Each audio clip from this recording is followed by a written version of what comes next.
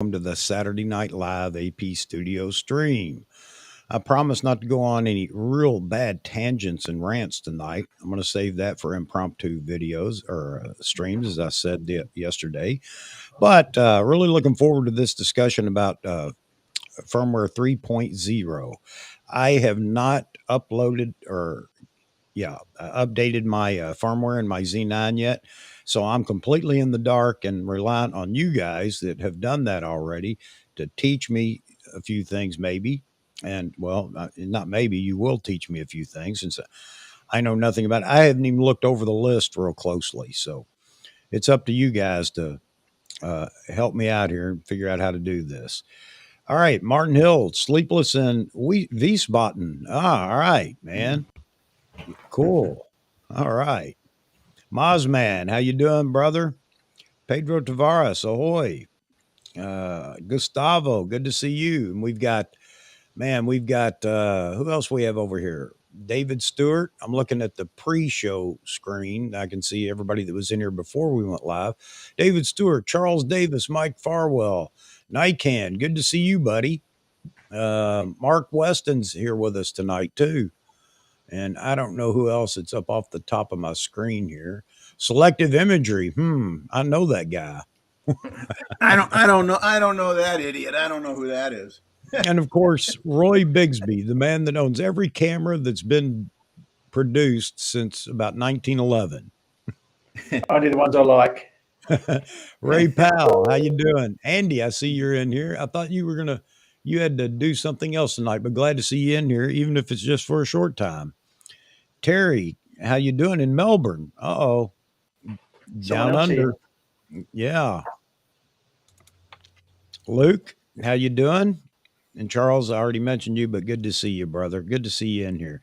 You feel you got to take off for whatever reason, Charles. Don't worry about it. I understand. Let's see. All right, so I already said that. I don't know. I don't know anything about this firmware update other than the few notes that I've read. I watched a few posts on social media today on the Facebook Z pages, and I saw a couple that were really favorable. One guy talking about he primarily shoots an A1 and an A7S3. And before this firmware 3.0, he felt like the A1 and the A7S3 definitely still had not the A7S3. The A1 definitely had had better AF and AF tracking, and the A7S3 was better at low light focusing. But he said after 3.0, he's really impressed with the Z9. So that's encouraging. And I'm curious to see what you guys have to say if you've already experimented with it. So that's the big thing tonight is let's all teach each other about what's going on with this new firmware update. And you can get me motivated to maybe update mine tomorrow. All right. Anybody else in here since? I think I've mentioned everybody. For those of you that tuned in yesterday for the impromptu rant, I really appreciate that. I expected to get up this morning with missing about 300 subscribers, but it was really amazing that didn't happen, and I appreciate that. But Barron was on yesterday from Photography Discourse, and I'll tell you, go over and check out his page as well, or his YouTube channel as well. Over Photography Discourse. I think I put it down in the description, so if you want to check it out, you can just go down into the description and click on it to go to his page, or I keep saying page, to his YouTube channel.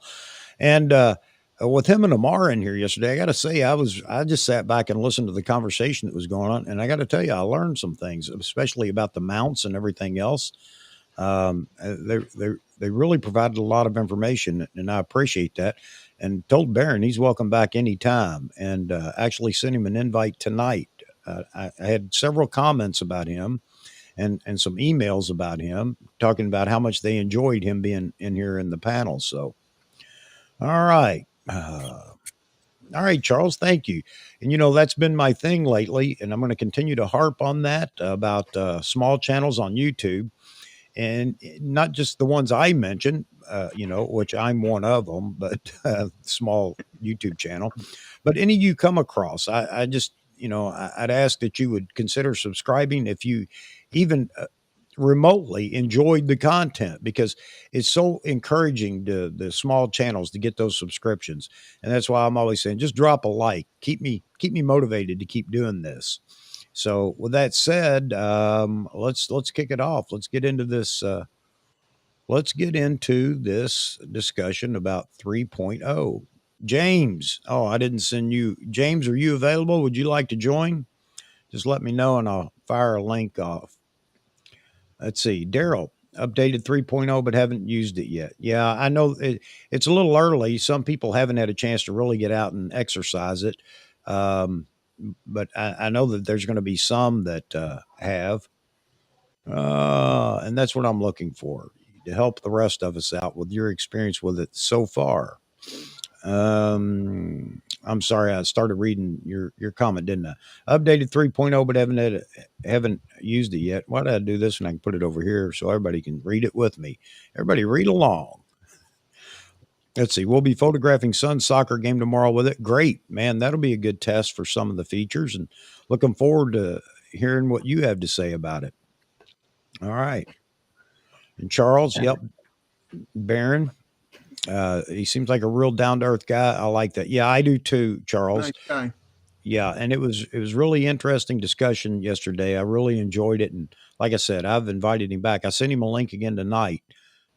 He's welcome to join if he's just listening in. But I know it's Saturday night and people have things to do. Oh, you're at a Halloween party. I guess I should have read that first, right? Sorry, James. Are you going as a photographer? He's going as the paparazzi. Yeah, he's going. Charles, question for you here from Charles. Do you have anything like Halloween down in Kangaroo Land? Well, we used to until COVID hit. Ah, Now we don't seem to have it anymore. They yeah, do it big in Europe, in Wales and that, because that's where it comes from. Yeah. All Hallows Eve. Yeah. Halloween. Yep. They used to have parades through the villages and that, scare away the demons. Yep. Uh-oh. Mazman 3.0 shooting birds today. Maz, you want to come on I don't know if you'd want to or not, but you're welcome to, Maz. I'll send you the link if you want to, but I'd love to hear all about what you came up with. I want to know if the bird shot back. Yeah.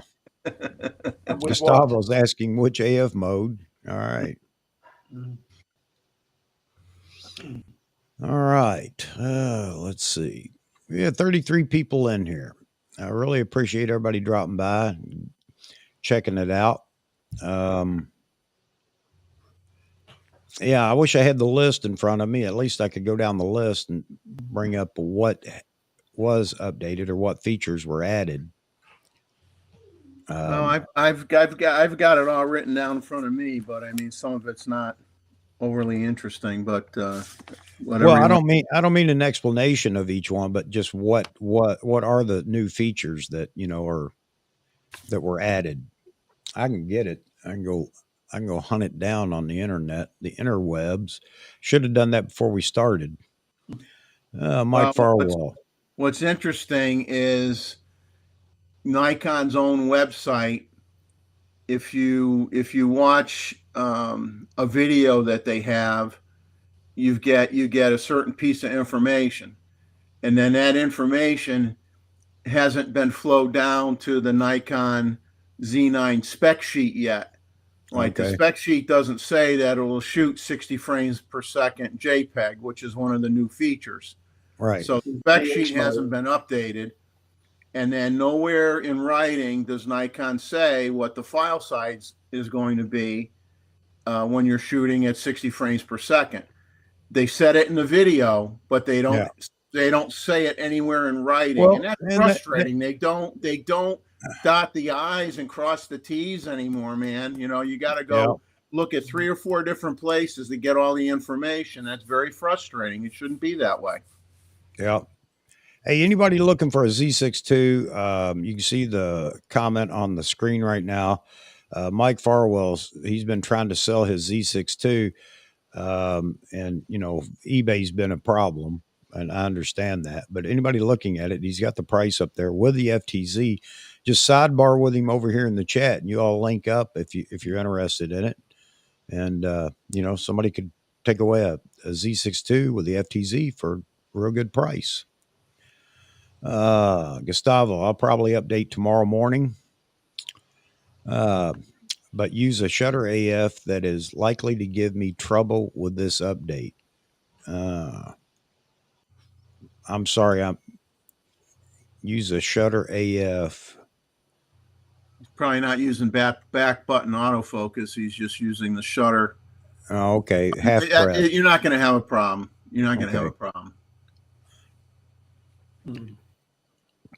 So Mozman tried the 3D wide area AF dynamic. Okay, cool.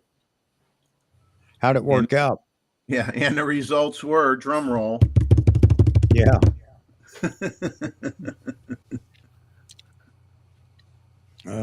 Z, would you like to join? Just let me know, and I'll shoot the link out to you, brother, if I haven't already. We only accept She-Wade now. We can't have all men on the channel. Yeah.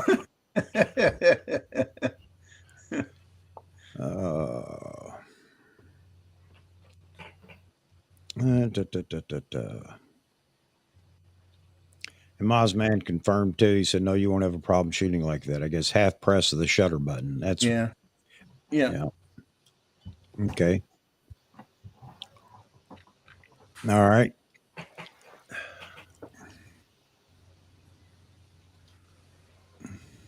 Yeah, DX. That 60 frames seems to be DX only. Yeah, it's DX only, and you end up with 19.4 megapixel file, which is more than adequate. I mean, versus the 11 that you get when you're shooting at 120.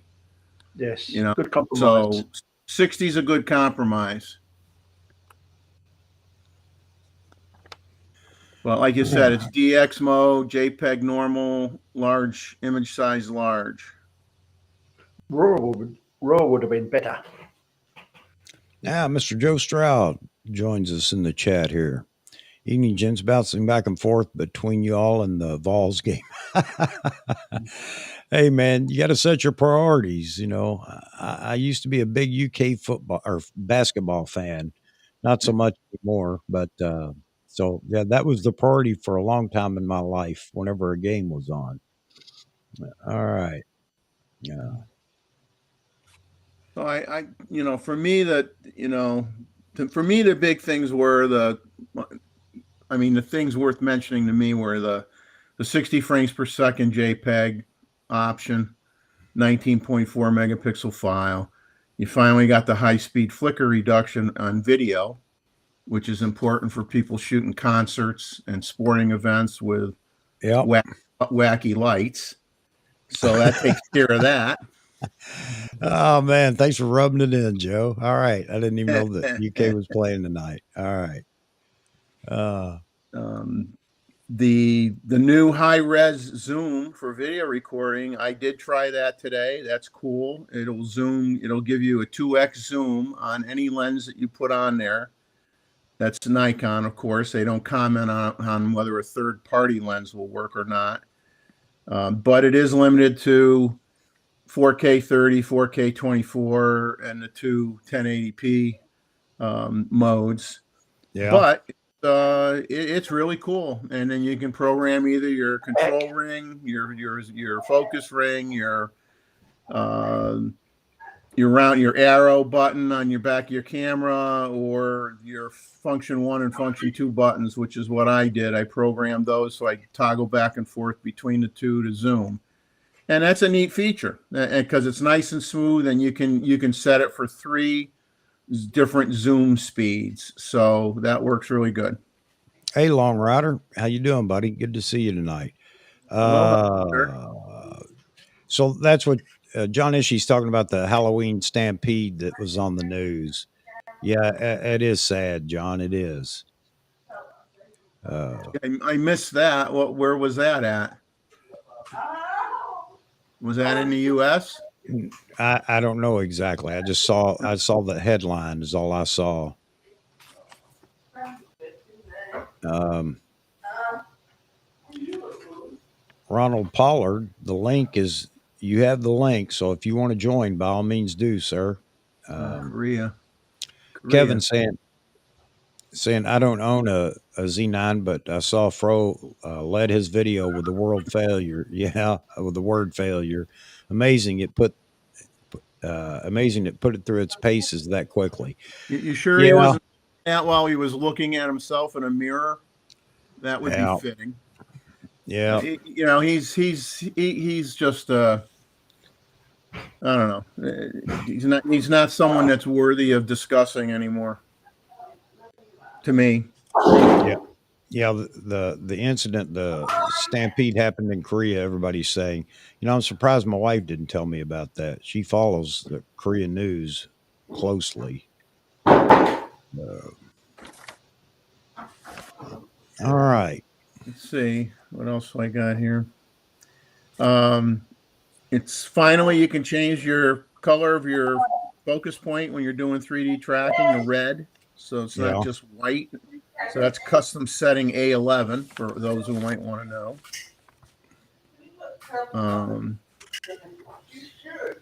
And then I don't know really how to explain it without getting too wordy, but you know how you can choose to have it so when you make an adjustment with your shutter speed or your f-stop, you see the change when you're looking through the viewfinder.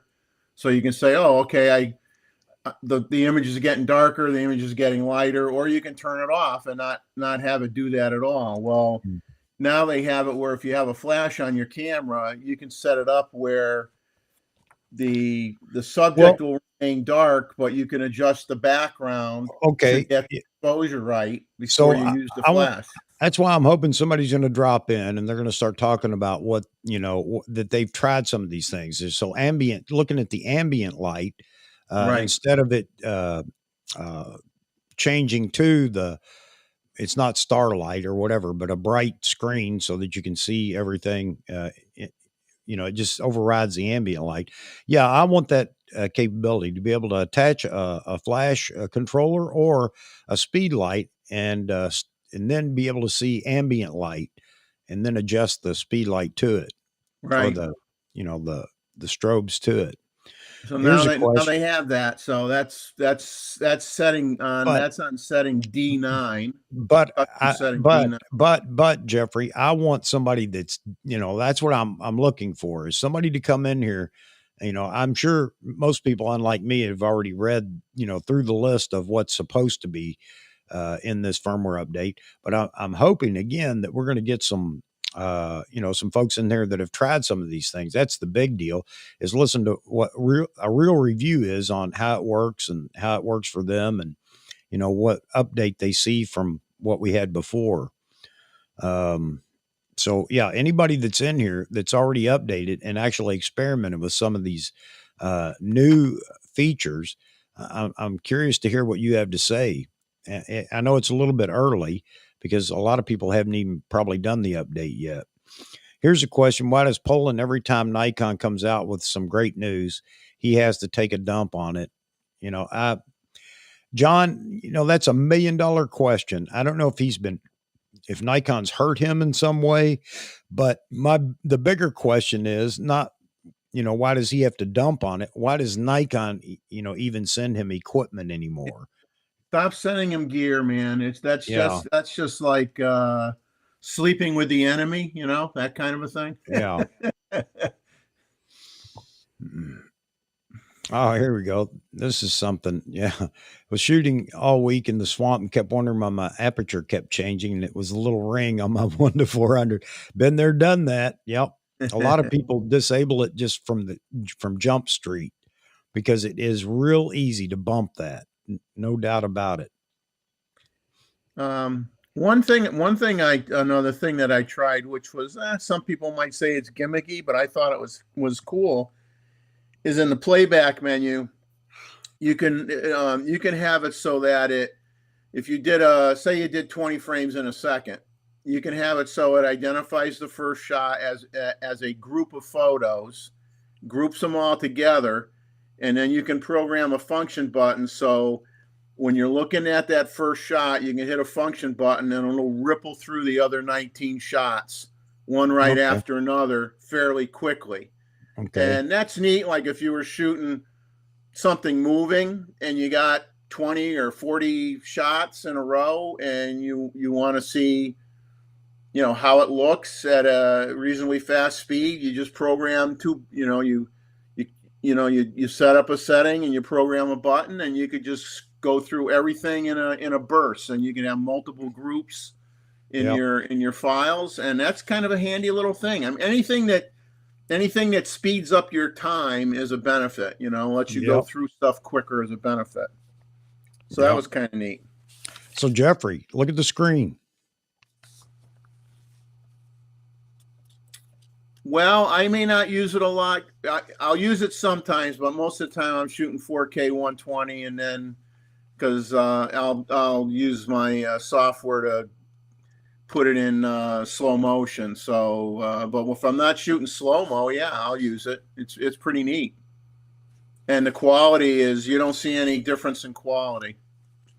So Jeff and Leslie are asking about can the control ring being used for exposure compensation. And Absolutely. Martin answered it too. Yes, Yep. exposure comp's possible with the lens ring.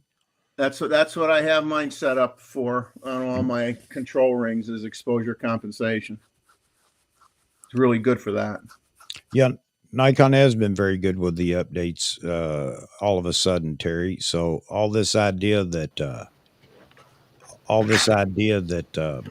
There I are. Nikon hasn't changed or anything else, that they're historically the way they have always been, is not true.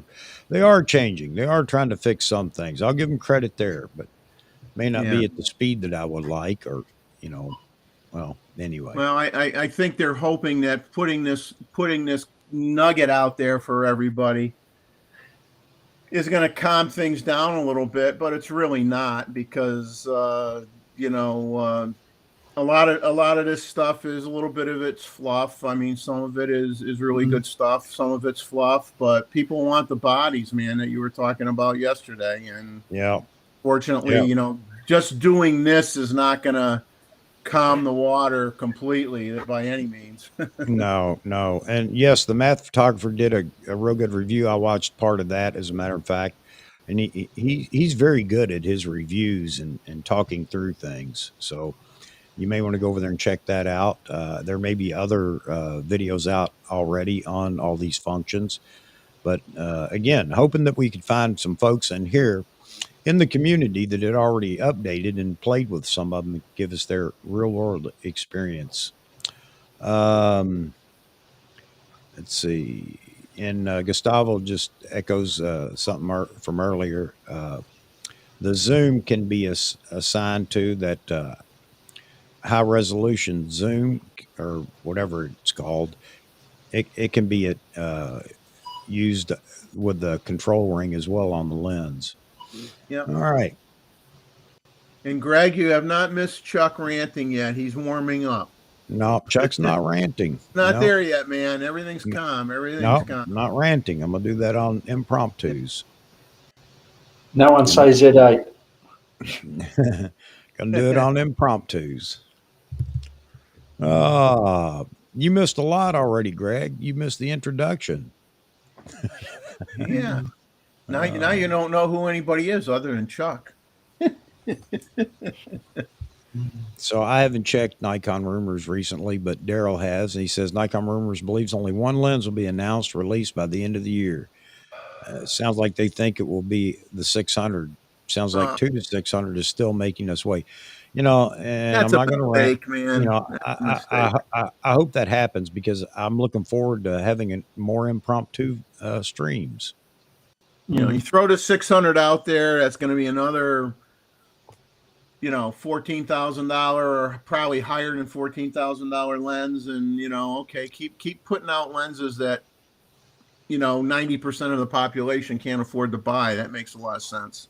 200 to 600 would be much nicer. Yes, it would. Yeah. And you know what? Nikon's hearing that from everybody. It's not that, they have their reason for doing it, and it's aggravating. And just like Charles says, I want it to be right, but at least let us know what's going on. But again, they would prefer to bleed than, make a statement. Yeah, I mean, it doesn't cost anything to put out a press release or something, I mean, come on, guys. The M&Ms are back. That looks like a small bag, though, Chuck. It is. It's a temporary fix. Temporary.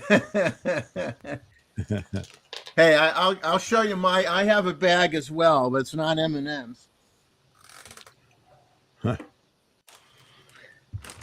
We always miss you, Greg. We don't have a timer. There you go. Anything Hershey's is good too. Yeah, Hershey's miniatures. You're stealing the kids' trick or treat candy. I see what you're doing.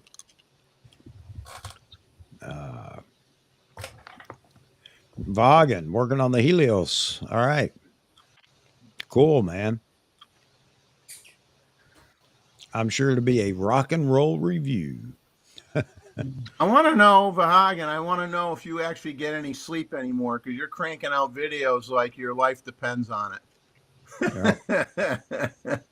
Yeah. I don't know. You must get 2 hours a day. I mean, I don't know how he's doing it. Absolutely, Pedro. I will establish the M&M fund as soon as they monetize my channel. Absolutely. You all get to see Vahagan's Light My Fire video. Yeah, I watched it earlier. Yeah. Now we know why drummers never sing. I watched it at 6:45. I watched it at 6:45 a.m. and that woke me up. Yeah. Just kidding, Vaughan. Just kidding, man. A moment on the lips, a lifetime on the hips. Yeah, I don't have that problem, Mark.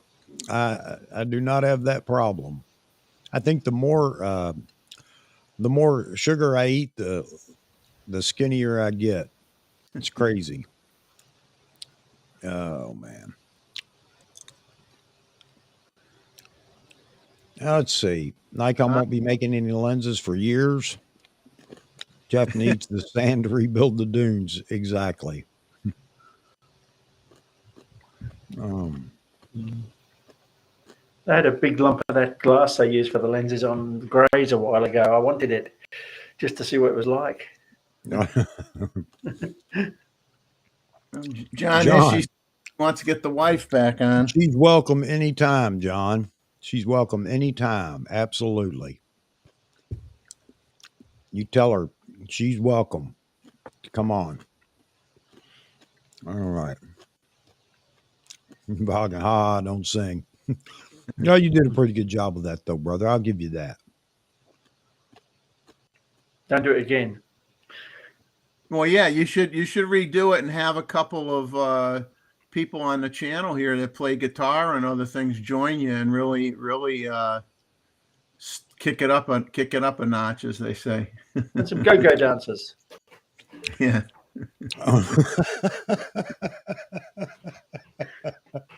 You guys have no idea what I'm laughing at, but you're going to find out in just a second. All right. Let me introduce the next panelist on the AP Studio Saturday Night Live stream. Let's give it up. A warm welcome for She Wade. Oh, dear. You guys, but I dare you to come on the show. I want to see full makeup, baby, and fingernails. Oh man. I don't use I don't want to see that. beautiful. Like little eyeliner, little, rosy up the cheeks a little bit, It's hot. Whoa. Hang on. Hang on. Let me see if this works. Nope. Nope. There you go. Can you guys hear that? That's for Kang Tech. He walked into a local camera store and picked up a Z9 yesterday. Wow, great. I think everything will be available apart from the 800 PF. Yeah. Listen, real quick. First of all, is my mic thing or is it good today? It's good. Cool. Sounds breaking up I a saw little. somebody complaining or You're still mentioned breaking up. earlier. Audio's cutting out again. Now it's hiding. You had to say something. he jinxed himself on that one.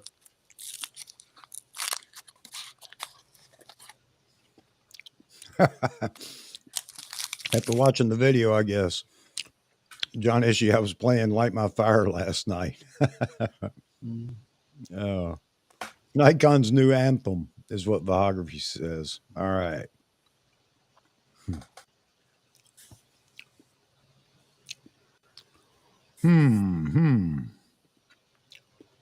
Yeah, if you got a link, man, if you want to join, buddy, I know you said you're out handing out candy. Go ahead, Z. Let's hear it. We'll try this again. Checkity, check. How we you do Much better. You got it. All it requires is me to just like quit and come back a second time. It's so stupid. Anyway, I saw somebody mention that they couldn't figure out why Jared Poland was complaining about something like 3.0. I don't know either, but only the camera community on YouTube would complain about free stuff that doesn't break your camera. You know what I mean? Yeah. Somebody hands me a $20 bill, I'm not going to complain about it. Yeah. I say that all the time, like at people at work that are just griping all the time. I'm like, if you won a $200 billion lottery, you would complain that it wasn't $2,001. You know? Yeah. Or you had to pay $100,000 in taxes or something. Yeah. Even though you'll now have more money than a reasonable person would ever spend, but Right. Right. Hang on a minute.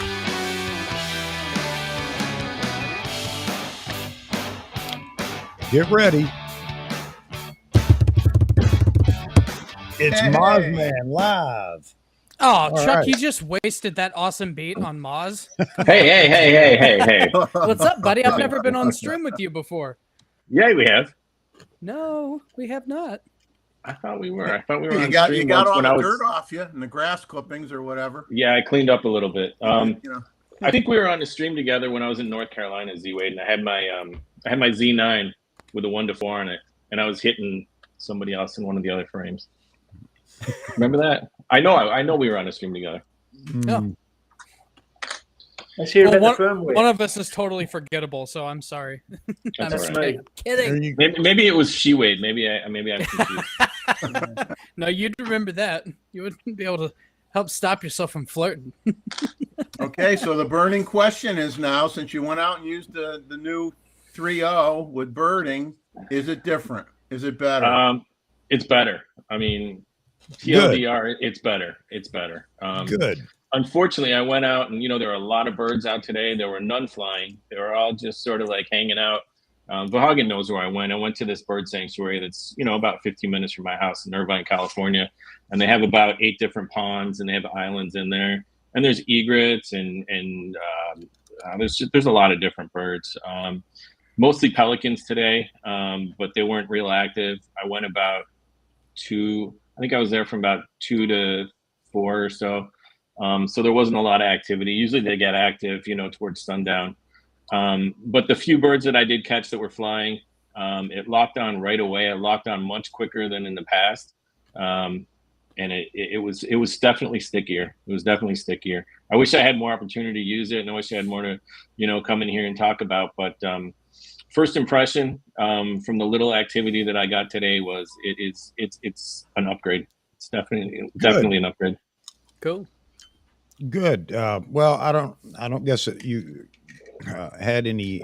Well, you didn't have any low light or whatever, unless you said you were only there till 4 o'clock. Yeah, no, the lighting was fine. I didn't. Okay. I don't have any experience yet with low lighting with it. So- I didn't play around with too many of the other settings. I know you can change the color of the focus box and all that. I didn't do any of that. Okay. But you saw what you feel is a definitely aha. Oh, it was it was a noticeable improvement. I was able to lock onto birds that had a background, a very busy background behind them. We're talking like trees and houses, and I was able to lock onto those birds much easier than in the past. That's great, man. That's great to hear. Now, I'll take your word for it over the YouTube thing. They're like, it's okay. I'm like, well, Nikan is saying that he used it at nighttime and it worked for him with floodlights, and so that's a good sign. I believe this community, so I'll take your guys' word for it. yeah. Real photographers in here. Well, and that's just it. You know, that's what's nice about having a community, and we can ask those questions for people that have tested, tried, or whatever. Chuck. Uh-oh.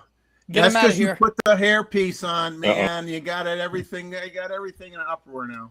You're a hot girl, She-Wade. You're very hot. That's it. She-Wade's bringing in the riffraff. Yeah. What did I miss? Oh, all right. Yeah, Good we deal. got some of the freaks in the comment now. Yeah. Bots. So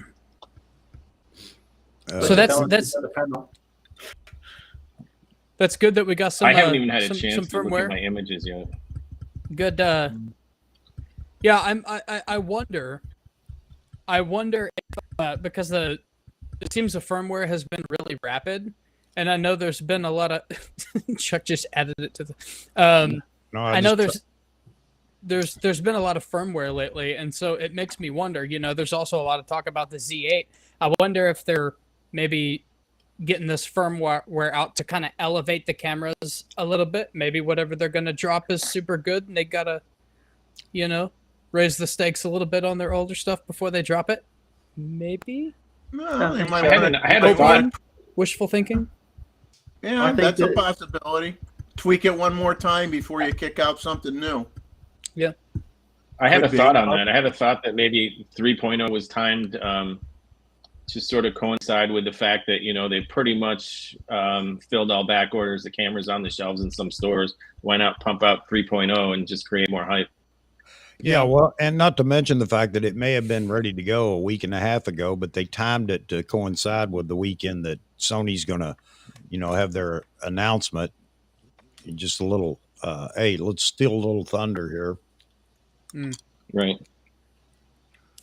I think because the Z7 III is going to be 60 megapixels odd, I think they're probably not going to do the Z8 for a long time. You know what's funny about the about the new Sony is everybody, all the Sony guys, including the Fro guy, they're talking about like everybody's really excited about it, but they just use the same sensor. Granted, good sensor, but it doesn't seem like it's that much of a new camera. Well, I think Ordinary Filmmaker was talking about whether it's worth the cost difference between the previous model. That was part of his discussion on his channel, was whether it's worth spending the extra money. I just think it's funny that it's going to come out. It's like, the version 3.0 for the Z9 is okay, but look at this exact same camera, with a few extra features. Yeah. Always wait 6 months for the next Sony. Sony's ability to crank out stuff is they actually I bet they could probably do like 4 cameras a year if they really wanted to. I mean, their consumer electronics, they're so huge. People don't realize how huge Sony is. They can just like move manpower and materials around like it's nothing. Greg, 'cause they're in everywhere. That was Terry Breedlove. Terry Breedlove. He rolled his canoe, lost his Hasselblad. I'm laughing only because he kind of laughed about it too. The biggest problem he had is he lost his glasses. I feel like I haven't seen Terry Breedlove. If I lose my glasses, I've lost everything, because if I drop my camera, I wouldn't be able to see it. Well, I think that's what he meant when he said I lost my glasses. And well, it's sad to lose equipment that way, but those things happen. And And Ziploc bags work well in water. And Michael, I'm glad your cheap blank Walmart lighting gear is working good for you. Nothing wrong with that. Yep. I didn't even know Walmart had lighting gear, like photography lighting gear, or another type of lighting piece of lighting equipment that you use for. No, they have some photography lighting gear, a little bit. Do they really? Yeah. I didn't know that. Chosen Not by at mine. design. Wow. Anybody want to tackle this? Any comment? Let's see. Without building a new camera body and adding a new chip. I'm kind of confused by the phrasing of it because I don't know what you mean by adding a new chip. And I don't know that anybody would agree that the firmware version has not made an improvement. I mean, you're already, I mean, there are people that have used it. I mean, I would say within the next week, you'll have a better indicator of that, but I'll be shooting maybe tomorrow morning or definitely Monday morning. And I will be shooting a lot of birds in flight. So I will be able to collaborate on Mr. Mosman's opinion, I am sure. And he meant Sony. That makes more sense. And so it would be Sony upgrading without building a new body and adding a new chip. Okay, that makes a lot more sense. Just change the label on the front. But at the same time, like as much as I like Fuji stuff, they've been using the same 50 megapixel sensor for like ever. And it's really shows its age in like higher ISOs. It's like really shows its age. Albert, check your email. They don't put the 5 on the front, did they? It just says A7R. The R is in red, and I didn't see a Roman numeral 5 or anything on it. Is it there somewhere? Because I didn't see it when they were showing pictures of the camera. I just saw A7 and a red R. I didn't see the 5. Unless they were showing an old picture or something. I just saw a comment that I would like to speak on if I can find it again. Okay, yeah, it's where'd it go? Oh, Neff BT said if they can't outdo the older A7 A7 IV, I'd consider the Z8 a failure. I think the Z8, when it finally launches, it's either going to blow people's minds or Nikon is just going to lose an entire sector.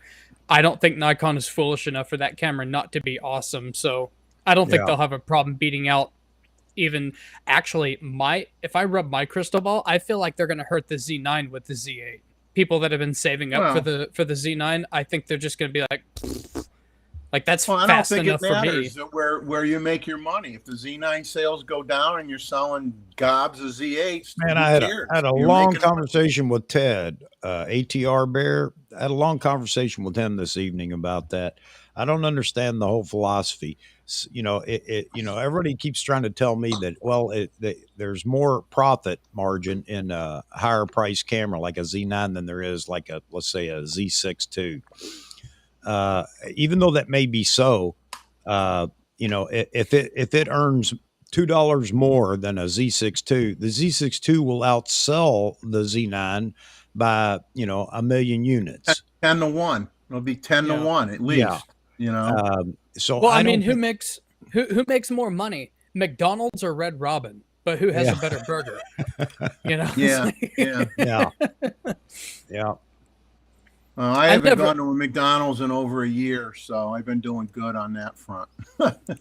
I know.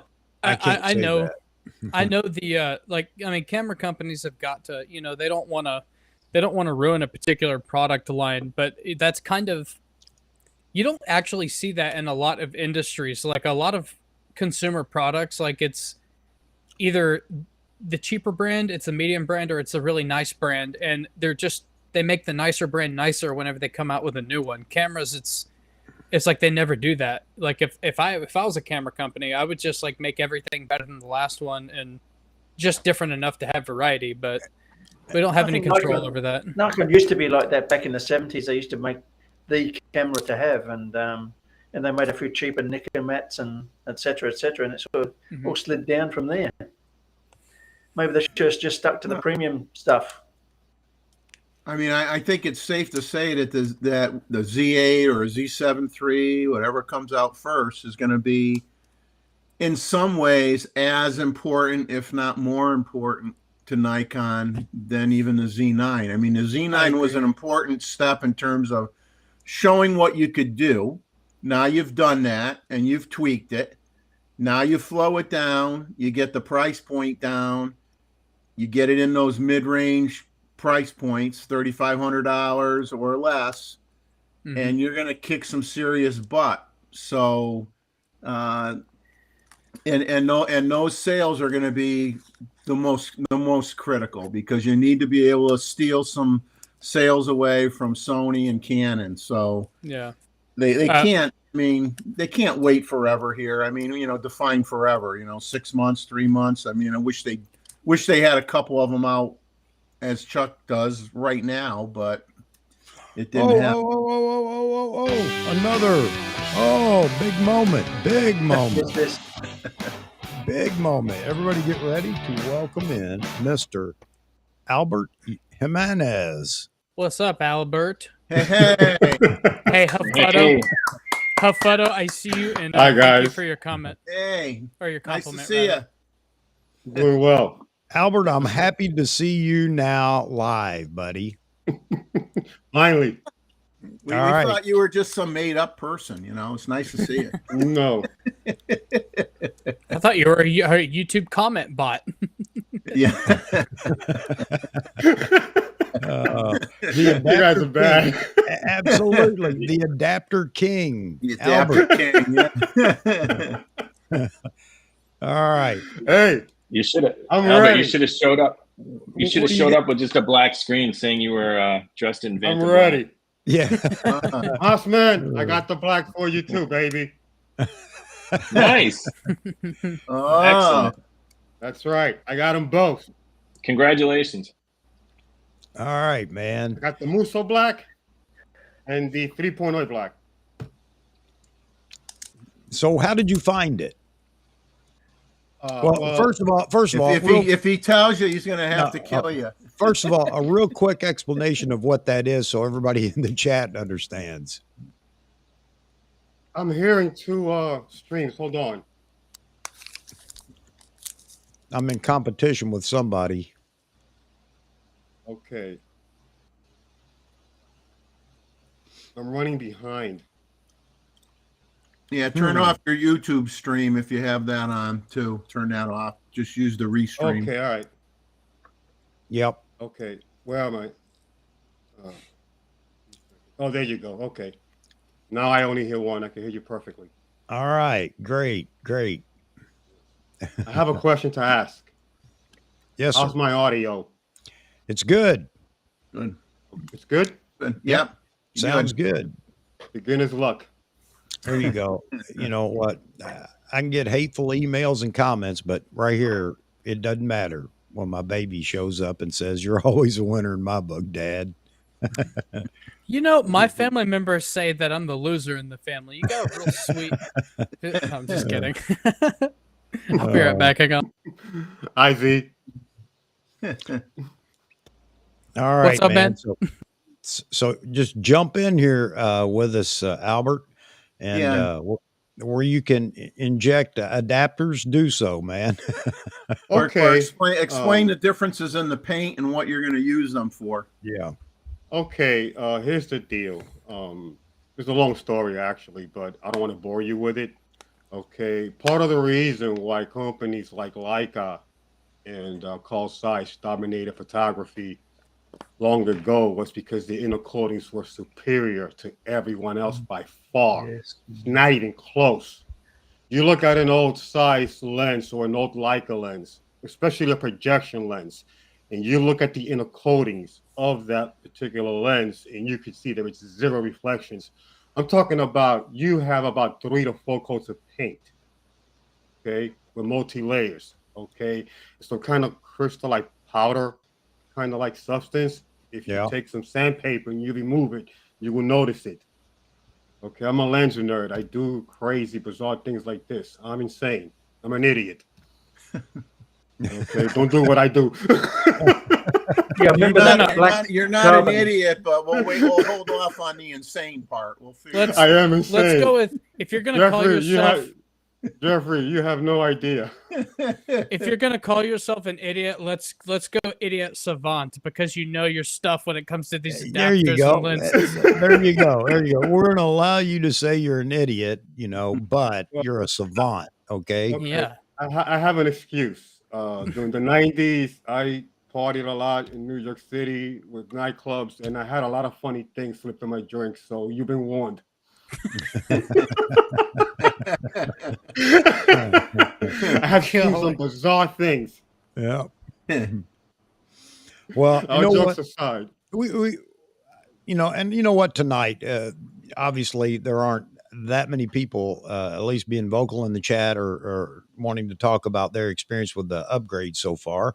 So, you know, as normal for my channel, we can't stick to one topic for any amount of time.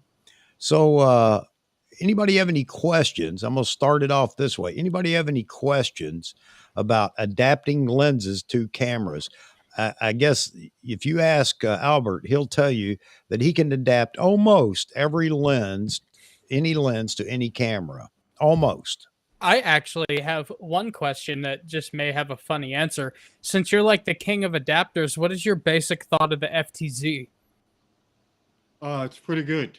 As far as its performance, as far as its build quality, it's garbage. It's about If right. you look at a Fringer adapter, it's completely metal. Okay, it's totally metal.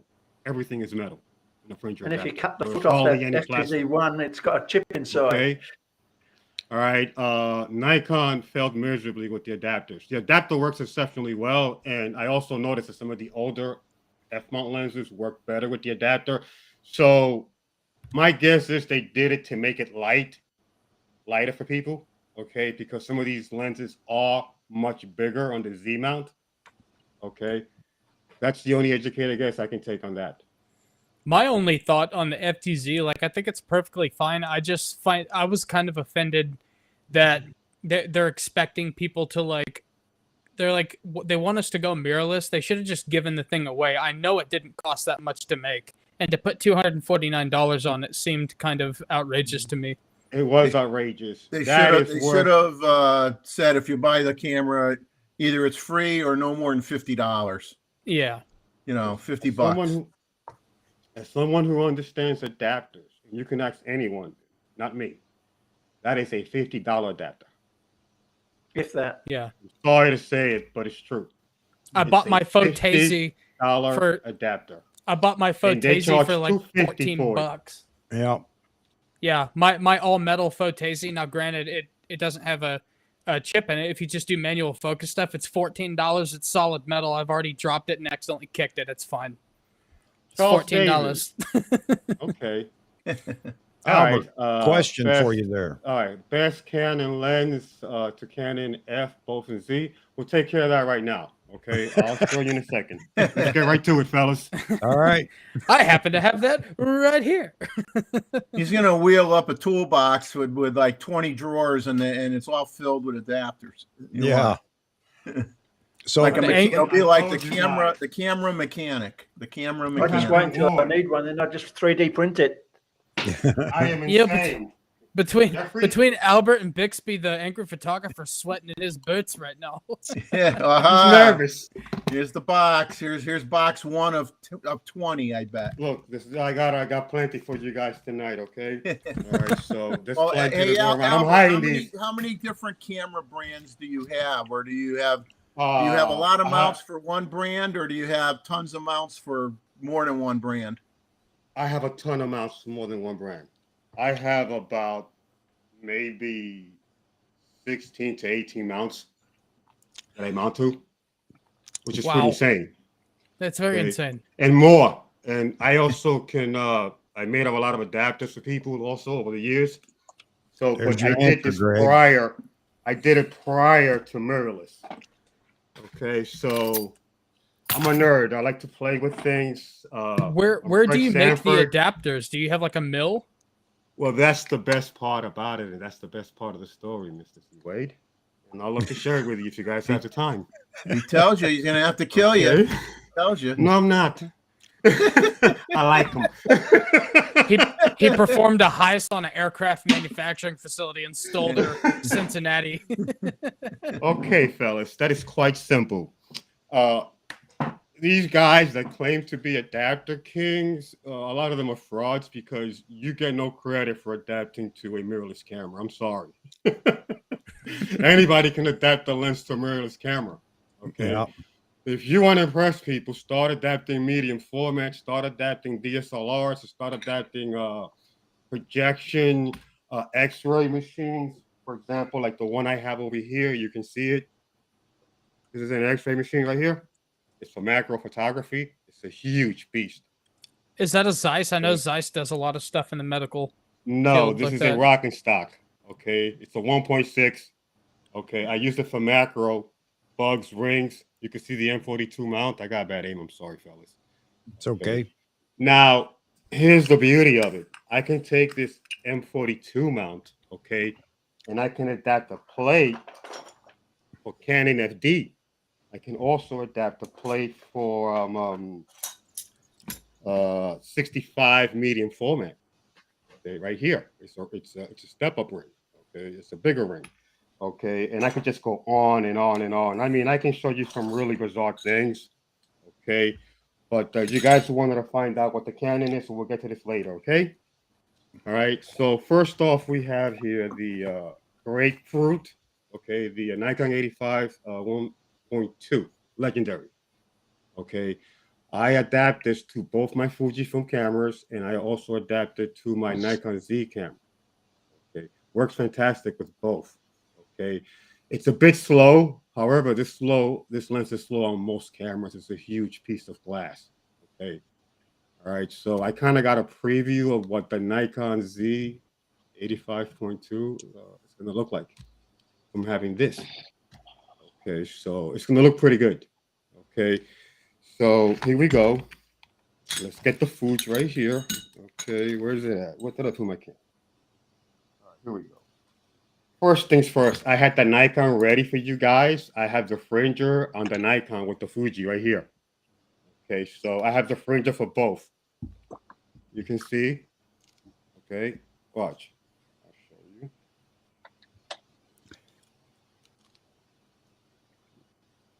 So you're getting some questions here, Albert. You can see. Yeah, I know. I know how you feel now talking to people and having to read all these questions, man. You're my hero, man. That's why Chuck eats I could never do M&Ms, this. man. That's why I know how you guys feel like now. I'm sorry if I ever accused you of missing something I wrote or anything. I take it all back. Okay. I'll never say again, Chuck is ignoring me. He's ignoring me. No, I'll never say it again. This moves too damn fast for me. Yeah, man. Well, Now I know why you backed off a half hour. You're getting more questions than usual because what you're doing is incredibly interesting. When we're ranting about like M&Ms and stuff like that, people are like, "Yeah, I had M&Ms one time," but you pull out all this cool stuff, and people are like, "Hold up a second, I gotta ask something." Well, you know, I know that there are a lot of people out there that are adapting lenses. There's a lot of adapters. We see something in the, you know, in an ad about somebody developing a new adapter, and I'm thinking all this time, you know, after meeting you, Albert, man, Albert's the man to talk to about adapters. And these are the questions. These are legitimate questions that people are asking. Like, you know, Touchlight Studio, Vitali says, what adapters needed to adapt a Sony E mount lens to a Z mount? You get rid of the Sony E mount and buy the Z lens is step one. I'll tell you this: go Fringer. Fringer's king. So that's a brand, right? Yes, Fringer. Yes, sir. That's a brand. Okay, they are reliable. I know a lot of professional photographers that use this for wedding photography. Spell it for me, man. Shooter. Fringer is Fringer. I think I can't see. Fine. It'll Okay, come that's up why I in have. Google. Hold on, here we go. Uh, That's why I have these. I have magnifying glasses. I am blind as a bat at night. Can you adapt those to a camera? No, but I could try. I have some funny things to show you guys. well, is that spelling? I'm putting it in the chat so because people are wanting to know, and I'll just throw the name in there right now. So, Like I said, it's Fringer. I think it's right. Fringer. It Okay, is. so FRIN. FRIN. okay, I'm sorry. All right, I GER. told you I had stuff slipped in my drink, so I got an excuse. Okay. Now here we go. Make a lot We of have the adapters. Fringer. Here we have the Fringer to Nikon Z. This is what you guys wanted to see. Okay, I have the 135 L glass. I also have the 200. Okay, 200 2.8. Awesome lens. It's one of the most underrated lenses in photography, in my opinion, because it gets close to the Nikon 200 mm 2.0. And when I put this on a speed booster, I can shoot at 1.4 at over 200 millimeters, which is insane. Okay, with autofocus on the Voltrox, which is another adapter that I have, which is totally different. I'll get to that later. Okay. Well, explain to people what you mean when you say speed boost. Speed boost is, for example, right here. I have a Nikon Z camera, and I have a Capone adapter on it. This makes the Nikon camera function like a medium format camera, almost as close as the Fujifilm. Okay, just slightly shorter.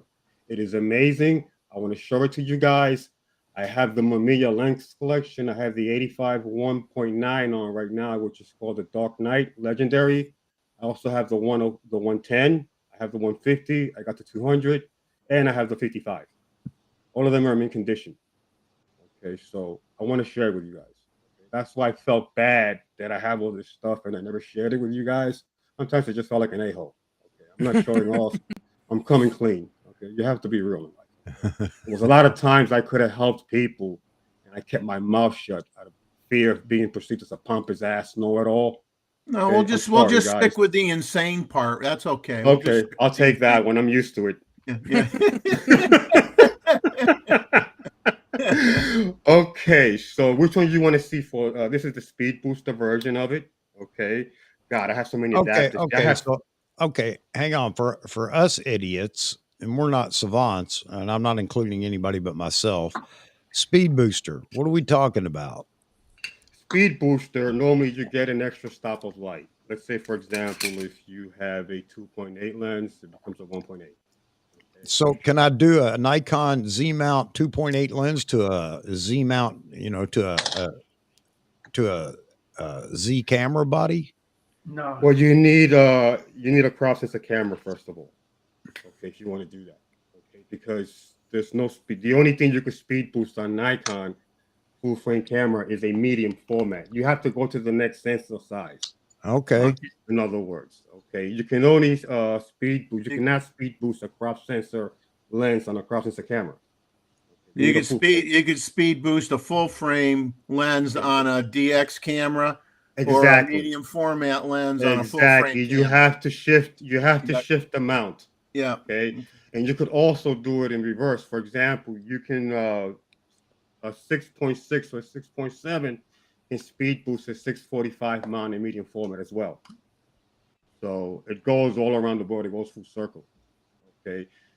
All right. So that's how that works. Okay. Now I'm going to take this one off right here. This is the Fujifilm. Okay. Wrong camera. Damn it. This is the Nikon Z. Okay. So we're going to put the 85 on the Nikon.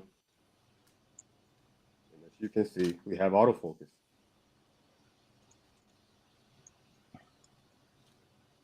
So is that the Canon lens on the Nikon body? Yes, that's the 85. Hold on. I got the wrong stuff. E-mount?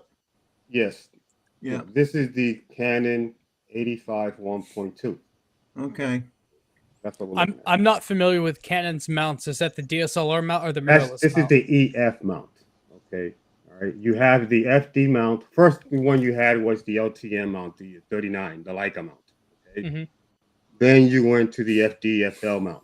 Then they went to the EF, and now they got the new mount as well. So, okay, the EF mount is one of the primary mounts I mount on. I mount on the EF mount because I have better control of flange distance, at least with DSLRs.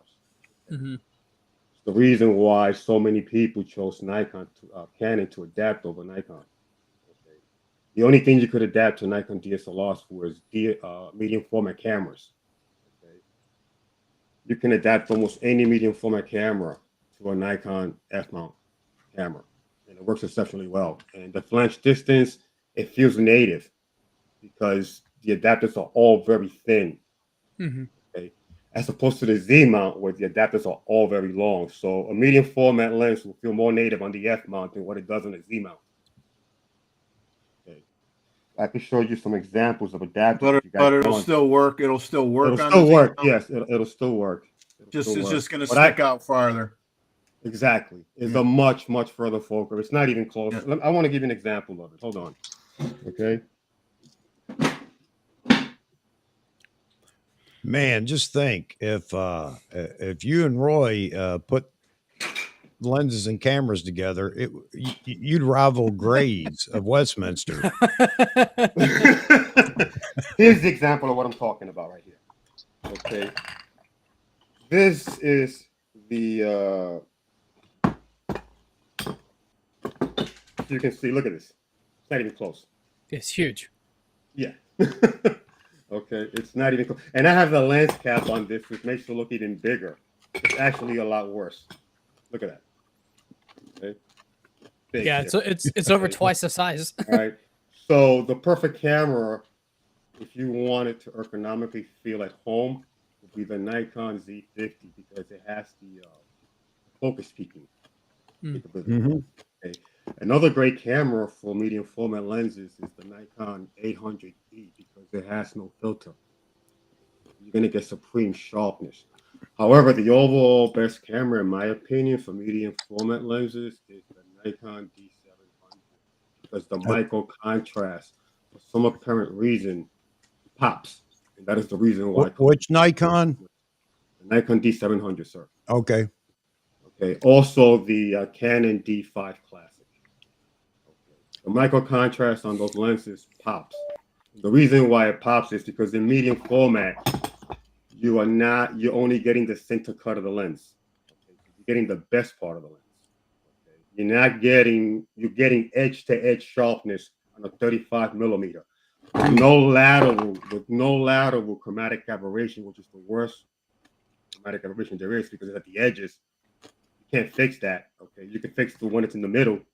Okay, so you're getting the best of the best. If you look at a medium format lens adapted on a full frame camera, okay, without no speed boost or anything, you're gonna see an even plane of edge to edge sharpness.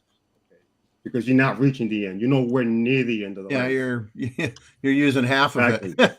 Exactly. And when you get on the Fuji mount, it gets even better. The smaller the sensor get, the more of the center cut of the lens you get. So that's why I do this. You get better micro contrast, less ceramic aberrations. The equipment you buy has been handled by people that are more professional, so it's in better condition also. Okay. So, it's people with money buy medium format and professional photographers buy medium format. So, like I said, there's a lot I can do. Okay. All right. So I have a lot of them here. All right, folks. Look, we got Albert Jimenez in here right now, the Adapter King. Okay. So if you've had any questions or wondered about adapting any old lenses or whatever you may have to the current camera body that you have, now's the time to ask it. I'm lost here right now. Albert's going to hook you up. Am. So what brand adapter are you using? Is it the same brand for any medium format lens? Adapting it to a Canon or adapting it to a Nikon? Is it the same brand name adapter? It's the same brand, yeah. It's pretty much the same. Nikon is pretty late to the game. Sony had most of the early adapters. Okay, but things are catching up now. Okay, so Nikon is catching up. A lot of people are making Z-mount adapters now, but 2 years ago you could hardly get anything. It's hard to do. So I I had to do it the way I did it with DSLRs, pretty much. I'm adapting to the Z mount like I'm in the 19, like it's 19, it's like it's 2000. So it's funny. Okay. And I wanted to show you guys some of that stuff, but maybe that might bore you. Some of the things we used to do back then, since see Wade asked. But we have a lot of questions also, so I'll let you guys take the lead on what you want to do. Do you have a particular favorite, like your favorite camera with your favorite lens combination? Do you find because you have so much stuff, is there like one that you find yourself taking out more often? Well, I like all of them for different reasons. You can put one lens on one camera. It's not so much the camera, it's the sensor. When you get like an older sensor, CG sensor, it looks better. The medium format with that, the micro contrast, the silver. You ever notice when you have a picture and you have that crystal water and you see it on grass? It's just insane. That's where that separates itself. The micro contrast that you get out of that sensor with the medium format cameras is out of this world. I wish you guys could see it. Okay. You know, you have to see it to believe it. Yeah, I'm a micro contrast. I'm a micro contrast nut, and it used to frustrate me when people, because there's people on YouTube that say, "Oh, micro contrast isn't real." I'm like, I see it. I can see it. Exactly. And speaking of micro contrast, it's right here. This is a Fuji camera. Look at this. Fuji camera with a Bronica Nikon lens. Okay. And a Nikon flash, which works. Okay. Pretty bizarre. Look at this.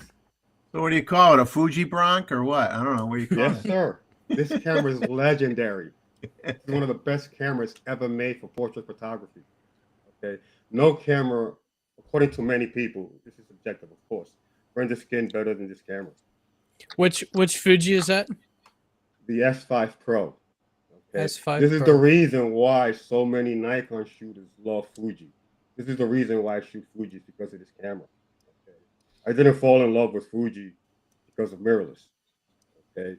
So I learned about this through a wedding photographer. This is his backup camera. I got to help him a lot. So that's how I know about this.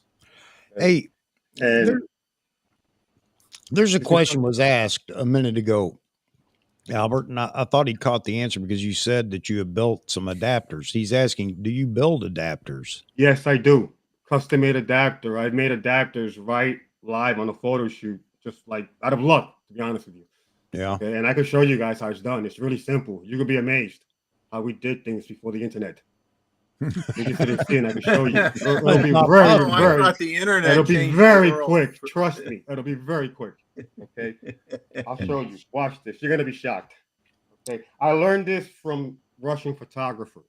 Well, that's another question. Somebody asking about adapting Russian lenses to camera. I'm the guy to talk to for that because I have plenty of them. Okay. I have Russian lenses right here with me. Right here. Now, were the Russian lenses mostly the M42 mount? No, most of them are Pentagon 6, Cav 60, Cav 88, which I also have.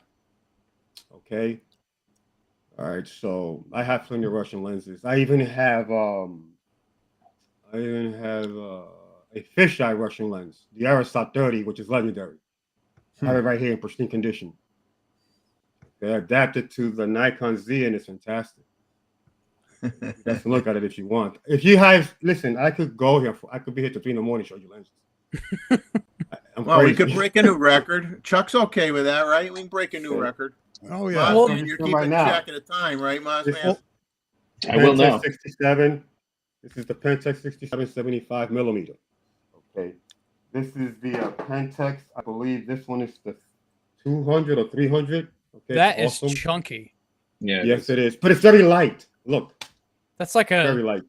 That's like a 2-liter of soda. Exactly. And here we have the legendary. This is not it. Oh, that's an ashtray. Oops. No. This is a 75. That's the coffee mug. Yeah, that's the coffee mug is right. Okay, the beast is right over here. I have a camera lens coffee mug, by the way.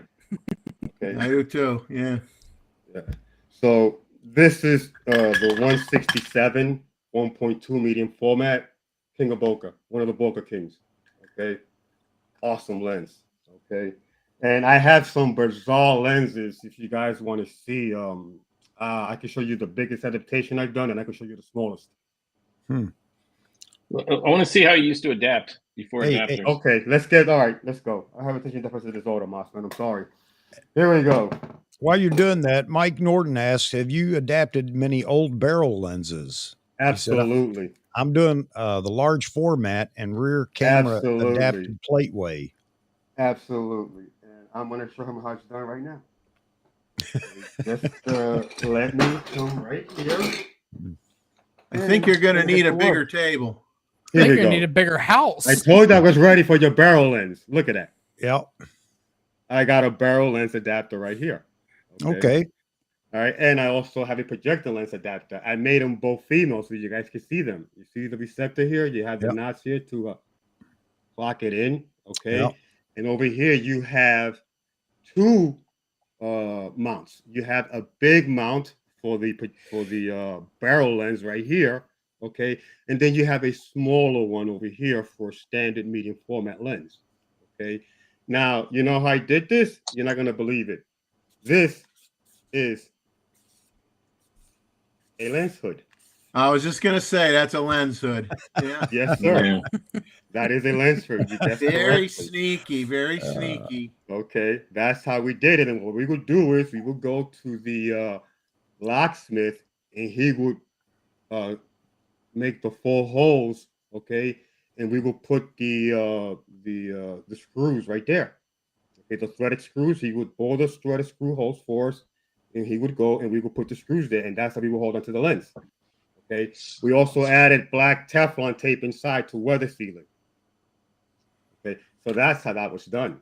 Okay, so as you can see right here, look, these all come apart. As you can see, this here is a 65, and I put a M42 ring in the middle, as you can see. Okay. All right. I could put this one on, so I could just go on and on and on. Or I can come and just put a 58. You can see right here. I can make it both M42, as you can see there. See that? Okay. You just on, you add, you subtract. Okay. That's how this is done. Okay. Another thing also. You must have been good with the erector sets when you were a kid. Yes, I was. Now, here's another EF mount. Okay. This is to mount an EF, but it's not to mount an EF. That's not what we do with it.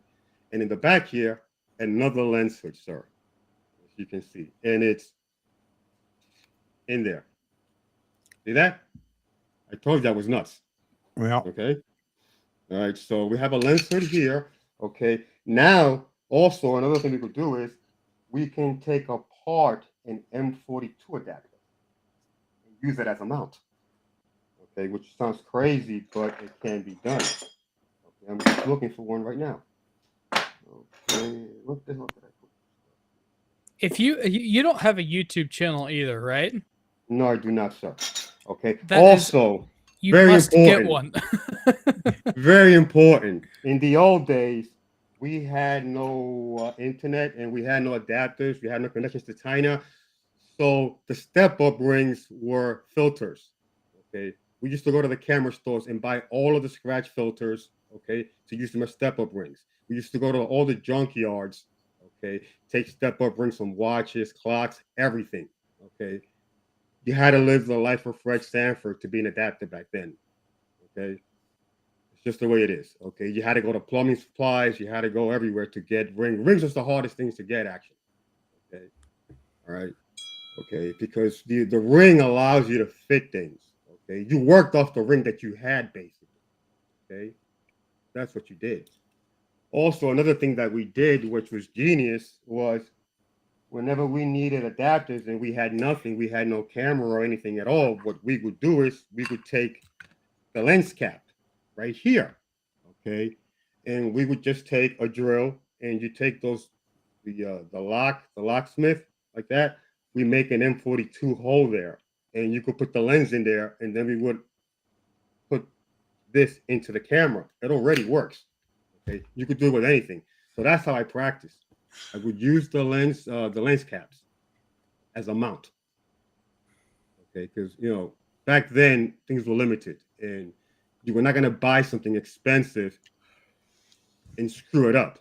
Okay, another method that we used was that for other cameras and medium format cameras right here is we would take, for example, we would buy the extension, the macro extension.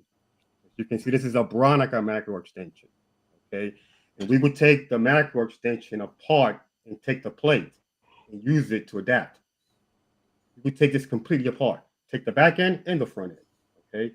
We take the back end, and we would make it smaller, and we would find a focusing helicoid to put it on via rings or via jet weld glue. Okay. So that's how things were done back then. People, we had to be clever back then. Okay.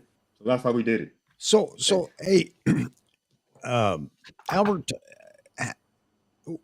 So if somebody, I mean, today without going to extreme lenses, just your typical mount lenses today, is there what am I trying to say here? Is there a list of adapters? I mean, out there, or how do you adapt Canon EF to Fuji or Nikon? That's easy. Is this all That's make your easy. own? You can just go to Endorama and buy it. You could buy it Okay. at Amazon. You could buy it at any camera store. Okay. Okay. All right. And if you want to adapt strange things, I'm going to give you some websites that you could go to that are trustworthy. One of them is Rare Adapters. Rare Adapters. They're on Facebook and they're also on eBay. I buy from them all the time. They have the strangest adapters you will ever see. They're not painted or finished. You will have to do that yourself. Okay. But they have a lot of bizarre stuff there. Wow. Okay. Another place you can go to is Rafa Camera in Russia. They're very reliable. You go to those two places, and if you want to do bizarre, strange adaptations, go there. That is the abyss of adapting. I just gave you the two places to go to. Rafa Camera in Russia, okay, and Rare Adapters in California. Rare Adapters. Go there. Yeah, Rare Adapters. Go to eBay and type in Rare Adapters, and you're gonna find them. Okay. On Facebook. Okay, they have everything there. You could be amazed at the things you can adapt. They specialize in medium format adapters for Nikon F glass, Canon, everything. Okay. Wow. Check it out. It's worth the while. Okay. The guy's awesome there. So he's very reliable. So now the new R mount, they're currently there's no adapter to go from the new R mount, our Canon R mount lenses to Z mount right now. Or I'm not aware of that. Nothing to be yet. honest with you, Jeffrey, I have not gotten into the R mount. Okay. I did. I don't know. Hopefully I'm not embarrassed to say I don't know. Okay. Hopefully if I don't know there's plenty something, of. I would be the first to tell you. Hopefully there's plenty of I can adapters talk to about- adapt stuff to the R There will mount be. because there has to be. They just killed off the third parties. So Well, there has yeah, to I be mean something. that's one of the big points that a lot of people are saying is that there are more adapters to the Z mount Nikon than any other brand. I mean, you can adapt more lenses to the Nikon body than anybody else. Well, that's quite simple. The mount is huge. It makes it easier. I mean, you can see right here that you can clearly see when I take the this off right here and I put the Mamiya mount back on to the camera, you can see that that's a 645 mount. Okay. Yeah, it's huge. 45 mount. There's just no other way around it. That is the 645 mount. Okay. That's Look why at this it- right here. It, Look at it that surprised 645 me. mount. Look at this. Yeah, Same it size. surprised me. It surprised me It's when the people same said exact size. Yeah. That's And crazy. that It re- Irwin is not crazy. No, he's not. it It's surprised me when identical. people were saying that that there was no way Nikon could do medium format. I'm like, the mount looks It's big already enough. done. It's Yeah. already done. Yeah, the mount Already looks. been done. I mean, it's there. Just It's put in been a done. little bigger sensor, Yeah, it's done already. and that's it. You're Look, there. Same And I'll tell body. you this. For somebody that has dealt with a lot of medium format lenses and has dealt with a lot of big sensors, I know how that works. And do not panic. Let other people talk crap about Nikon all they want. Okay. When it comes to the glass, Nikon is going to smash everyone. I said it here. I'm saying it right now. Nikon is going to destroy Sony. It's going to destroy Canon. It already did with the 1.8 glasses. That is undisputable. Yeah. The best is yet to come. So calm down, stop complaining, let things ride out, because when that 85 1.2 gets released and that 35 1.2, it's game over. I agree. That's a It's big get- ask. It's no, not Chuck. No. To ask Mount me to size calm matters. down. Mount size matters, Chuck. Well, I think Okay? I think they absolutely killed it with the 51 too, because like for me, the Z Glass has always lacked a little bit in character, but it's like it's They supreme. have no character. It's You only see supreme Mount Glass. optics. But the 51 too is like, oh, juicy. It's so juicy. It's beautiful. I can't Don't wait get for me the wrong. 85. I have 5C lenses. They're phenomenal, but they're totally different. Totally different. Those lenses are great with chromatic aberrations. The focus breathing is the absolute best I've ever seen. Okay, I like to shoot backlit, so that's why I have them. Okay? I don't dismiss them. I'm not gonna be the old guy that's gonna tell you that, oh, these new C lenses, they all suck. No, they're just different. They don't suck. Yeah. It's just different. Okay, some people do not get it. This is for video first, still second. Okay, okay, it's just the way it is. Okay, times have changed. Move on. Hey guys, I hey guys, did some. hang Sorry. on just a second, Jeffrey. I'm gonna go refill my coffee cup. I'll be right back.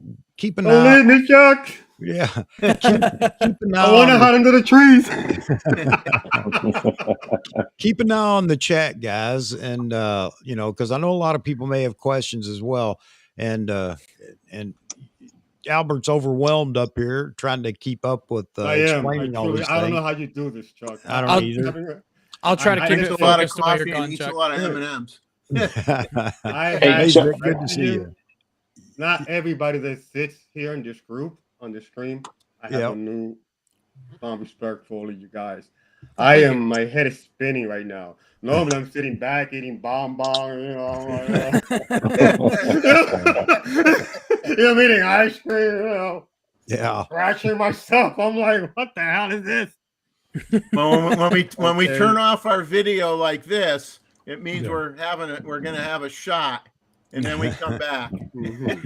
Yeah, I'll try to keep an eye on the chat while you're doing your thing, Chuck. All right, guys, I'll be right back. Well, But I'm yeah, gonna make a comment about the Hey, Nikon glass. Wait, When Chuck, before you go, check your email too. All right, brother, I will. But you can do it. You can do it when you come back. Okay. when I All right. shot my Will do. 24 to 120 at a car show at probably 9:30 in the morning. The light was getting a little harsh. I'm kicking myself in the behind because I didn't have my circular polarizer with me to knock the glare off the chrome on the cars like I normally would. But the coatings on the lenses are so much improved now, and I had the Z mount 24 to 120. I'm shooting at the cars, and yeah, I had a little burst of light here or there on the chrome that actually looked pretty good, but it wasn't crazy, and I was really happy with how they came out, even though I screwed up and didn't bring a polarizer with me. The coatings on these lenses are phenomenal. Now. Yeah, and to the point that what I agree with Albert. Like the Nikon Z Glass, it's like optically fantastic. It's insanely sharp. The glare control is insane. They lack the character that I used to love out of older lenses, with the exception of the 51-2. That one does have something different, but it's the only one. It does. That gives me what I miss back in my lens collecting days. That's why I bought Zeiss. That's why I paid $1,000 for a 50 millimeter, is because they have that something, and that's why I can't wait for the 85 and 35. It's like, I want that juiciness, Well, otherwise you're just editing in whatever you need all the time. Like I said, guys, you saw the mount size when I compared them both. That right there will tell you everything you need to know. So you think anyone who argues against that does not know anything about lenses. So you think a medium format mirrorless is in Nikon's future? Absolutely. At least crop. That's what I've been saying. YouTube's been I'm shutting convinced down. of it because I have enough those lenses, those C mount lenses, the 1.2 lenses. Those are medium format lenses to me. Nikon might be hiding that secret. Possible. I know it's far-fetched, but the mount is big enough. I'm not crazy. Okay. I would It go can all happen. in on a Nikon medium format camera, all in, because I don't shoot a lot of. I don't care if it's slower. Medium format's usually slower. It's fine. Yes. I would And go not all only in. and not only that, Albert, Nikon. Michael McDermott wants to know how many lenses can he adapt with his X mount, his Fuji X mount. Anything. I have the Fuji X mount. As a matter of fact, I'm gonna bring out my Fuji X mount adapters. Let me see. Hold on. If he wants to know, they're right over here. Some of them. That's here we go. Okay, we have Konica AR, Canon FD, M42, Nikon F. It's a lot. That answers your question. LTM Leica 39 millimeter. LTM There you go. There you go, Michael. Leica all mount also as well. So you're in good hands. Okay. Now, are some of those homemade ones, or are they available? No. at All All of those adapters are made. I have one here, which is a super complex one. Okay, which I did this week. Okay, I had to do a throwback for you guys. Okay, I was not gonna come here without doing a throwback. So where the hell is it? Okay. Oh, you talk old cameras. You know, Chuck doesn't like old cameras because they were only good back in the day. They're not good now. Nah, I don't give a damn about the camera. All I care about is the sensor. It's all Yeah. about the sensor. It's all about the sensor. Forget the speed. Forget all that nonsense. It's about sensor to me. Okay. Yeah. All of that. Look, I need a fast camera. Obviously, you got to have something fast. Okay, because not every time you're not gonna have time. Sometimes you're gonna hope. You're gonna have to hope it's right. It's a part of photography. I hate hoping it's spraying, but sometimes you got to do it, and it'll save you. Okay, you got to have equipment that autofocuses accurately and fast. Okay, I'm not that old guy that's going to tell you, oh, that's crap. I don't need that. Yes, you do. And if you don't know that, then you're being an idiot. Okay, all right. That's all I'm saying. Okay, so, but let me see if I can find this right here. Okay, Jesus Christ, what did I have so many damn things here. Jesus Christ, all right. Here we go. All right, so let me look for it, guys. Oh, here we go. It's right here. Okay. Now, get ready for this one now. Okay. Now,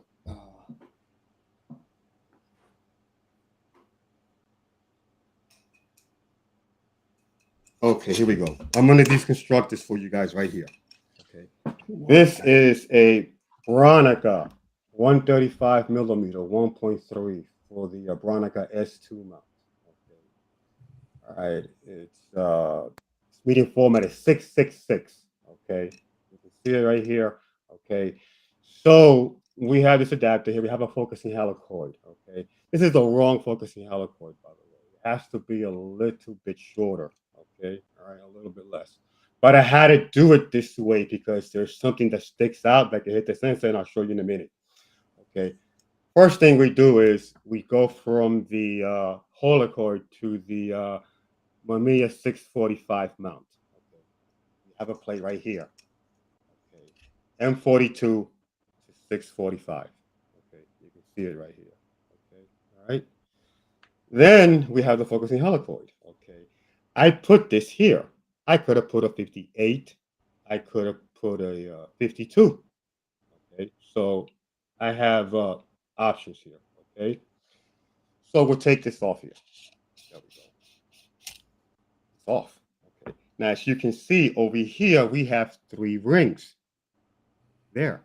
Step-up rings. Okay. I went from 66 to 58. Okay. From 65 to 658. Okay. With the rings. You can see it right there. Okay. Then I have the clamp right here that goes onto this here. Okay. You can see these little rivets I spoke about before with the locksmith will go. You take it off right here. And there's the lens and there's the mount. Okay. You see that? You see what sticks out right there? That's why I have to add the rings. That little thing that you see right there. Okay. So there you go, guys. Okay. Makes your head spin, doesn't it? Yeah. We gotta We gotta. I think this is why you qualified for the insane part. Yeah. we got a question from Gustavo. He says, Albert, best Nikon sensor. That's easy for me.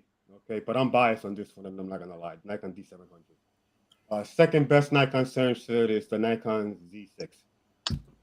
Surprise! Spoiler alert. I love my Z6. The only reason I got rid of my Z6 is because the Z6 II came out, and not all sensors are made the same. You know? No, they're not. Sensors are like glass. They have character. Okay? Yeah, especially the other sensors. People are, and I've been saying this, and a few of the local photographers think I'm crazy. 45 megapixels No, you're not. is not 45 megapixels because the Z7 II is sharper than the Z9. But I like the Z9 better for portraits anyway. That camera took an unbeating that is so unfair. That is a fantastic camera. Okay. For those photographer, if you're a portrait photographer, the camera's incredible. Yeah, and see that. I was going to. And I'm being truthful with you, okay? The autofocus was not there in the early going, right? Okay? But that camera is very similar to the Nikon D700. It has there's something similar to it. I don't know what it is, but a lot of people have been saying that. I'm not correct. I said it, and then I'm hearing other people say it, and you're going to hear more of this as time goes on. I guarantee it. Yeah, I was going to mention that whenever I first jumped in, because before I got on, you guys were talking about Nikon's marketing and how they could use a press conference. They should have done that with the Z7 and the Z7 II, because they allowed the community to call it a D850 replacement when they never said that. And if they would have just come up and said, no, this ain't a D850 replacement, I feel like it would have got less heat, because the Z7 II, I feel like, was treated really unfairly, because I did really well with that camera. Cameras. Let me tell you something. I love my Nikon 662. It's awesome. It is an awesome camera. And when I hear people beating up on this camera, I'm like, what a dope. Yeah. That's all I can say to myself. Okay. All right. You're dope. Most of the ones that complain don't really use the camera very much. No, they do not. They do not. They're just reading spec sheets and comparing spec sheets, and they're not really users. Yeah. Exactly. Anyone who does a review and has never tried a camera and is trying a camera system for the first time, if that person tells you that camera stinks, that person is an idiot. He doesn't know what he's talking about, because it takes months. It could take a year to run a camera. Yeah. Okay. Yeah, I'm still not used to my Z9 yet. You have to understand your equipment. Okay. You have to. When you switch systems, it takes a while. Nobody's going to learn a system in 2 weeks. I'm sorry. That is flat out BS. It's insulting to any. Sorry, Jeffrey. I says I went from a D850 to a Z9, and a D850 had a lot of features in it and a lot of settings that you could fool with. And when I got the Z9, literally, I kind of already made a list of what I was going to set up, that was similar to the D850. And then I didn't take forever to do the settings, but I spent months afterwards tweaking and changing things, because like you said, most people don't. I'd say 75% of the people out there will buy another camera before they really know how to use the one they have. You know what I'm saying? I'll tell you this, Jeffrey, you're absolutely right. Some people have a camera and never learn how to use it, because they change camera every year, every 2 years. Okay. Yep. I know a lot of Sony users that younger guys, they release a camera every 6 months, and none of them knows how to use the camera. Because still to this day, I have never really understood a camera like I understood the D610. So the D610, it was almost like I could smell when it was going to do something I didn't want to do, because I used the D610 for so long that I rolled the shutter on one and bought another. That's the kind of time you got to put in to be able to literally do this with your camera and never fail. You just get it right every time, And the D610 is the only one that I've had long enough. And see, that camera got no love. It's perfect for like a sector of photographers. The kind of stuff portrait I do, photography. It's perfect. Awesome portrait photography camera. I loved that camera. Say about that camera. Yep. Okay, it was an awesome portrait photography camera. Yep. The files looked great off of that camera. That's a good camera. But its predecessor destroyed its reputation. The Nikon 600 with the oil leaks. Yeah. So, Yeah, the oil leaks. Yeah. It's pretty bad. that when you is screw up. why I remember that, and that is why I'm not whining about Nikon releasing a new camera. Let's not forget that. Before we all start whining, you gotta rush the camera, Nikon. You gotta release something. Easy. Don't forget the Nikon D600. Don't forget. That's Yeah, all I'm saying. it's You don't want that again. It's pretty bad. It's pretty bad when you screw up so bad that it's easier to just give people a new iteration than to recall and fix them. like let's just make a new camera and just give them away. Don't forget that. Okay? And it was a shame because that was a great camera if it did not have that oil leak. It was a phenomenal camera without the oil leak. Everybody said it. So it's very unfortunate. Okay. And like I said, look, the new camera is going to come. Just give it a little time. Enjoy what you have. Okay, and let's talk about it. There's nothing wrong with talking about it. Don't get mad at Nikon. Okay, No. Nikon's small, Chuck. Nikon's small. Oh no. It's small. Well, it's then it's time to grow. It is time to grow. I agree with you. It's time to grow to medium format. They have to grow. They have to hire people, and I heard they did, which is good. I'm happy. Yeah, they are. Well, the funny thing is they're hiring people, but they don't say what jobs those people are going to be doing. Are they engineers or are they assembly workers? Well, that's the $1 million question. They're definitely not marketing agents. Well, that's the $1 million question. Okay, yeah. So I mean, my understanding was that they were engineers. I mean, they're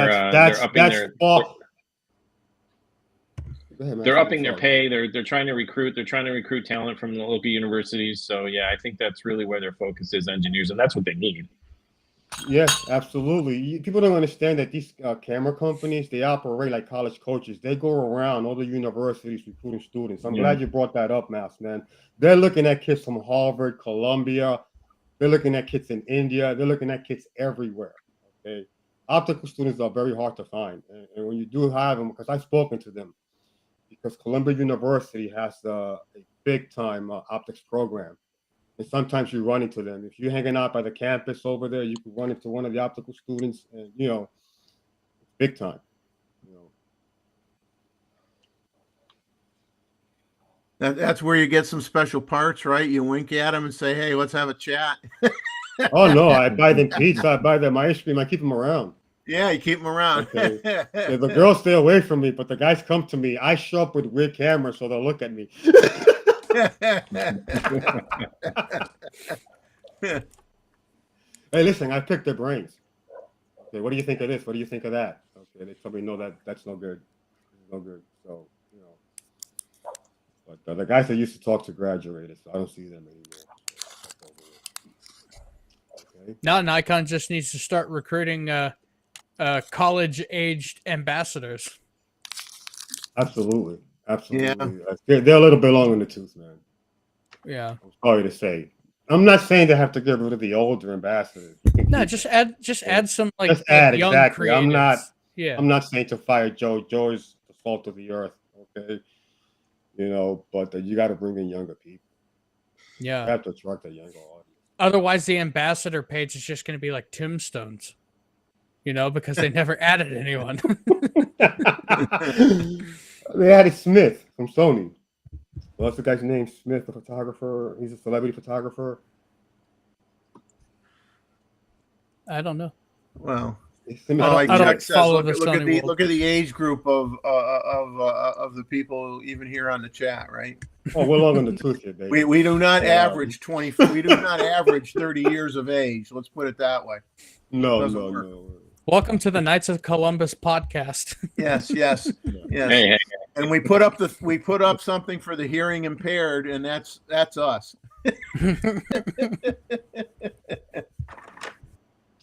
One thing I want to say is, guys, I know I'm not responding to you now. However, when this ends tomorrow, I'm going to go through the entire stream and I'm going to answer your questions on the comment section. Okay? I got to make things right.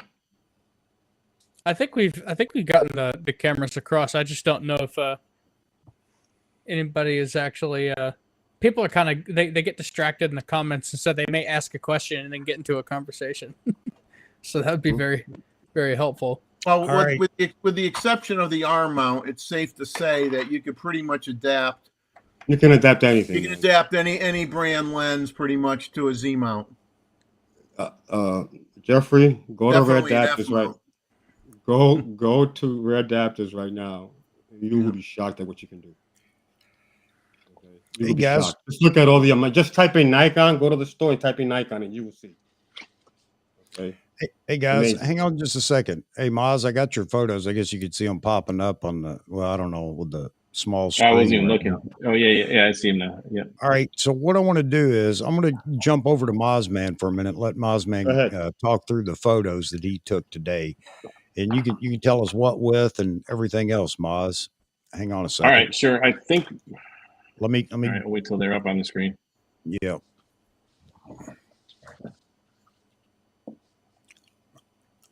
All right, Moz.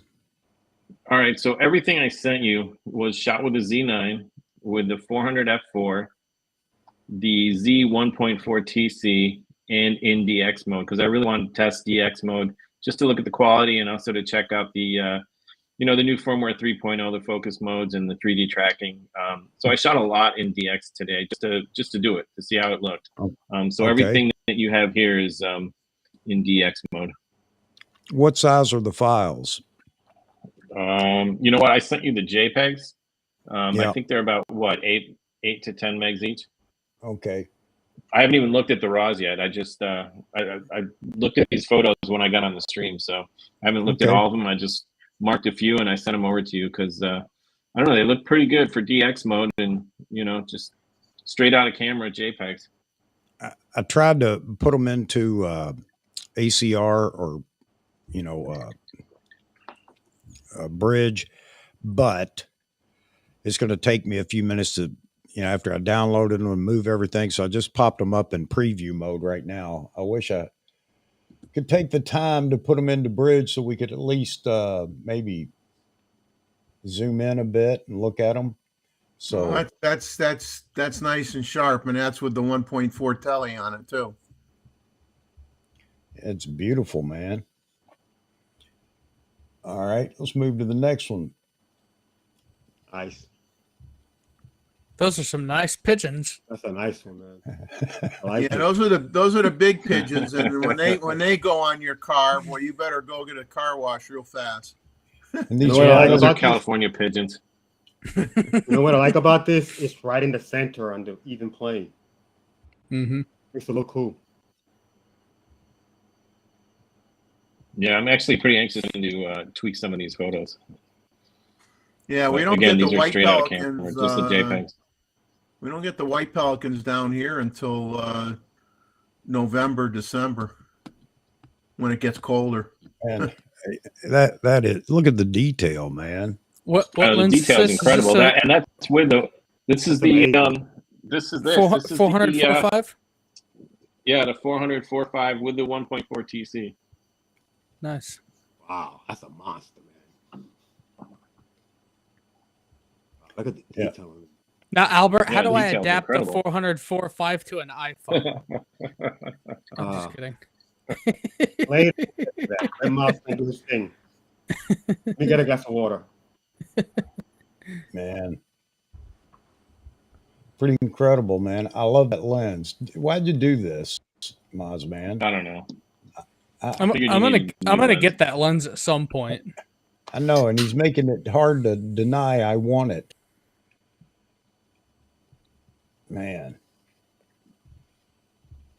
It has a lot more. That lens has more contrast than I thought it was going to be because the Z lenses are generally kind of neutral. I mean, I'm probably zoomed in, 200% at least here. And it's still holding up extremely well. And it's the JPEG. Yeah. Oh, Dang, Moz, where'd you shoot that one at? I'm just kidding. Yeah. it's incredible, man. I'll tell you, I love this. You really get to look around and look at the resolution, the detail in it. It is really, really sharp. I shot a little video too. I'm anxious to see that. I haven't looked at that yet.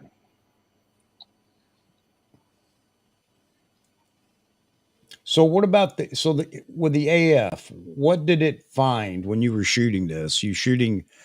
Did it find the eye on a bird or? Oops. It did. It found the eyes. It found. Can you zoom out a little bit? Yeah. So I have a lot of these photos. I was focusing on, pelicans. Like I said, I only sent you a couple, but pretty Yeah. much any pelican I would put it on, it would find the eye, which is pretty incredible. I mean, this is about 840 millimeters. And Wow. are you doing that with the area box with the like eye tracking on? Yeah, I see. yeah. So did you try? Did you actually try tracking too to see how long it would hold the bird, or like on this duck, is it swimming? Did it stick Yeah, to I it? didn't track. I didn't track on that because I didn't need to. There were a Okay. couple shots. Did I send you a pelican in the air? I thought I sent You you know what? I something. think I think you did. It may not. I may not have pulled it over with all the others. But I'll Yeah, go back and look. I thought there was one that I sent that was in the air.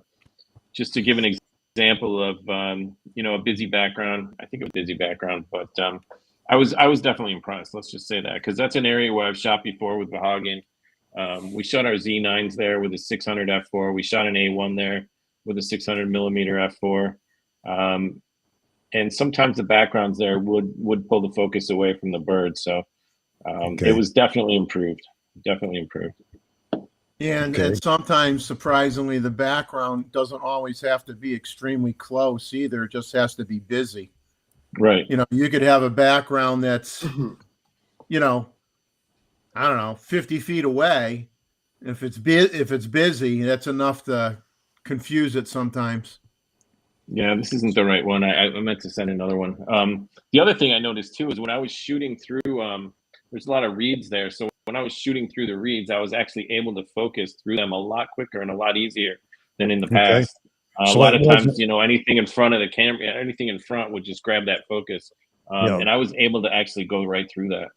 So that's good to know. It's not being fooled by backgrounds anymore, and they talk about that or anything in the The front. I foreground. noticed, Yeah.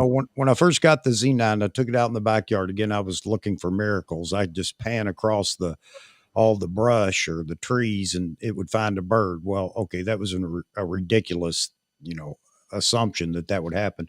But even when I would try to lock onto a bird, if there was a twig or anything close to it, I was having a hard time getting it to find the bird. So Yeah. I'm glad to hear that maybe that's now taken care of. So Michael was asking me where these were taken. These were taken in Irvine at the San Joaquin Marsh and Wildlife Sanctuary. It looks great. It's Hang on, I got to go back and bring Mr. She Wade photo in. Albert, you did a great job, my friend. You got a lot of fun toys. absolutely. Hopefully we can do this again, and I can show you the photos and the lenses. But No, we'll see. I want to do I want to do a show where it's specifically you and talking about adapters again. Give other people a chance to come in and ask questions, and that's what I hoped would happen. When I brought you on, All right. Albert, is a lot of people. I know there are a lot of people that have questions about adapters, and it comes up sometimes in our conversations. And I always say, hold that thought. I'm going to get Albert in here, and Albert can answer that question. You're gonna have to get a bat like the bat phone for Albert, so you could call him up and say, you're on I'm the always here, hotline," man. I'm easy to find. I'm always here. I'm like the lab rat here. To the You need a- alcave. Diddle-diddle-diddle. Yeah. You need a vanity phone number adapter. Like I said, look, I wanted to show you these lenses. Okay, you have the collar here. This is awesome.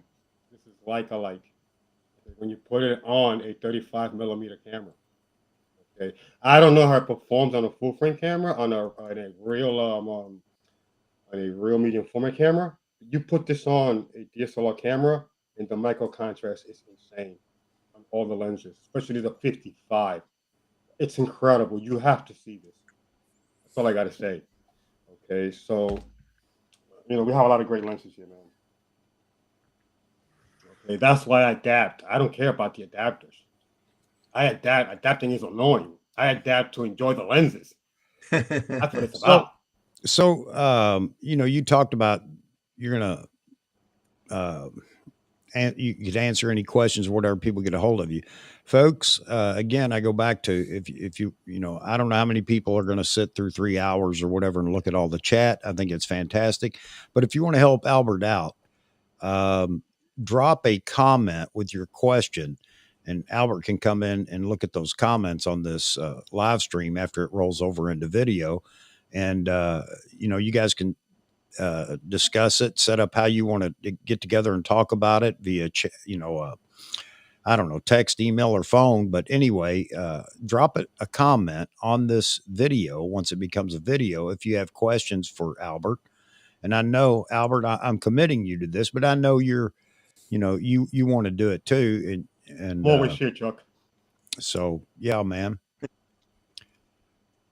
All right. Great. All right. Thanks for sending the photos, Mazman. And that answers a couple of questions that we have on the updates, or on the firmware. So I appreciate that. And again, just like somebody said earlier, I'd rather see it from you guys, from the community, than to see it in a video by somebody I don't know. I trust us because we're gonna be straight shooters with each other, and we get a real world look at how these features are working out. And I'd hope that if we've got somebody out in the audience right now that's already played with some of these other features, if they'd like, we can show that tonight too.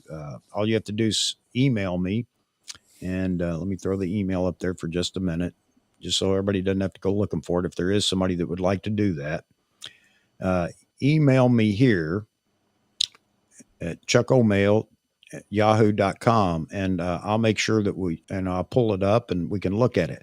Your experience and what you've actually shot or used the new features for or with or whatever.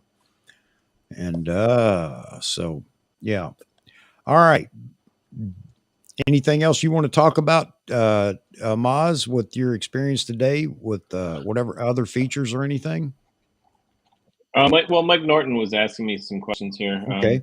If I compared a cropped image to one from the TC, and I have actually quite extensively. TC was even worth having, and I can tell you this: with the TC, especially if you're shooting birds, if you can fill more of that frame, it helps with your subject recognition, your tracking. It's much easier to shoot with the TC, and I know there's a lot of static and noise out there on the internet about should you just buy a TC or should you just crop. I mean, it really depends on what you're shooting. There's no easy answer to that, I don't think, because I have done a lot of pixel peeping, and it's just easier to shoot if you have that TC on that. And I wanted to point out that one picture that I sent Chuck of the plant looks kind of like cotton. I don't know what it is, something that's flowering, but that was shot with a TC on it. You can see how sharp that is.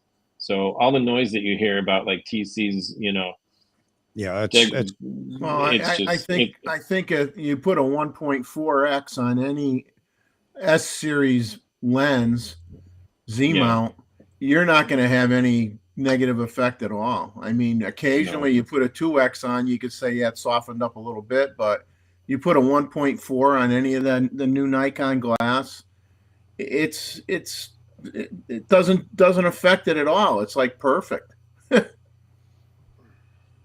Yeah. There you go, Maz. Yep, you already answered. All right, man. That's good news. That's good news. And I'm really, again, I'm anxious to see the new low light AF ability because I did see, like I said, somebody on one of the Facebook pages talking about he found it to be markedly better than what it was with just the 2.1 or whatever it was. Ah, Mr. Ted's in the house. There you go, Albert. Hi, Ted. We got to get together, Ted. We're going to go shoot. I'll call you within the next week or two. Or I'll email you.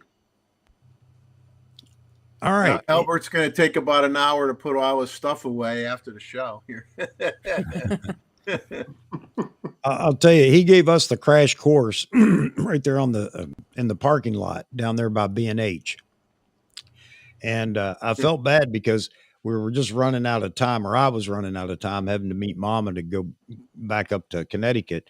But I was really impressed, and that's when I knew, man, I got to get you on the show, Albert. There are a lot of people that have questions about this, and just some of the unique lenses that you had. You were showing me the Hasselblad projection lens.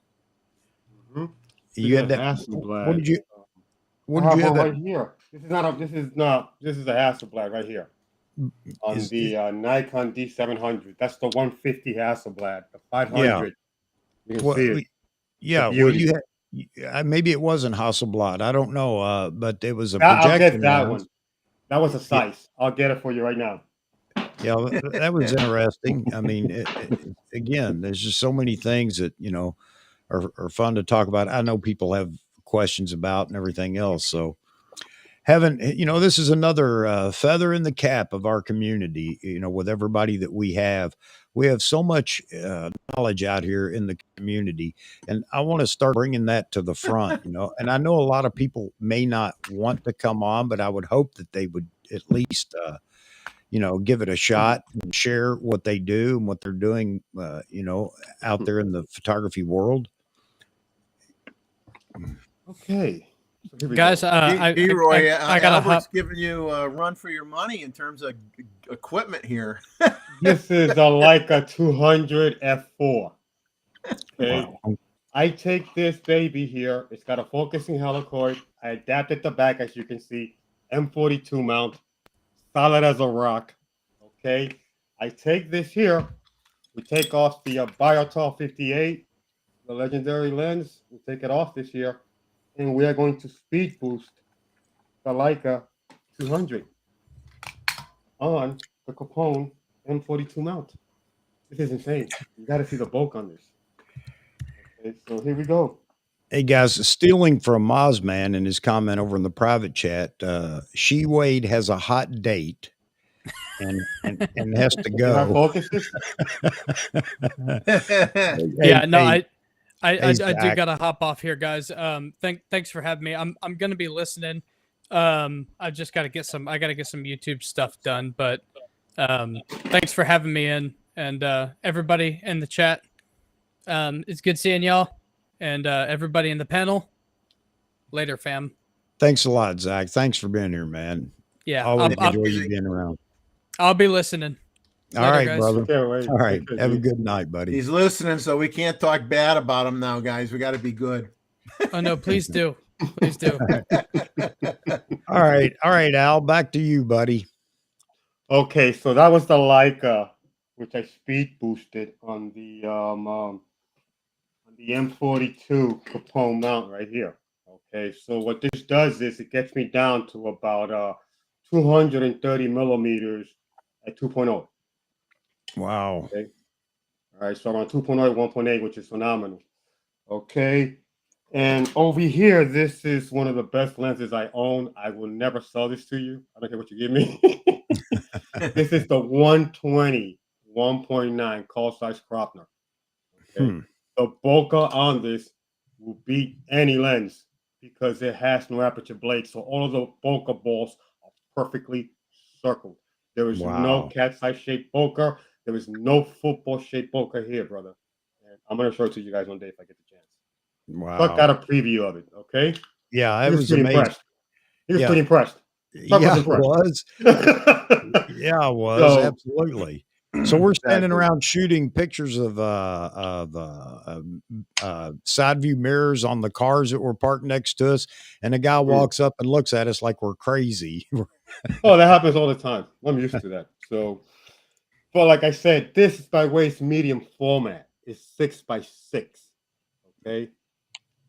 All right. So you take that into account. You lose 2 stops with this. You can get down to like almost 1.2 with this. Wow. Okay, with the speed booster. You may be able to get below like 95 with this. As far as the field of view. Yeah. Okay. Would love to show it to you guys. Okay.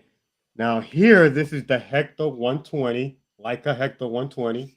Okay, these lenses are not coated, so you have to hood them. Okay, these are taped on hoods that I've done. Yeah. Okay, as you can see here, it focuses this way. Well, it did. Okay. Here we go. All right. So here's the M42 adapter back there, as you can see. Okay. And I can also speed boost this. I can also adapt this to my Nikon DSLR. Wow. Unusual. It's one of the rare projection lenses that you could adapt to a Nikon. Okay. You could adapt this to Nikon crop sensor cameras. I adapted to the Fujifilm X5 Pro. It's phenomenal. One of the best lens combos that I have. So let me ask this question for somebody out in the audience that might be wondering. You know, how much are some of these lenses? I mean, is this one of those things that if you know what you're looking for, you can go find on eBay sometimes for pennies on the dollar? No, you No? can forget eBay for this. You don't have to Okay. go. Right now, what's happening is these were a dime a dozen. Yeah. For example, you could have this right now. It's going for it's going for about $900. Yeah. I paid. You know how much I paid for this? Mm. 80. Wow. Paid $80 for this. Well, that's just it. So- Once people realize and find Exactly. out This about is these prior lenses, to mirrorless. So you're now going to drive the prices up because you're telling everybody this, and you won't be able to afford it anymore. So No, I can't. I kind So of I wish ain't telling Zach was nobody. I'm in telling here. you now. After the price went up, so okay. But you have to see this. Now, there's one that's even better than this, and this is the king of all projection lenses right here. Okay, it is. So I would imagine 140. most people know what a projection lens is, but I had to ask the question when we were down there on the side of the road. It's a There movie is theater lens. there are no You can aperture see it. Look at blades that in it. glass, Yeah. baby. It's Yeah. clean. Look at that. Brand spanking new. I'll never get that in that condition. I don't care what money I pay. Yep. Okay. So I was very fortunate. I got this one for about 120. Now it's going for about 800 now. So that's why I wish we'd have brought this up earlier, because I know Zach was actually scouring eBay for just unusual lenses. I think he's stopped doing it at the present time, but he would buy some obscure, unusual lens and actually, try to shoot with it and, show what it's capable of and everything else. And I know he's watching right now thinking, man, I'm missing this part. I'll tell you what I'm going to do. Like I said, I'm going to take this year. I'm going to take it to a professional, perhaps, and have the glass removed. And I want to put this in there. That's why I want this. Okay. Right? Now I'm going to start practicing cheap lenses. I'm going to buy RCA lenses, medium format lenses, Bell & Howell. They're like $15, $10. Okay, there's a lot of dirt cheap lenses. So I want to test this on that. I'm not going to take this and start putting it onto things. I don't know how it's going to work inside of a camera. Okay. Yeah. And exactly. So what I do is whenever I start something, remember what I told you that when I started projecting, I would use the lens cap because I did not want to ruin real mount because I do not know what I'm doing. Same thing with this. I'll buy $5, $10 lenses. I'll buy cheap lenses. And I am going to try to repaint the inner coatings to see what happens. I want to see if the micro contrast improves. Okay? Yeah. Because as I said when I started, the difference between Leica and Carl Zeiss, the reason why they were ahead of everybody else is because of the inner coatings. Okay? That's why they had that micro contrast. That's why they had that color saturation. Because the light was not going the green red light was not going haywire, going into the sensor. Okay. You get a reflector in there with a lot of that, and it's just chaos, man. Yeah. Chaos.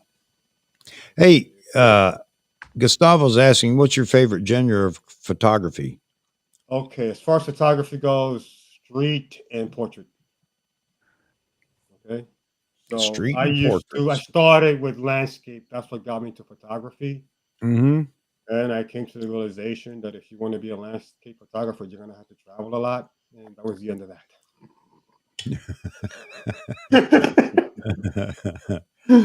Oh, okay. man. So basically, what I did was I was a helper for like medium format shooters, a lighting assistant. You know, and Yep. I did a lot. I did a lot of that. That's why I'm familiar with all of this nonsense. You know. Okay. Otherwise, I wouldn't even play with this. So, you know, Yeah. But this has become your passion, your hobby really is this, right? actually, I could have a part-time job doing this. Yeah. Well, I believe Yeah, you. Yeah. and I could. I really could. I really could.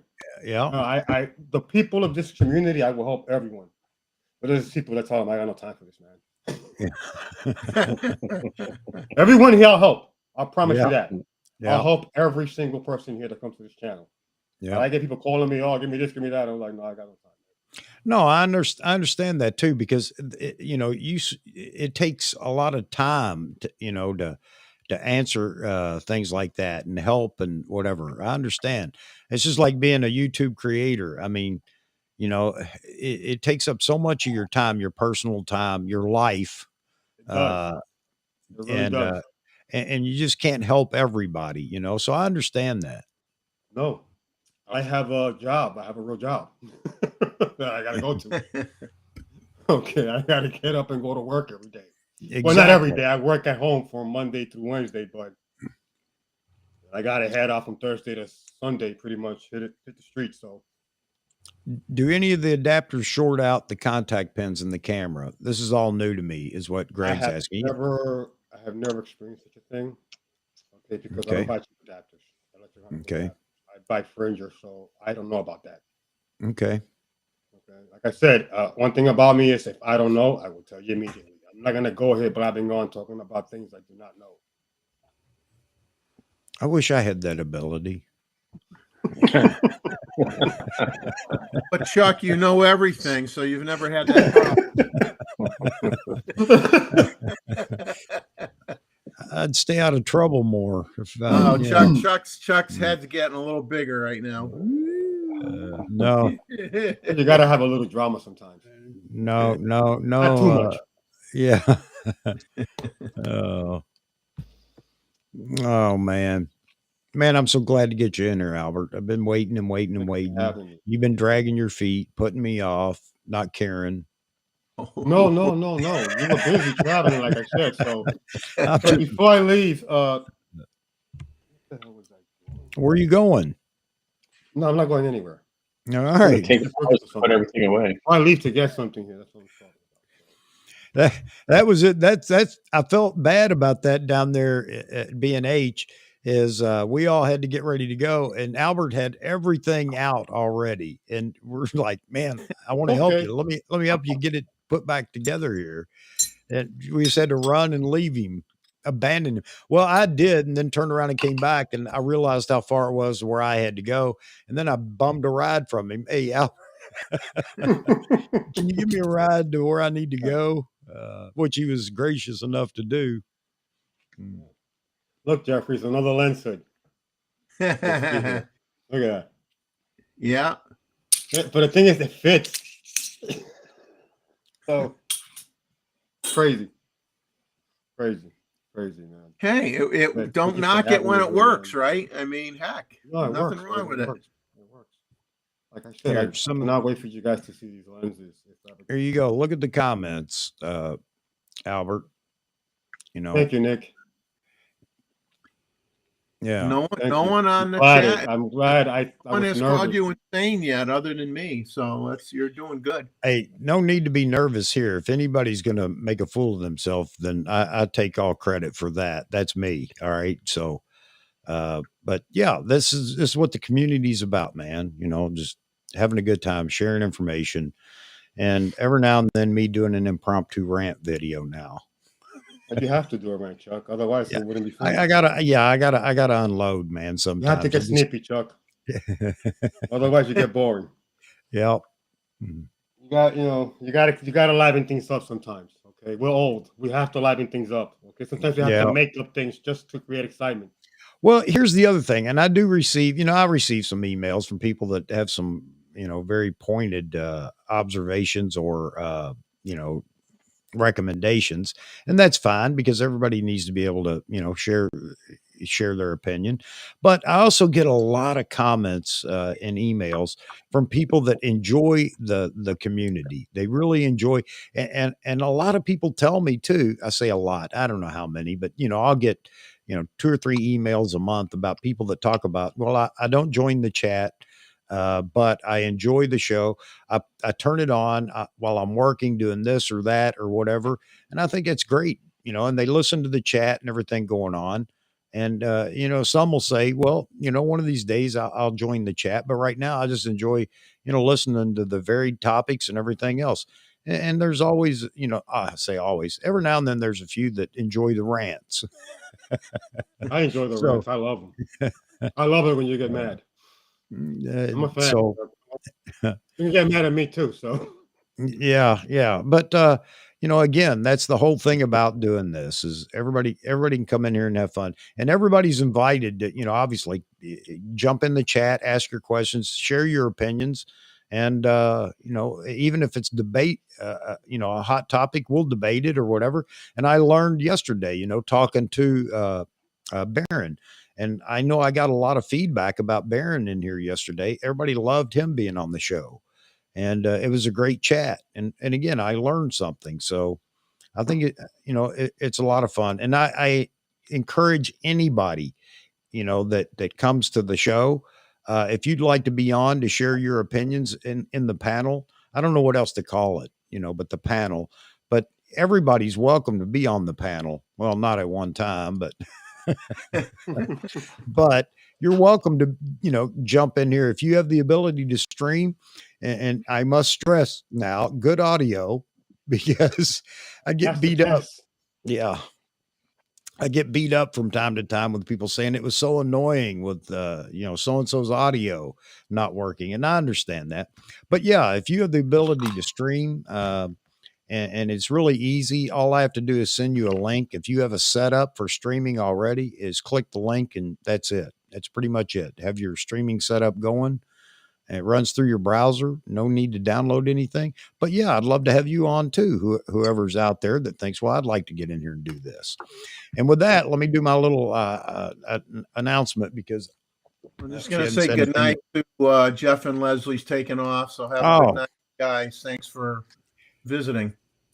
yeah, absolutely. Absolutely. Thanks, Jeff, for being in here. And that's another channel you guys need to go check out. If you're new here, well, first I'd like to say, maybe you'd consider subscribing because we are a pretty close-knit community now. I don't care what you shoot. And we pick on Sony and Canon from time to time, but it's all in jest. I mean, all makers are making great cameras now. But anyway, if you'd like to, I'd really appreciate you, dropping a like, if nothing else. It motivates me to keep going, and it makes Mama happy when I say this. And if she's listening, I'll hear her up there. But anyway, yeah, join the community and be a part of it. Be a vocal part of it. Where else can you go on YouTube for photography and get an answer to your question immediately?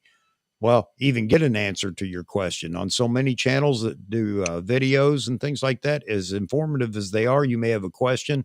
You put it in the comments and you never hear an answer to it. Never get, it's crickets. They kind of pull a Nikon on you. So, yeah. All right. But Albert, you don't need to go anywhere. And I'm sure somebody else may jump in here and ask a question for the No problem. king of adapters. And I'm not the king.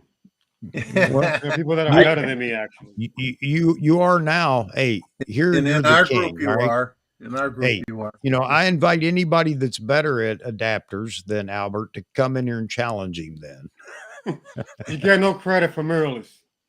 None. None. None. Go film.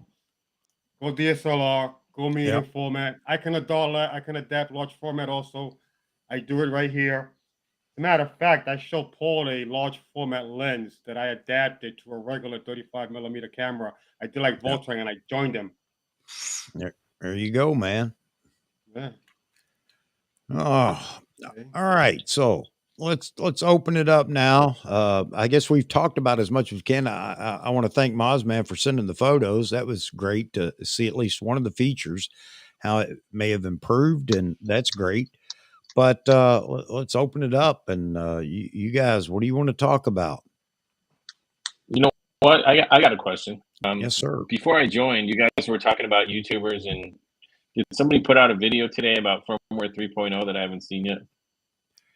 The only thing that I've seen yet is Math Photographer. Are you familiar? You're familiar with him, right? Who? Yeah, no, Math it sort of photographer. sounded like maybe Poland or somebody put something out that was Poland, yeah. derogatory. Yeah, Poland apparently, had his typical anti-Nikon comments, I guess. Yeah, I he didn't said- watch it, but that's what I heard. guess from what I understand, he said firmware 3.0 is a failure, or Nikon is a failure because of it, or something along that line. Yeah. Some things So- never change, right? No. Yeah, I made a comment. He must have been saying the word failure when he looked in the mirror and was looking at himself. I mean, just the fact that it's only been out a couple of days, and he couldn't have possibly checked every new feature or bug fix or anything. He's just looking at the list. Just the fact that he did that and said it, Nikon's a failure or the firmware update's a failure, tells you he was aiming at poking Nikon again. That's what that was about. Yeah, If it was 3 weeks from now, I could at least expect that maybe he actually tried everything before he made the comment. But no, that was just another jab at Nikon. I don't know what the beef is there. I really don't. But what amazes me more is why Nikon entertains him. yeah, I don't understand that either. Yeah. I mean, proximity, but come on. He has a I don't huge get it. following. Yeah. Oh, He yeah. does have a huge following, 1.4, but still, I mean, why give your equipment to somebody who's just going to trash you? Yeah, and that's even worse. That makes less sense, is to give it to somebody that has 1.5 million subscribers when you know they're going to bash it. Now, 1.5 million people are possibly going to see that negative review. That doesn't make sense to me. It would if it was somebody giving it a fair shake. And I'm not saying you have to be, I like Matt Irwin, but you don't have to be a Matt Irwin. It never rains. and it's always wonderful. God bless him. I'd like to be that happy. I really would. But my point is that you could, he could do a fair shake review or analysis of things, and I'd be okay with that. He disagrees with this or disagrees with that, but I just don't like, the fact that he just seems to find the most negative way to talk about anything Nikon. And, it's his channel. He can do what he wants. I've said that before, and he's obviously done a fantastic job building his channel, but I don't understand Nikon's, association with him. And it, well, I guess he did say it's Nikon. I was going to say it could be just a camera shop. Well, that wouldn't be right either for pre-production things, but I don't know. I don't know what it is. Yeah. And I'm already writing my apology speech, Mike. I said I would, and I'm going to be a man of my word and apologize to anybody I may have influenced. And I don't think that's going to be too many people. But you're right. My timetable is it's getting real close. So, oh well. I mean, it's I have coming. a question to ask. Yeah, and a lot of people will say that and tell me that. Well, it's coming. Why? Yeah, I could be real snippy and say Something's thanks, coming. Captain Obvious. Yeah, of course.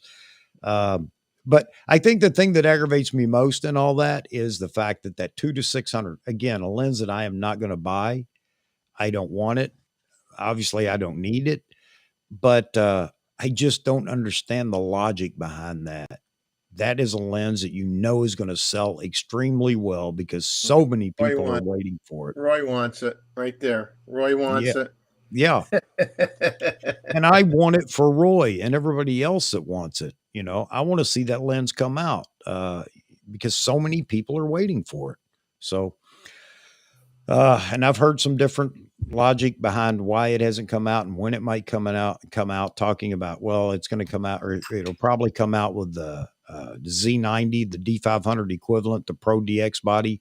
Well, I understand how it might be, compatible with a DX body, Pro body, but there are just as many people that are going to uh, buy that lens for their full frame camera.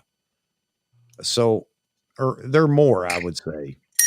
So yeah, 2 to 600 has to come out soon.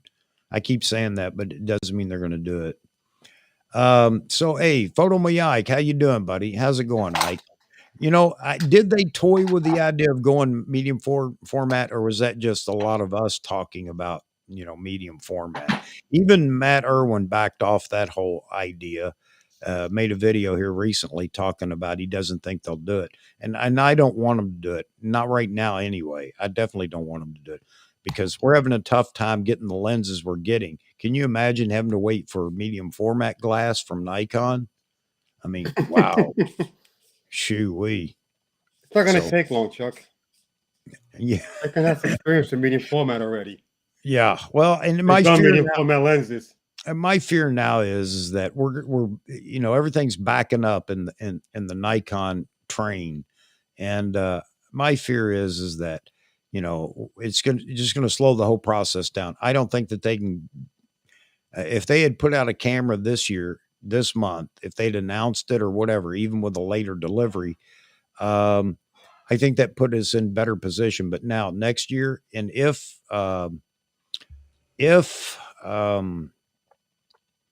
Nikon is as small as everybody says it is, just like you were saying, Albert, they can't pump out 3 cameras next year, I don't think. And if they do, then I'm going to have a bone to pick with them. Why didn't they do it this year? I don't mean all 3, but you know what I mean. So, I think the reason why they haven't done the 3 cameras is because they're probably so focused on lenses. It's taking up all their time because they really have to catch up with the glass. Yeah, but they're They 2 have to different catch up with the production glass. but those are 2 different production lines, True, camera but bodies and lenses. I hope it gets released soon because I'll tell you this: if Nikon is to release those 2 glasses at the same time, which I highly unlikely, but if Nikon was to release the 35 and the 85 at the same time, it's over. Yeah. I'm telling you, it's over. Anyone who understands anything about lens design, So, anyone with a simple, basic yeah. understanding of lens Yeah. design, understands that Nikon is going to win this war. Okay, ask any lens expert; they'll tell you they already beat the crap out of Sony and Canon with the 1.8. It's only going to get worse with the faster glass. I mean, think about it. They already got whooped with the 1.8. Yeah. Well, and I, And I don't mean disrespect. Ike here, he says, in fairness, medium format shooters, typically only use like 3 or 4 lenses, or it could be even less, maybe, I guess, Ike. But just the fact of going down the road He's of right. building the lenses, designing the lenses, and building the lenses and everything else, I think that puts a hold on full frame and DX glass. And if they want to do it, I think doing it down the road would be fine, but I don't think this is the right time. They have to get these new bodies out because that's what everybody's asking for. And the only reason they're selling bodies right now is because they're so heavily discounted. There's some great deals to be had on Z6 and Z7 Oh, and you were able that, to get a Z5 for under $1,000. yeah, yeah, yeah. And, yeah. So yeah, I don't know. And I was talking to Ted today. Ted's a smart cat, man. I'll tell you. And I was asking him, help me out here. Isn't it the goal of every major corporation to continue to grow? I mean, how many corporations say, look, we could sell a lot more if we wanted to, if we just develop more production capability or whatever. I don't understand why the answer would be no, we don't want to. Well, I could tell you from experience working at a company where we added buildings all the time on our property. It takes if you're making a huge addition to an assembly line where you need, to do a major add-on to a building, I mean, that takes years to do. That's not something you do in 6 months. It Well, takes years to do the yeah. structure and the wiring and the HVAC and everything you got to do. It takes Well, years to do that. no, I understand that, Jeffrey, but Yeah. it's been years and years and years that they haven't done it, so Well, I you mean, know, you got to realize they had the facilities and they got rid of them because they were in the hole. That's the problem. And then they didn't own the buildings. The Japan owned the buildings. That's the yeah. problem. Well, I'm sorry, I can't give them a pass, man. I'm gonna hold that line. I'm sorry, guys. Well, I'm not sorry. It's Well, how I I mean, feel, but we yeah. don't like it, but that's kind of what happened. Yeah. Ike is saying that after the release of the Sony A7R5, which I'll tell you right now, I like the announcement. I like the marketing on it. Now, and I also said, though, I like the way it looked. But I said, let's wait and see how it shakes out because they're going to find bugs or they're going to find issues and whatever. And I guess that's already beginning to happen, but it is a good looking camera. And somebody was saying, if I owned the A7R4, I wouldn't be interested in the A7R5 because it looks like a very incremental update to that camera. And I don't know. It's too soon for me to make that comparison and say that's what it is. That it is a small update to the A7R4, but we'll see. But you know what? It is a good camera. The A7R4 is a good camera. I know we like to pick on Sony, but I don't think anybody's putting out trash cameras anymore. I mean, am I wrong? Just Sony. Not trash, but I mean, I'm just blown away by how many models that Sony has. I mean, yeah, I think it's great that's though. See, nuts. I think it's wonderful. I wish Nikon had 90 models out at one time and put one out every year. Again, how does that affect me? People will say, well, I don't want a camera company to put out a model every year. Why not? Why? Who cares? You don't have to buy it, just let them do it. And why would you take that away from somebody that is willing to buy it? And sales have a way of correcting the business strategy. If you're not selling cameras, then it doesn't take long to figure out, well, we don't need to put out so many models. But evidently it works for Sony. And we're in a different era. I talked about this the other day. We're in a different era. People now have money. And even with everything that's going on and where the economy is, people still find money to go buy $250 pair of tennis shoes. People still find money to, buy all the other, you could look at it as frivolous items. So who are we to say that, they shouldn't do it? They shouldn't, whatever. So anyway, I hope that we hear something. I would be happy right now. Honestly, I am so beat down on this. I would be happy with just an announcement, even if it's going to be March before we see it, just to announce, hey, something's coming or whatever. Because there are people, and whether anybody, a lot of people don't believe it, but there are actually people that are leaving Nikon still. And that's, if I were in business, I'd be saying, wait a minute, put a Band-Aid on this. How do we stop this bleeding? Well, I And know it could personally be know as simple. people that have left and gone to Sony because they said I can't afford a Z9 and I can get a Sony A7R4 at the time. Yeah. That focuses fast, that does a great job, is a reasonably priced camera, and I can get it right away. And they got rid of their Z6 or their Z7 and they bought that. I mean, and also there have been a few people that have left their brand to jump on the Z9. Okay, I think that's wonderful. Yeah. I think that is wonderful. However, because they were looking at the Z9, they could afford it, they wanted it, maybe it was the type body they wanted and everything else. But there are so many people that are waiting for, a regular body camera that don't want that built-in grip. They just don't want it. You know, they may use the excuse or whatever, it's too heavy or it's just too bulky or whatever, and that's fine because flagship cameras have always been that way, and they have a select group that purchases flagship cameras, and beyond that, sales drop down to very few throughout the year, and but the majority are holding out for, and I'll use D850 because it's D850 size camera or a Z7 size camera.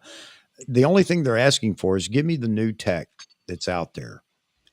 And if you can't do it in firmware, you can't make me happy with what I have, then and there's nothing wrong for people asking for that. If all the other makers are putting this newer tech into their lineup, then Nikon just needs to follow suit. And I know they plan to, but it's just when, that's it. And a lot of comments over here while I'm running my yap. I need to shut up and let some others.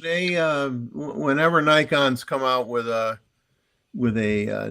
body without a built-in motor drive, I mean that's the first thing I buy with it. I buy it and I get the motor drive and I put it on. I mean, I want the extra battery capacity, and I don't. It's fine. It's fine. You don't want it, you don't buy it. But that's the first thing I buy with it. I don't ever buy a smaller body without buying the motor drive with it. Yeah. No, and here's a good comment. Thanks, Ike, for this. We put blinders on sometimes when we're talking about new camera bodies or what's just come out or what's coming out, and because so many people are just still shooters, but I think more and more people are dabbling with video now, which is why I've been saying for a while, video is the next thing, and we're going to hit a point where video is going to be as important in body that as important than stills capability. And Nikon, I'll give them this. I mean, I think everybody will agree Nikon has really stepped up their game in the video department. I mean, not just with the Z9, of course, that really pushed them ahead in the video capability, but the Z6 and the Z7, Z6 II, Z7 II. And we talk about autofocus all the time. There's a significant difference when you're talking about autofocus for video and autofocus for stills. Much harder on the still side than it is on the video side. But Nikon has done a fantastic job with autofocus in the video side. I mean, I was talking to Ted about this today. I mean, look, it's incredible. I can get up and walk away, come back, and I mean, it immediately grabs me. So that's a big deal, if you're looking for video capability. And I know that not all brands and all models are doing that well, as far as, Nikon goes, as Nikon is right now. So yeah, you got to kind of separate it. But, talking about Ike here, A7R4 small upgrade, but if you shoot video, then the R5 is definitely worth considering. Yeah, I agree with you. I agree with you. But we're often wearing blinders and we're trying to compare stills to stills. And, who says everybody's looking for that? A lot of people are looking for video. And that's what a lot of people have asked for on the Nikon side is the 10-bit internal. And not even raw. Raw is just the icing on the cake if they can get raw in the smaller bodies. But more than anything, just the 10-bit internal. No time limit, or And at least I think you gotta have 4K 120 too, because right now the only body that's 4K 120 is the Z9. You gotta have that on another body. I'm sorry, you're right. I'm not. Yeah, you're absolutely right. And and now the way things are going, I think most people would up that ante to 4K 120 at a minimum. Yeah, I agree with you, but that's what people are clamoring for. And a lot of people, how many still shooters are beating up those video guys? Well, if you want video, get a cine camera. I've heard that so many times. Or I don't want video in a camera. I want a stills only camera. Well, good luck with that. You're not going to get that anytime soon. Because it just won't sell the volume that, a hybrid camera will. So You want that, buy a vintage camera or buy a not so old DSLR. yeah, well, I'm not even going to tell them what to buy. I'm just going to tell them you ain't getting that, and let Well, them you're not figure getting out. it in a new. You're not getting it in a new camera. Right. And I say that, and then Nikon next week will drop the announcement. They just their next camera will be the DF style, the ZFC, but it'll be just the ZF full mount or full frame. I'm sorry. Yeah, I agree with you, Ike. I agree with you. And I made the crazy statement way back in February, I think, or March, where I posed the question: should Nikon even think about developing a small a lineup of cine lenses, not full-on cine lenses? Don't get me wrong here, but cine lenses to match all the video capability that they're coming up with right now. And I don't know how they would be different, but considering the focus breathing control in Nikon right now with their lens lineup, I think it would be pretty easy.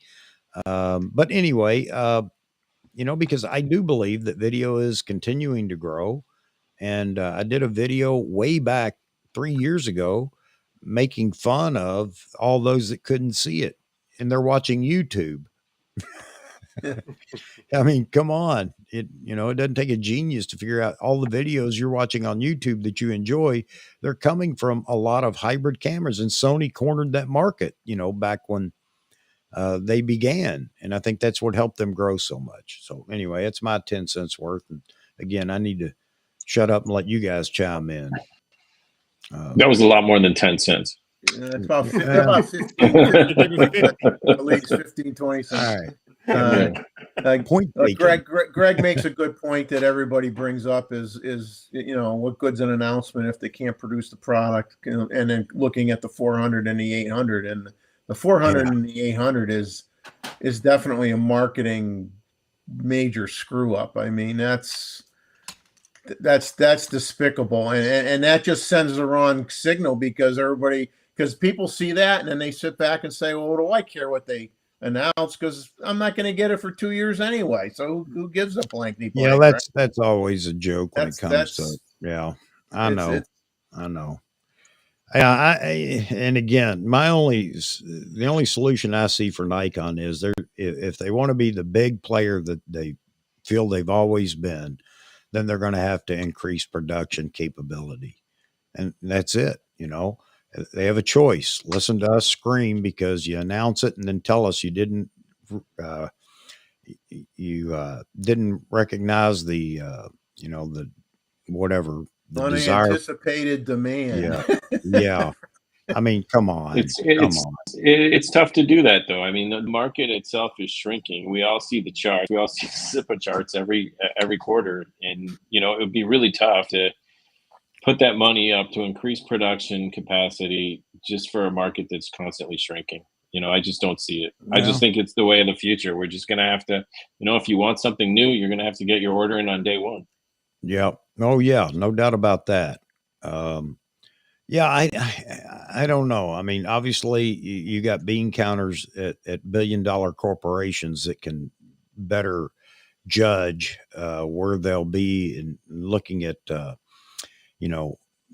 the demand at the time and everything else, and how the economies are going or whatever, to determine whether it's worthwhile. But I mean, again, Nikon's been behind on this. Let's just face it. If Nikon had gone down that path, and I understand the restructuring and everything else, but we never got the straight story. We just interpolated the information we were getting about Nikon restructuring everything as they were in dire financial straits, and this is the only thing that helped bail them out or whatever. But I'm not so sure that was so true. But whatever, it's nothing I can do to influence them. That's obvious, and it is going to be what it is. And if nothing else, again, Nikon communicate with the people. And there are ways they can do that without jeopardizing corporate secrets and technology secrets and everything else. But who was talking about that? That was Barron yesterday, and I've said that too. That all the Japanese companies help each other because Japan, they're really consolidated in the bringing Japan, raising Japan up. And there's no doubt that they know when a camera's coming out. They are A7R5 was no secret to Canon or Nikon.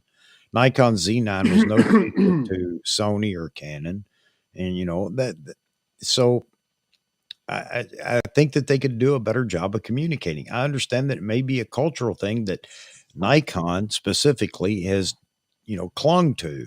I think Sony and Canon have been better about breaking away from those old cultural norms and being a little less stiff necked. But again, I like what Nikon produces. I have from the beginning. I continue to like it. And it's not the products that I dislike. I just don't like the fact that you just don't get anything. You don't even get a head nod, from Nikon. I think they could do better at it. And that's all part of marketing too. So There's a lot of head nods because they're all falling asleep. yeah, yeah. I agree with Chuck. Yeah. You hear the thud of their heads hitting the conference room table every day. So, I've been pretty harsh, talking about, hey, get some 20 somethings in the boardroom or, whatever. Because that is something I still believe too. If Nikon can't begin to lure that generation into Nikon brand, then that's a whole, I mean, they lose everything. I'm being very dramatic, I know. But, that generation moves up when we're all gone. That generation moves up and they've never been a Nikon brand user. What happens then? It sounds real dramatic, but my point is you've got to treat each up and coming generation right to bring them in. And that's what every brand's looking for, bringing people in that grow in the brand. But maybe that's changing too, because, a lot of people shoot multi-brand, now.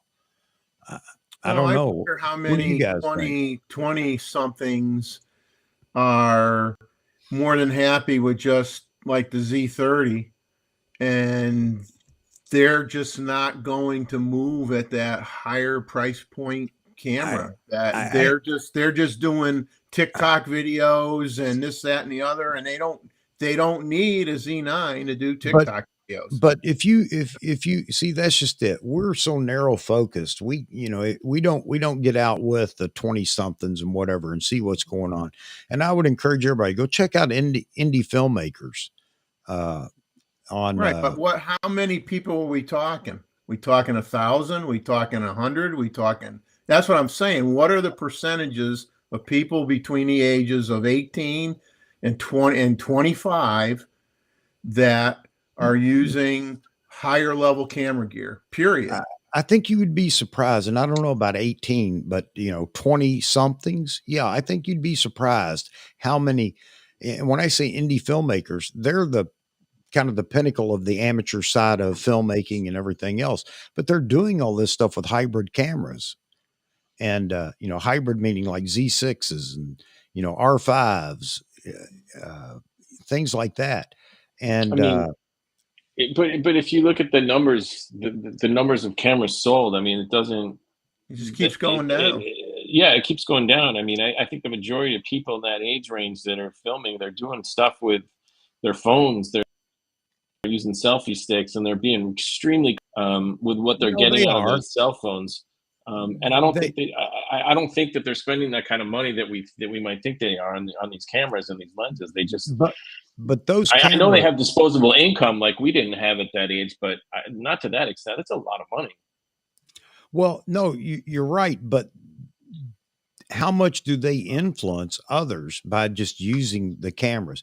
Let's just say there's 2% of the market are these 20 somethings that are out there with hybrid cameras, making videos, doing all these different things with them. It's not just streamers. I mean, they're actually making some are making full length movies and not near the quality or even close to what, the cinema world's doing, but, and they're visible, and people, the younger generation are watching these indie films, and they're looking at it, and what was it shot with? And those that are inspired to go do it themselves, or even if they, again, like I said, most will fail and just forget it and walk away from it, but that doesn't matter. That's with anything, but depending on what their, how their, the reaction to their films or whatever their shorts that they're making. um what was I going to say? Because everybody that has an aspiration to do the same thing is looking at what did they use to make this, film, the short film or whatever. And the majority of it right now is Sony, and Canon's crept into it, recently, over the last couple of years. And before that, it was, it's grown substantially since Sony entered the market and the video capability in Sony early on. But before that, it was, a 5D Mark II was one of the go-to video cameras. Not Nikon didn't have anything to compare with it, even though Nikon was first to drop video in a DSLR. And we've talked about that many a time. But again, it's peer pressure too in that category, that age group. They ask each other, well, what are you shooting with? What should I get? I want to get me a hybrid camera, a video camera. What should I get? And the answer for the longest time was Sony, Sony, Sony. I know because I been around that age group with my stepson and the motocross scene and everything else, and Sony is it. So that's what they learned, and from their friends and everything, and they went out and bought them. But even today, Nikon has the ability now to jump into that market, and the Z6 was a great opportunity, is a great opportunity still.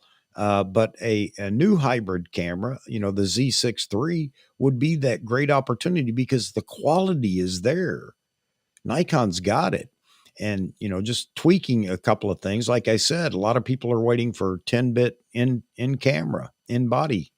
And the fact that, Nikon has this new technology through Tico RAW and everything else, to be able to shoot two cards, shoot going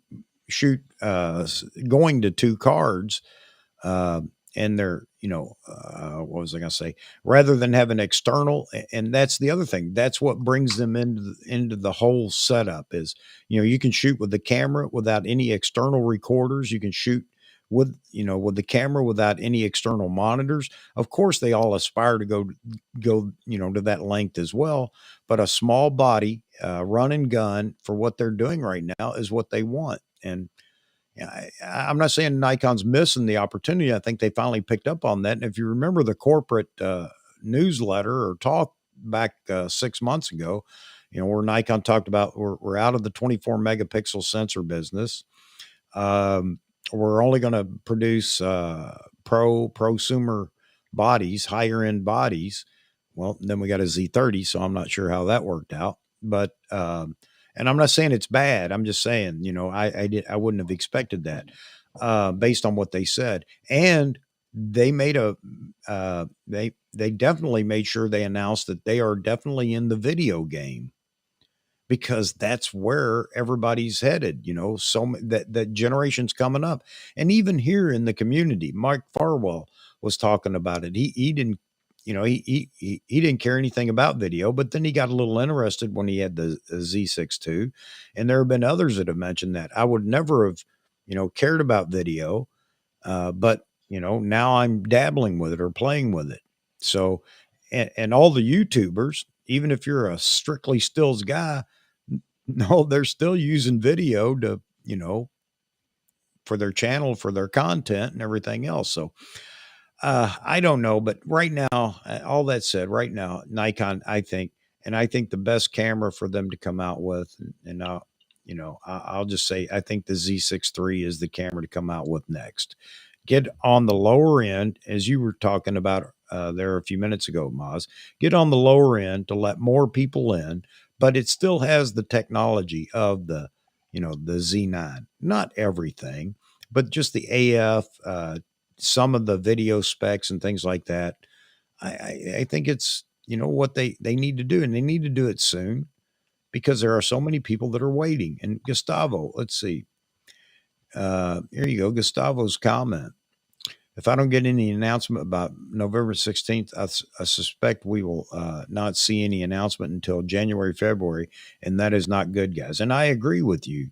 And there are some people that are saying they're on the fence right now. Should I wait for Nikon, or should they're interested in, this A7 R5.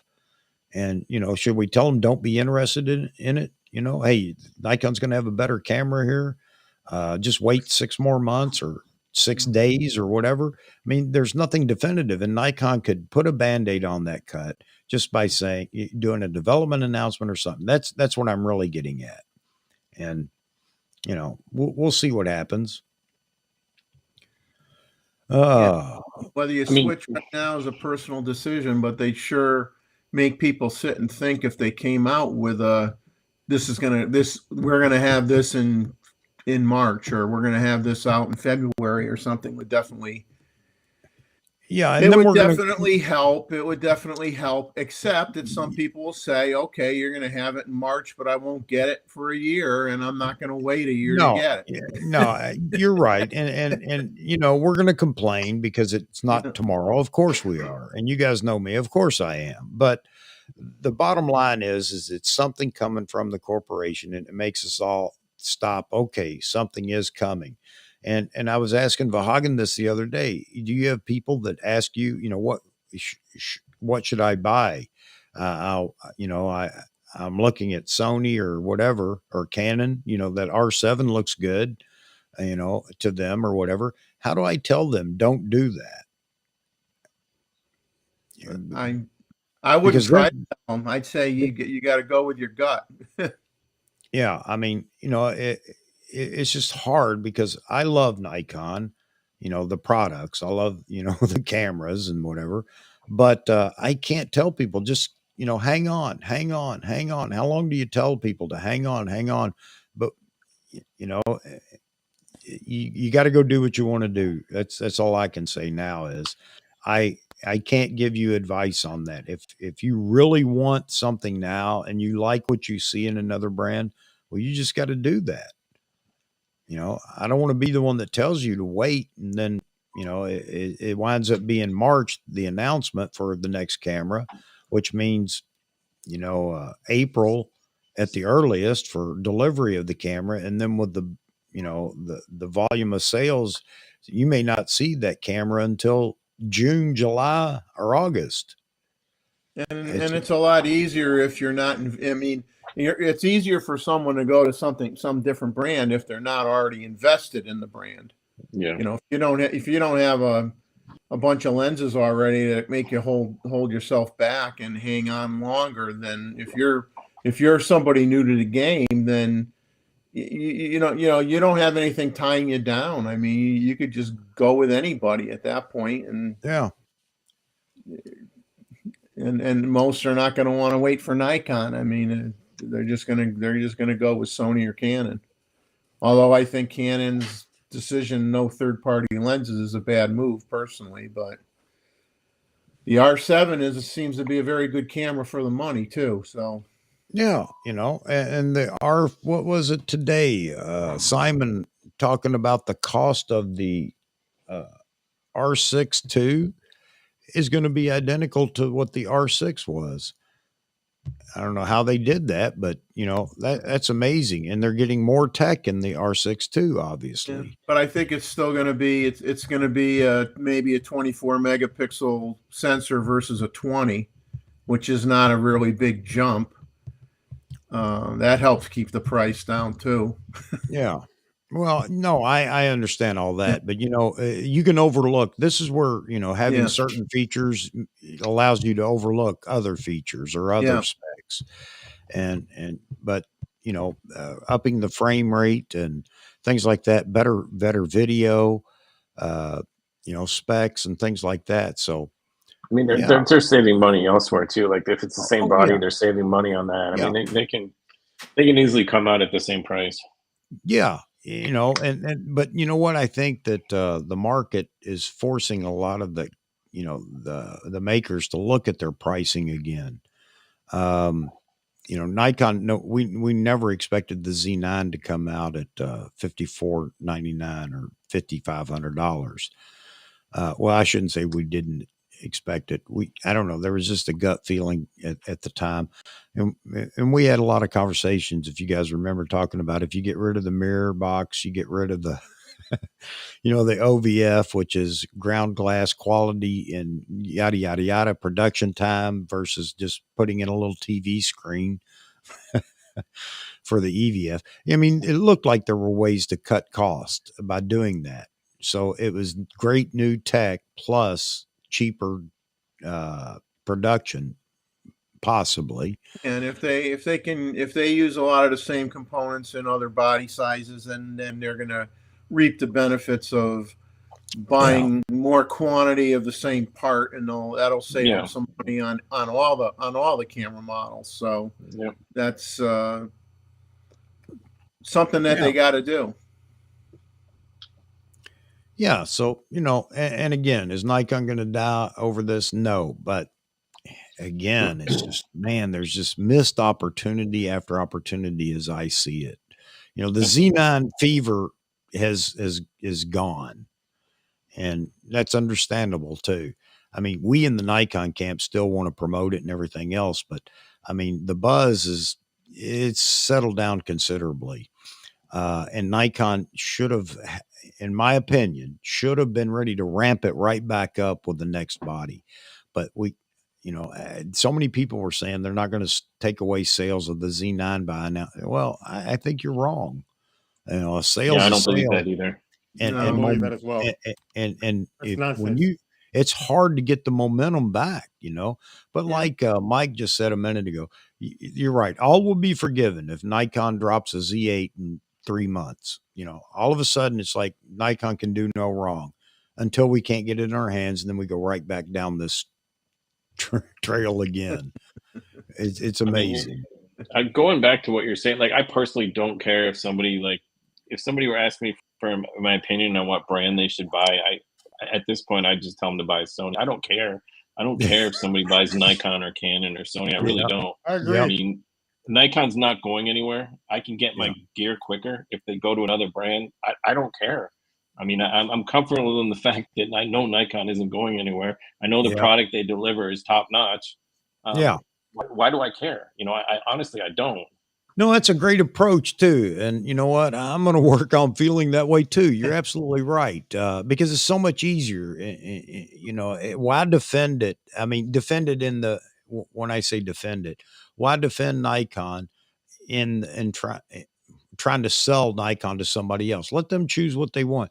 And I've often said, my advice to anybody, there's different people that ask you the question. There are Nikon shooters that are trying to, they're seeing some of the new tech and other bodies, and Nikon, doesn't have it yet. And they're asking the question. Well, you're right. That's where I say, I don't care. I can't answer that question because I can't see into the future, when Nikon's dropping this or that. But also for the new folks that are just new to photography and want to buy a mirrorless camera, my advice to them is find somebody that has a Sony, a Canon, and a Nikon. Pick it up and hold it. I truly believe that is the first step in deciding which brand you want to buy. Is just the aesthetics of the camera, as you see it, and not ergonomics just yet, because they don't know what ergonomics for a camera is yet, other than the feel, the grip, the whatever. But I guarantee you'll pick up those three cameras, and one of them is going to speak to you. And understand this, all three of them are good. I'm not going to deny that. So you pick up the one that speaks to you, and one will, because we hear it all the time. People talking about, I like the feel, I like the grip, or I like this. And just pick it up and hold it for a few minutes. That'll convince you what you want, and then just do some research to find out what, the specs are and everything on all the different models. But I'm not going to say, hey, you definitely want to go buy Nikon or whatever. I'm looking at Rakesh's comment that you have on the screen, Yeah. and that's true. Well, they have money, and the money maybe money they're earning, or maybe the fact that there's a lot of parents that'll basically buy anything for their kid as well, but and have the money. But the thing is, the numbers don't support that they're spending it on high end cameras because the camera sales are low. I mean, the phones have crippled camera that, sales. but that's not what he's. But Jeffrey, that's not what he's saying. They may have money, but they're not buying cameras with it. No, they have the money. They're probably buying cars. I understand that. I understand that. But if they want cameras, they can buy them. That's been my hope. That's been my, when people say, well, they can't afford it. You'd be amazed at what they can afford. But they're just and not you know what? buying. Nikon, Sony, Canon, Fuji, OM, none of them care where they got the money. No. But I'm just saying they're not buying the cameras because the SIPA numbers don't support the fact that they're buying cameras. You know what? You know what? That has come up though. That has come up, and if it weren't for, and I'll make this crazy statement too. If it weren't for video, I think those numbers would have continued to tank. I think if it wasn't for the interest in video by so many, that those numbers would have continued to tank. Stills only cameras would have tanked considerably, and then we would be in a bind. We'd go back to the film days, huh, Roy, where every 3 or 4 years maybe, or 5 years or 6 years you'd see a new body.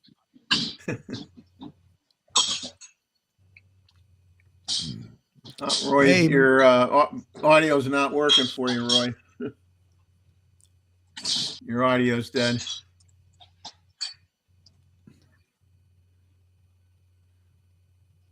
And I'm not good at reading lips anymore. Other way. Mossman, I agree with everything you said. I don't care anymore either. I do not care. Do whatever the hell you want. I don't care. Yep. All I could tell you is when I saw that mount, I said, I'm staying here, man. Well, with that mount, with that mount, they have, if they do their engineering right, they have the capability of making better lenses than anybody else because of that mount. So it's all up to them, doing what they need to do, and they'll win the lens battle easy. They're going to win that. They're already winning. I mean, all their lenses right now have been rated consistently better than the other brands anyway. On the S series, S line, Z mount. Absolutely. I said it that the 1.8 lenses that Nikon has in comparison to Canon and Sony, it's a mismatch. I'm sorry. Yeah. It's a mismatch. It's not even close. Okay. Well, 1.8 lenses and 1.8 lenses are better than the F mount 1.4s. Get away. Better than the F mount 1.4s, and how many 1.2s does Sony and Canon have, really? That's where they're going to be handicapped going forward.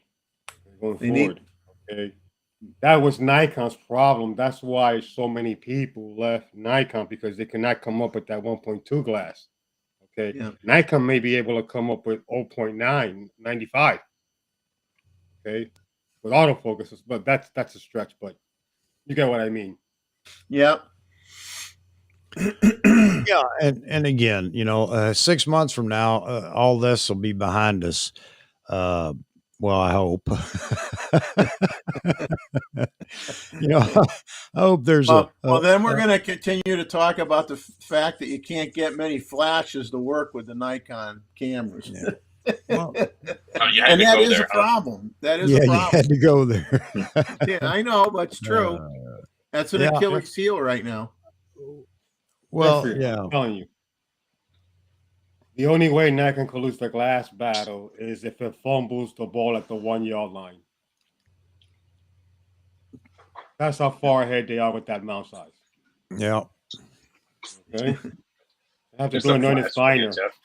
Are you Huh? taking a picture of me, Moz Man, on your phone? No, I was putting a flash in your eye. What, to wake me up? I was nodding off. Yeah, it,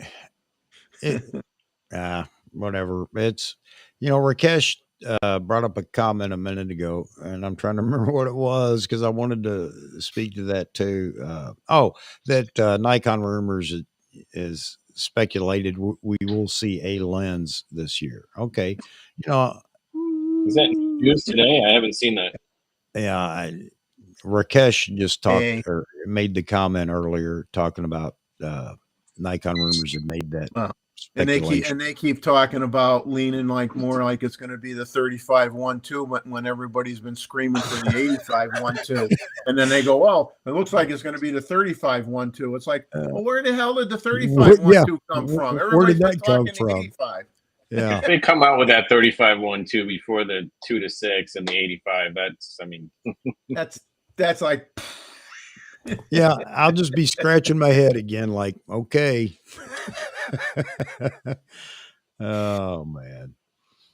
Yeah, and you know what? That is sad So you though. guys, If that is the case, it really is sad that I.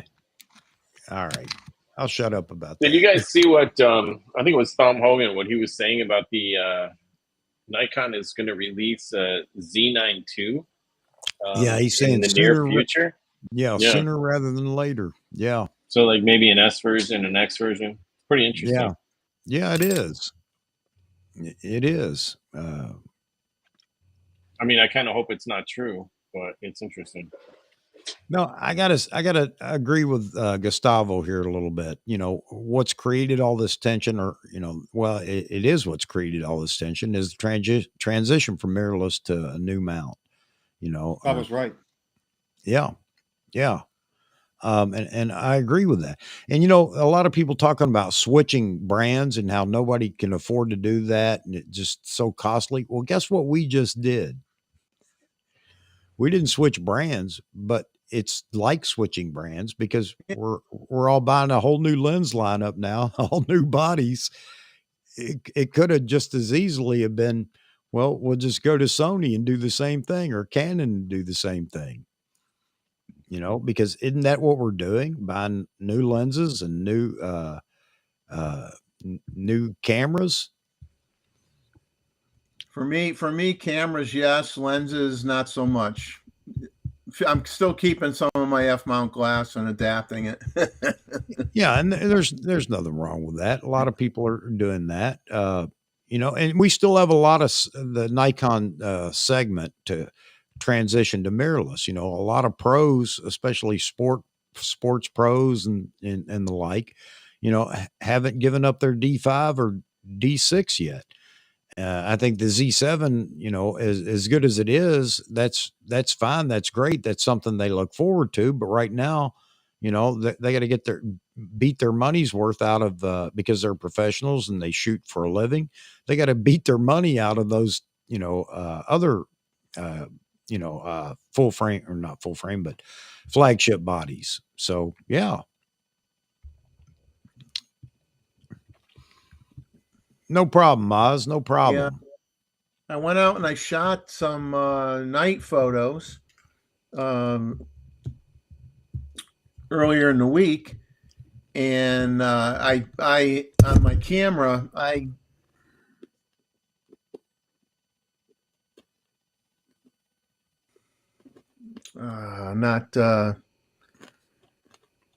long exposure noise reduction, Mm-hmm. and to see what that would do. And I was shooting at f/16, and I was shooting with my 24-120 f/4 on my Z9, and I was shooting anywhere from 1.3 seconds to 13 seconds, depending on the lighting, depending on the subject matter. Very happy with how the pictures came out. And I'll tell you, there wasn't a speck of noise in those images, period. I went through Topaz, and I mean, yeah, it sharpened the image a little bit, but there was no noise to get rid of. I mean, now what I should have done is took a few shots with the noise reduction off to do a comparison, which I didn't do. I mean, I was just worried about, had a limited amount of time, a couple hours, wasn't going to be changing tons of settings. I was going to go with what I thought would work, and it did work. So I'm very happy with it. But it did a marvelous job shooting. The Ferris wheel lit up, Yeah. and the buildings along the boardwalk and the storefronts and stuff like that. I was very, very happy with how the Z9 performed on that. It was excellent. Well, we lost Moz, or not Moz, man. We lost Roy, and I was Yeah. hoping he'd jump right back in here because I got to go to the little boy's room again, and he'll probably come back in as soon as I walk away. All right, gents, let me go make another trip to the little boy's room. I'll be right back. Hey, Albert, and I know you watched a lot of the streams and everything, but being in here, if you feel like you got to go, man, No, don't no, worry no, about it. no. I told No, you, I'm over here, man. yeah, and chime in, keep chiming in, man. I'm over 50, adding. man. I got nowhere to go on a Saturday night. I just tell Chuck. Chuck says, Jeff, you don't have a problem being on all the time. I go, I don't have a life, Chuck. I don't have a life. Yeah. I got plenty of time. What do I got to do? I'm not doing nothing. Okay? Oh, I All would right. like to answer a question for Gustavo and showcase something to him because Well, he asked me about adaptation size. absolutely. That's why you're here, buddy. That's why Uh, you're here. I'll be right the back. the answer is very simple to that, Gustavo. Adaptation, if you're adapting Nikon F, Sony, any of the traditional 35 millimeter companies, size does not matter. Okay, because what you're doing is you're just adapting, you're connecting adapters. Okay, it doesn't matter. Okay, however, if you are doing something that's not a traditional 35 millimeter lens, like a projector lens, here's what happens then. You have to constantly change adapters to adjust the focal length. If you have, let's say, a 300, you got to go to this. See the thickness? If you have a 150 to, let's say, a 150 to like 85, then you go to this right here. Okay. If you have a wide angle, it's much thinner. Okay. There's your answer. I hope that explains it. I'm looking at Mike Farrell's comments. Once you hit 60, you're happy just to wake up if you're lucky without any moans and groans. Well, I'm over 60, and unfortunately, I wake up with moans and groans in the middle of the night almost every night of the week. So I'm not winning that battle. I always have one part of my body in pain. So it's just a matter of, I feel blessed when it's only one part hurting rather than 3 or 4. So I hear you, Jeffrey. Okay. But getting back to the size, if you look at this adapter here, look how small this lens is. This is the size of 50 cents, like almost of a quarter. It's a call size 70 millimeter taser, 2.3. Okay. I have it adapted. I added a M42 ring to it. Okay. And I'm going to take this and I'm going to put it in an M42 mount. See that? Doesn't matter the size, okay? It's irrelevant, okay? You can adapt anything, no matter how big, no matter how small. This lens is less than an inch long, okay? It's an inch long lens, okay? 7/8 of an inch, okay? If you can adapt this, you can adapt anything. Case closed.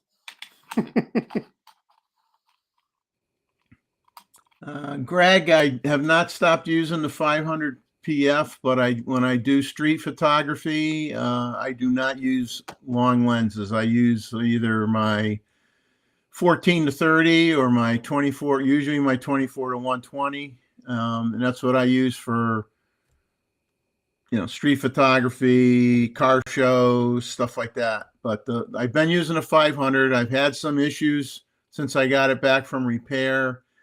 It'll be interesting. I'm going to use it on either tomorrow or Monday, probably Monday.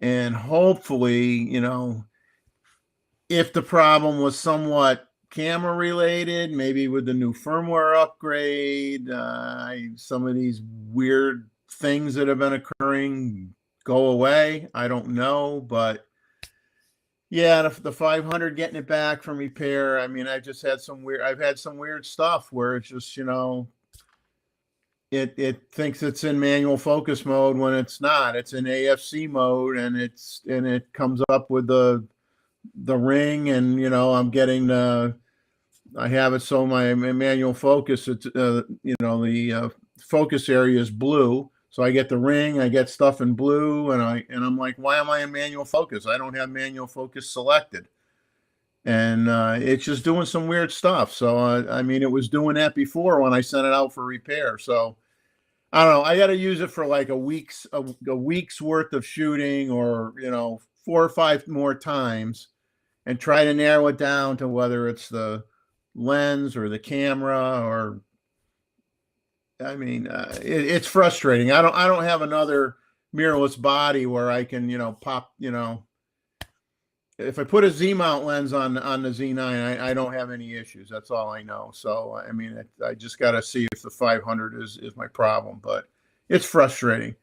But I love the 24 to 120 lens. I have the 24 to 70 f mount lens 2.8. I don't have the Z mount 2.8, which is better than the f mount version. But I just like having the extra range, and shooting night shots. I'm shooting at f/16, man. I want everything in focus, front to back, and I'll probably share some of those.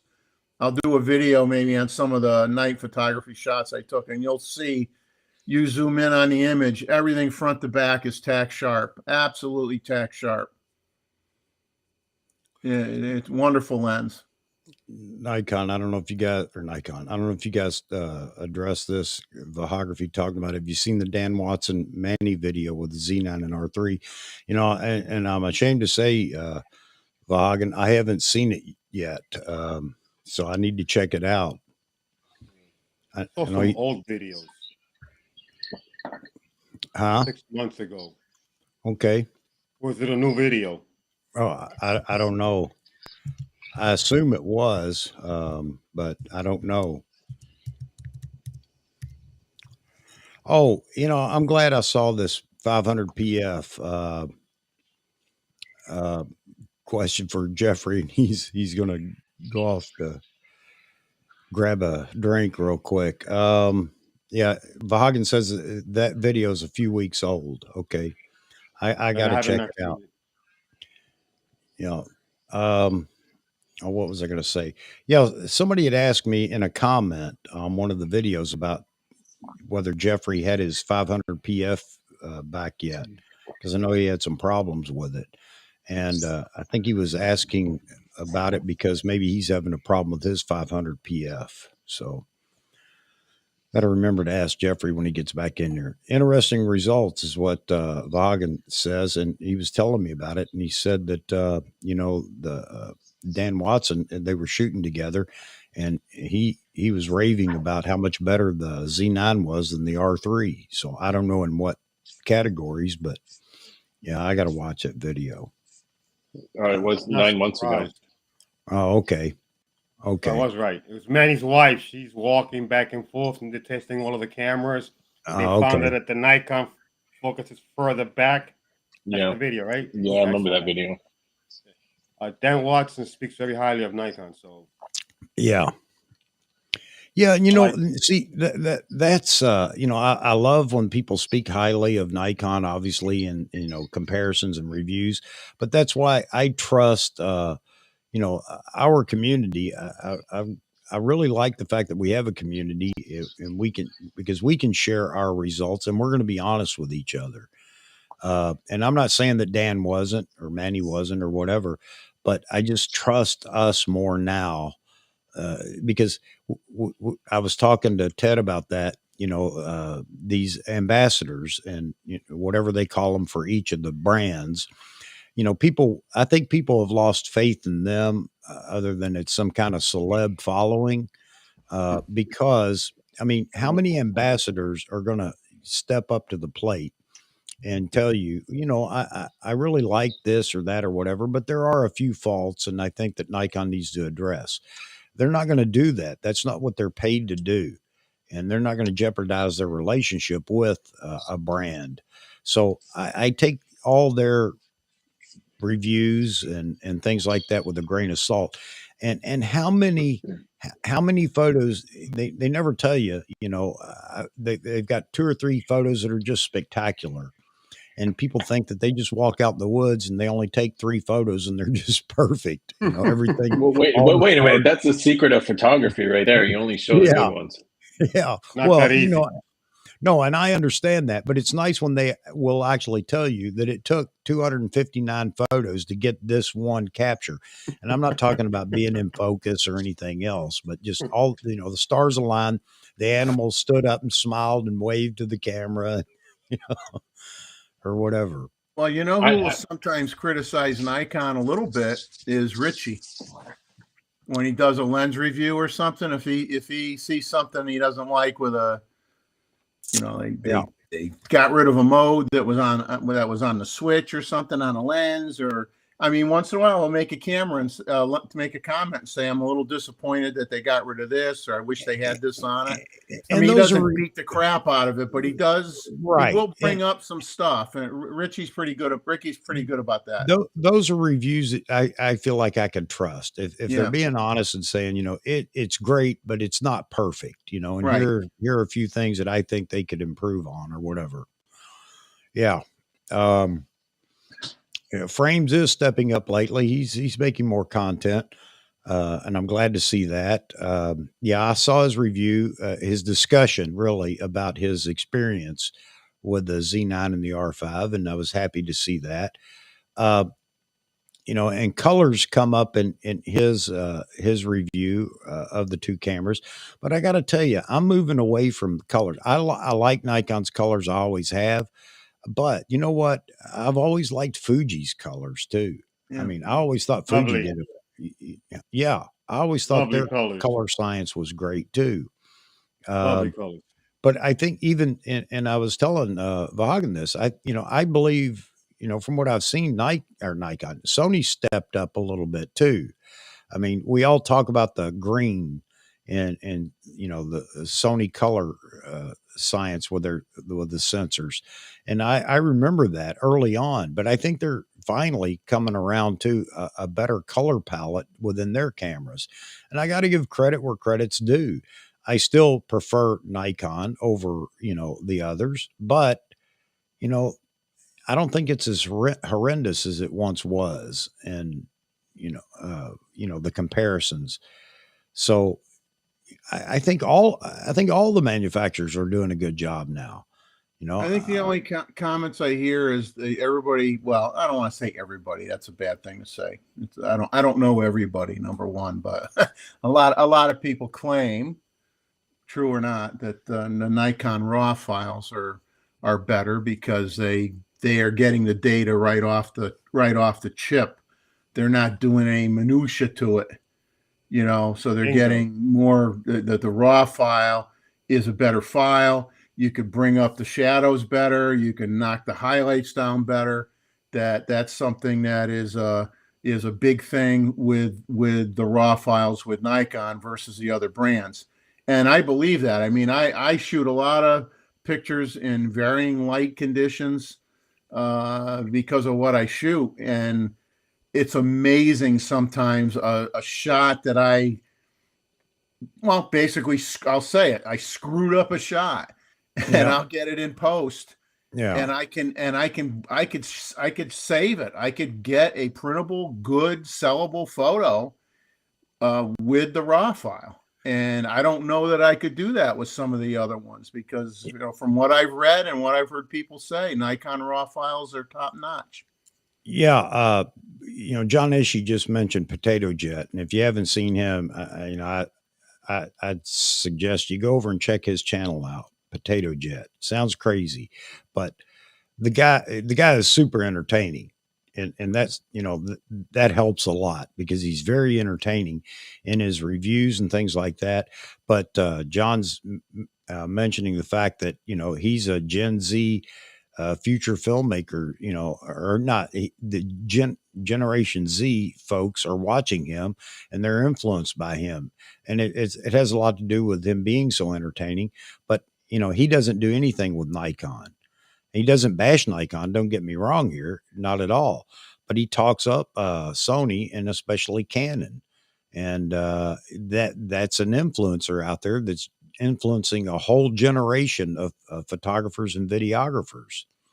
So yeah, I would love to find somebody like that is that popular, that entertaining, and that shoots Nikon. I think that's exactly what Nikon, could use right now.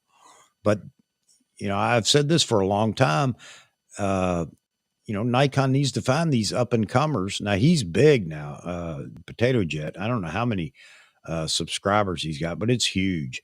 But Nikon needs to find these guys. And, if nothing else, they need to be promoting themselves through these younger folks by helping them out. Meaning, hey, test this, take it, use it for a while, put it through the ringer or whatever, and maybe we get a few more people to look at Nikon. And I said this a while back too. Nikon doesn't get a great rep from that generation because look at all the, I don't know if it's free advertising or paid advertising that Sony gets and Canon gets, but you watch B&H. There are more sponsored events by Sony and Canon than, as a matter of fact, it's rare to see a Nikon sponsored event going on at B&H. And that may not sound like much to people, but it is. It speaks to so many people. So, but yeah, Potato Jet, he's fun to watch. And I've said this too. There are some people that I watch that they're not Nikon shooters, but I love watching their content, because they're very creative.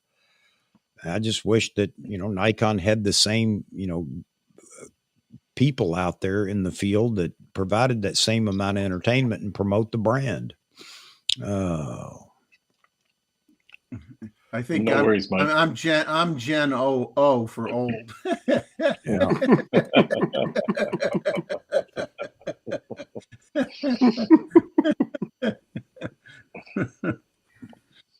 You guys kill me, man. I'm close, man. I avoided it by a couple of years. But, Yeah. Thanks for the reminder, Gustavo. Yeah, for those that are still around and tuning into the stream, yes, we are doing our photo review next Saturday night, and I already have several folks that have sent photos in.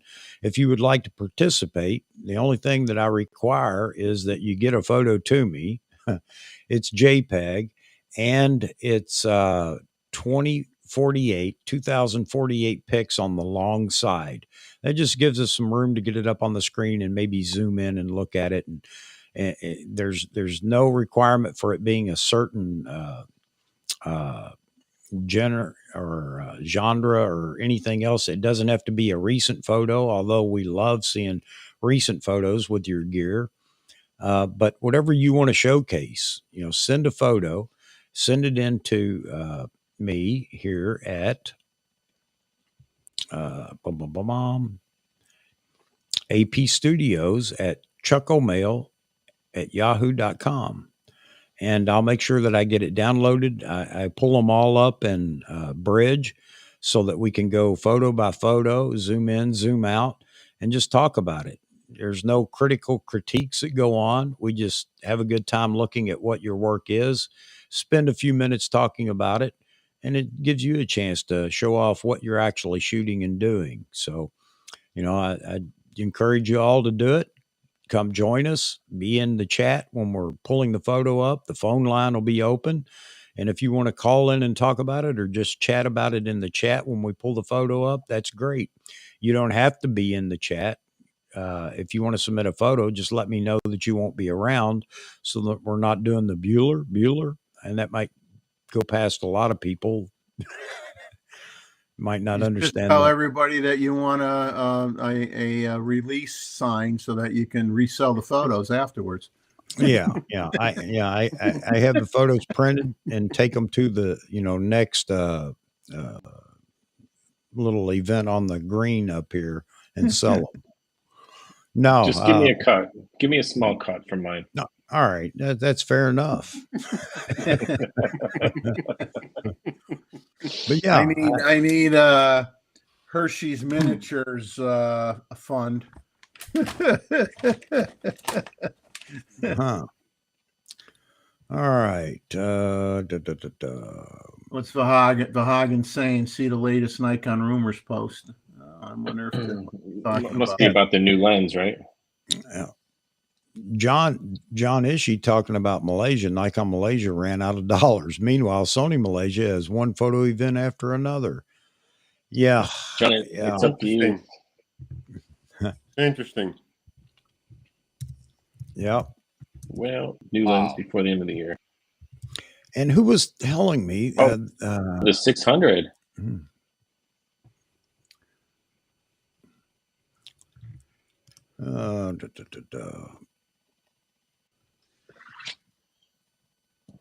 Wow. Yeah, somebody brought that up too. They think it could be the 600. And they again, said not know if it's going to be F4 or 4.5. I'm sure it's going to be an F4. I doubt it would be a 4.5. That would be. Yeah. It's hard to not rant when, again, if it is the 600, I mean, come on. That's ridiculous. It's beyond ridiculous. I mean, you got the 400 2.8, you got the 400 4.5, you got the 800 6.3. Come on, guys. If it is the 600, that's really upsetting because the whole reason I assume the 400 and the 800 were just, slow to be delivered is the glass. But obviously that's not the case. I mean, they're just, now they're going to add the 600 to the mix and have to make glass for that, while the 800 and the 400 people are, back ordered for the next year and a half. Yeah, not getting their lenses while they make the 600. That's ridiculous. Again, I hope everybody understands why I continue to scratch my head and rant, but I mean, everybody seems to feel the same way as I do. They may not be as dramatic about it, but I mean, come on, does that make sense to anybody? Let's just say that it's true and that's what's going to happen. It's going to be the 600 for a minute here. I mean, does that make sense? I mean, help me understand, how that's the right move. Albert and I have scratched our heads more than you, Chuck, because you got a full head of hair and we're beautifully shiny. Yeah. I've always said to myself that if this was a band, Chuck will be the lead singer. He has the hair and he's slim. Yeah, you could wear the spandex pants. We'd be playing the bass in the back corner where it's not lit very well, and people only see the strings of the guitar and they can't even tell who we are. We're just playing. Here you go, John. There's a huge bird. Me out of there. Huge bird festival, and Sony brought out all the big guns for folks to use. Fuji and was there. Olympus was there. Everybody except Nikon. Yeah, I don't get it, but the 600. I don't get it. Just like Vahagen says, another long lens, $15,000. Wow. Yeah. Yep. Easy. At least. Yeah. Wow. If you're basically 14 for the 400 2.8, you might be 16, 17, It'd be interesting to see if it has a built-in TC. Yeah. Oh, there you go. And, okay, John being a photojournalist or retired photojournalist, 600 F4 is very important for photojournalists. Right, yeah. But you take a 400 2.8 and you flip the TC, you're at 560, close enough. Well, not just that, but not just that, but I mean, how many people is that going to serve? I don't get it. But I mean, I don't know. There's nothing wrong with the 600 f4 I mean, there's nothing wrong with the FL with the adapter. It's a beautiful lens. I just don't get it when there's so much demand for other lenses right now. And I'm still baffled. The 2 to 600 just continues to baffle me.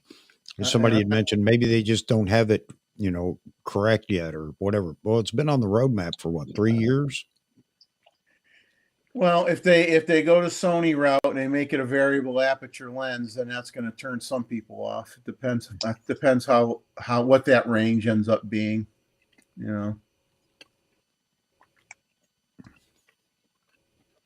Yeah, and you can't order an 800 right now. Yeah. So we're gonna announce another one you can't order. Well, I think he looked up a 400. He couldn't order that either. I think the 400 or the 800. Mm-hmm. It's like you're not getting it. Yeah, John. I can't deny that. It's a critical lens, but for how many people? And I don't know. Again, man, I'll tell you what. If people in college, going to college for marketing, this would be a great study for them.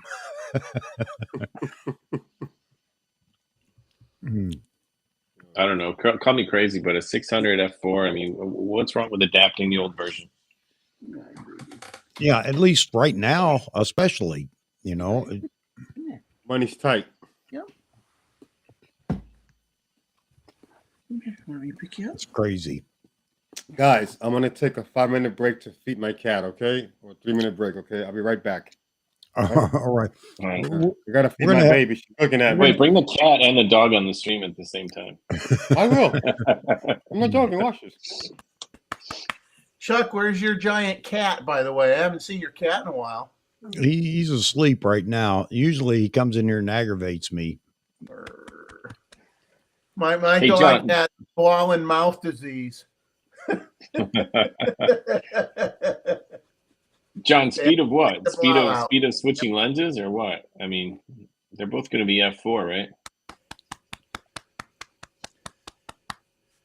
What's that? I was just wondering. John said speed. Yeah, but if you got a 428, you're 560 f4. That 40 millimeter going to make or break you. I mean that's why I don't think that 600 FL is fast. I mean, I've shot that lens at surfing on the beach. Now, what could you get how much would it cost to buy one of those used? I mean, the newest version. For us or for Vahagen? Well, Vahagen buys all the stolen goods. We already know that. He finds the guy that's, looking for drug money, so he gets the stuff cheap. But you and I would have to pay for it. I don't know, like 7-8 grand probably. Hey, Patches, look, kitty cat. Look, there's a cat. When's your pet day? Patches, look, cat. I was going to say, I'm going to have to do a bring your pet to the stream night. I'll hold my goldfish in my hand like this, and then we'll see how long it lasts. No water. Baby. Love my baby. Okay, get your ball. Hey, John, I think the 600 FL, f4, whether it's native mount or not, is the speed going to be any different? I mean, well, the aperture f4 is f4. So I agree that's a lens that you need for what you're talking about.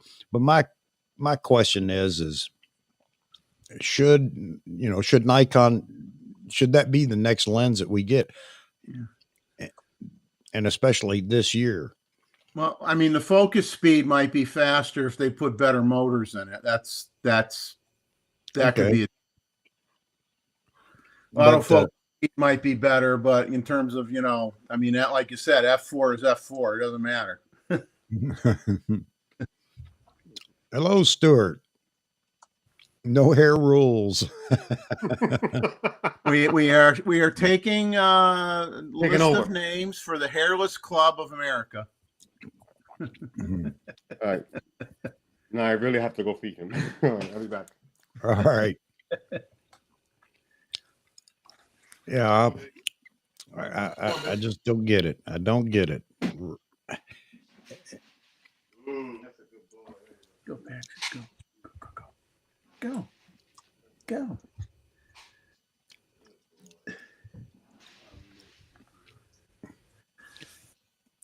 Hey, Mike. Yeah, I don't care.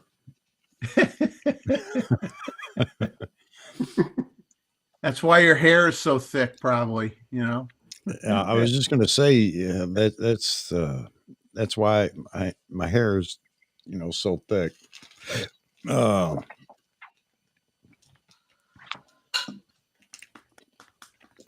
Mr. Ishii saying you guys want an 800. Well, there's a lot of people on here to do. I know Greg Wilson's waiting for one. Yep. I got one on order. Yep. I still have one on order, even though I'm not going to buy it. But the last time I called, which was months ago, I was told, this was many months ago, I was told, sorry, we only have them for NPS right now.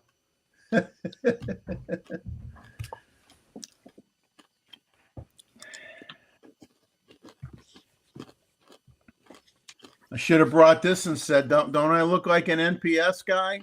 NPS member?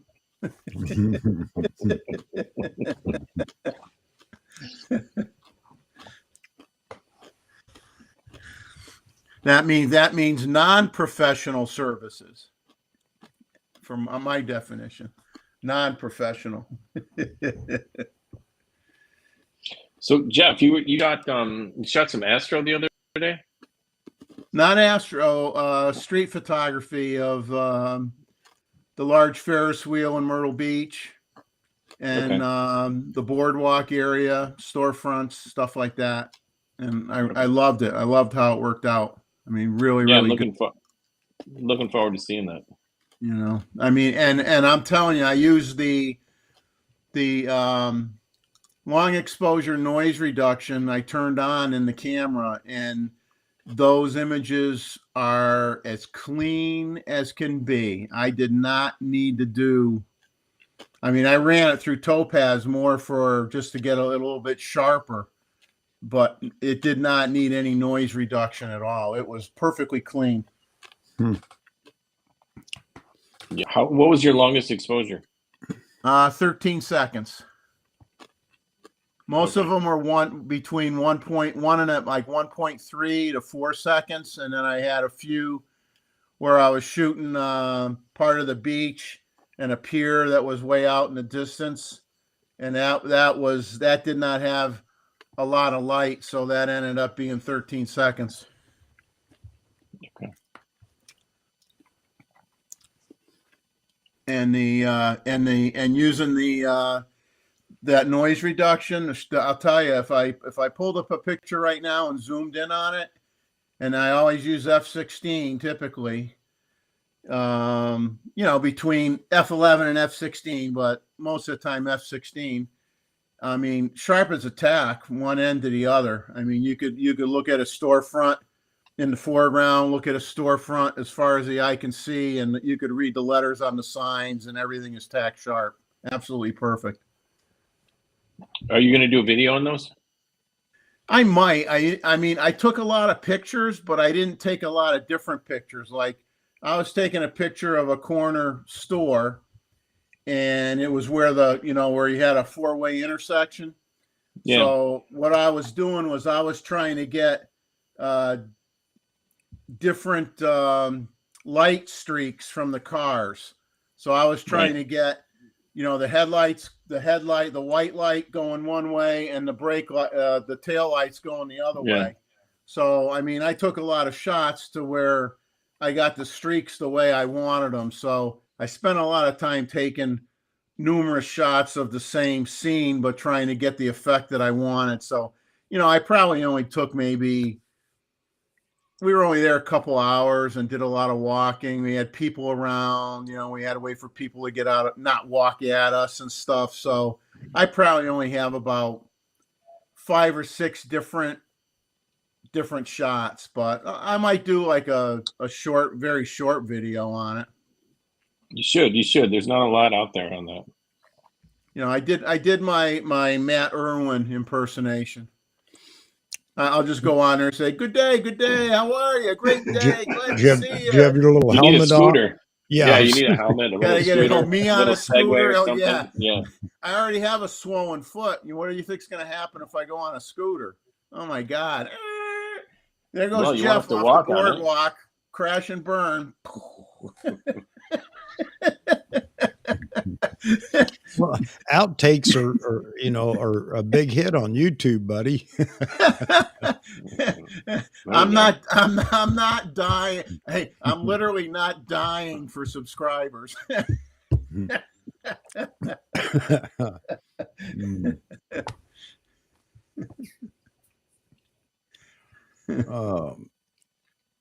I can't believe let's see. Oh,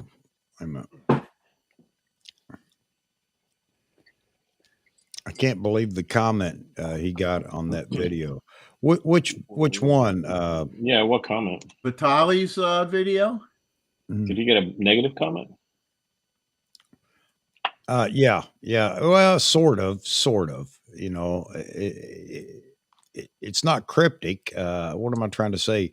It's just I don't understand. You know, he got a comment something about, is this an ad for Nikon or something like that? I don't remember the comment, but oh, he says the one where someone said, "Why are you making this video?" Yeah. Why are you watching? Yeah. Why do you care? If you got to ask that question, turn it off and go watch somebody falling off a skateboard that's got 2 million views.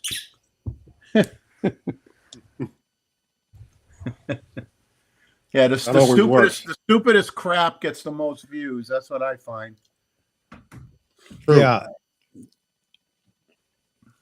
Definitely true. Have you guys seen his video though? He's talking about the Z9 after a year or whatever. I thought the lighting was fantastic, the camera angles and the way he edited it. It does.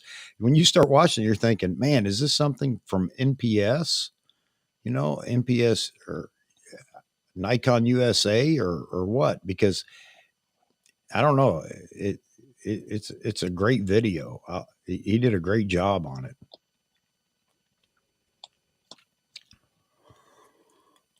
No, anything I've watched that he's done, I've liked. I mean, there's. Oh man, what time is it? I haven't even looked. Wow, we're at 12:52 a.m. Still early. Yeah, where's the comment? I still got 50% battery life. Who's the one that always says that? That's Greg Wilson. Is Greg still here? Greg, how much battery life you got? Inquiring minds want to know. Yeah, he's still here. Yeah.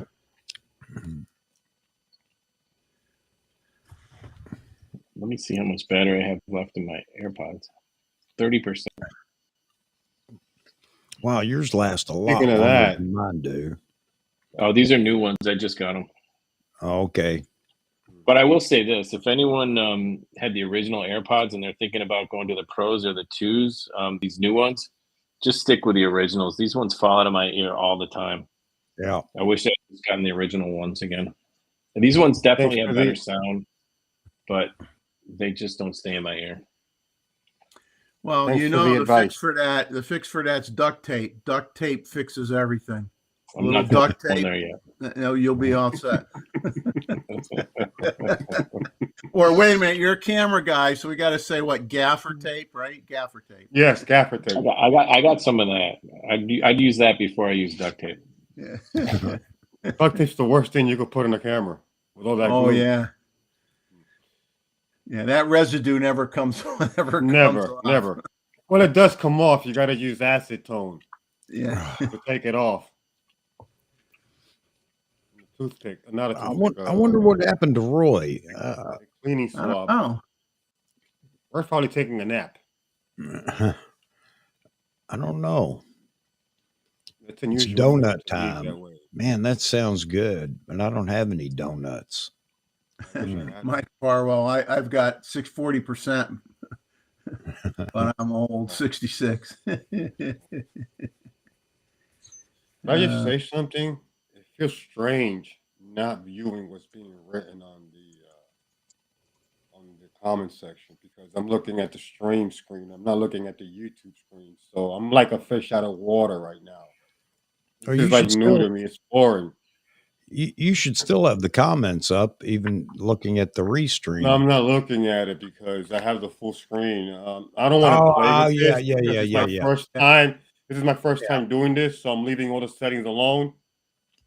Yeah, usually, if I would have came on prior to this, I don't know how you guys do this. Prior to that, I probably would have adjusted everything. Yeah, but I'm not going to touch it. So, but it feels strange just being here, and now I understand why I knew it was hard. I really knew it was hard, but I had no idea, man. Anybody who's angry at you for not responding to a comment needs to be considered. Seriously. Well, it's just got to drink a lot, man. You just got to drink a lot. You think this is just regular Coke? This is not regular Coke. It's rum and Coke, baby. Yeah. I wish, but like I said, man, it's keeping up. It's like, and then having to listen to you guys and everybody asking me questions. I'm like, oh my God. I mean, like the first 10 minutes, I was like, shit. I'm sorry, I cursed. I was like, damn, I'm on the siege here. Listening to us guys, I didn't know we were that bad. Exactly. That's why I was hoping to come and hide under the trees, like I told Marcel last week. Hey, we've only killed left me right in the open, man. Only killed 3 people that I know of, maybe 3. That's it. God. Everybody else has survived. What did we talk about tonight? We've talked about adapters. We've talked about somewhat talked about firmware 3.0. We've talked about Nikon and not understanding their marketing strategy, but that's common though for us to talk about that. Man, Mr. T-Mid, how are you, sir? T-Mid, I appreciate it. You always drop by for the stream, at least drop in, man. You're going to have to join us. I know you're a busy man on Saturday night, but one of these Saturday nights, you're going to have to join us. The young fella. Yeah. Got a life. Yeah. I can say he's got Paul's photo on Tuesday. What does that mean? He's buying another lens? No, that's his next photography talk. I saw the ad for it. He put up the teaser for it today. Yeah. Mahagan's starting to remind me of me, hunting down lenses. Be like Leonard Nimoy's show, In Search of, in the back of a dark alley. In search of the perfect lens. In search of.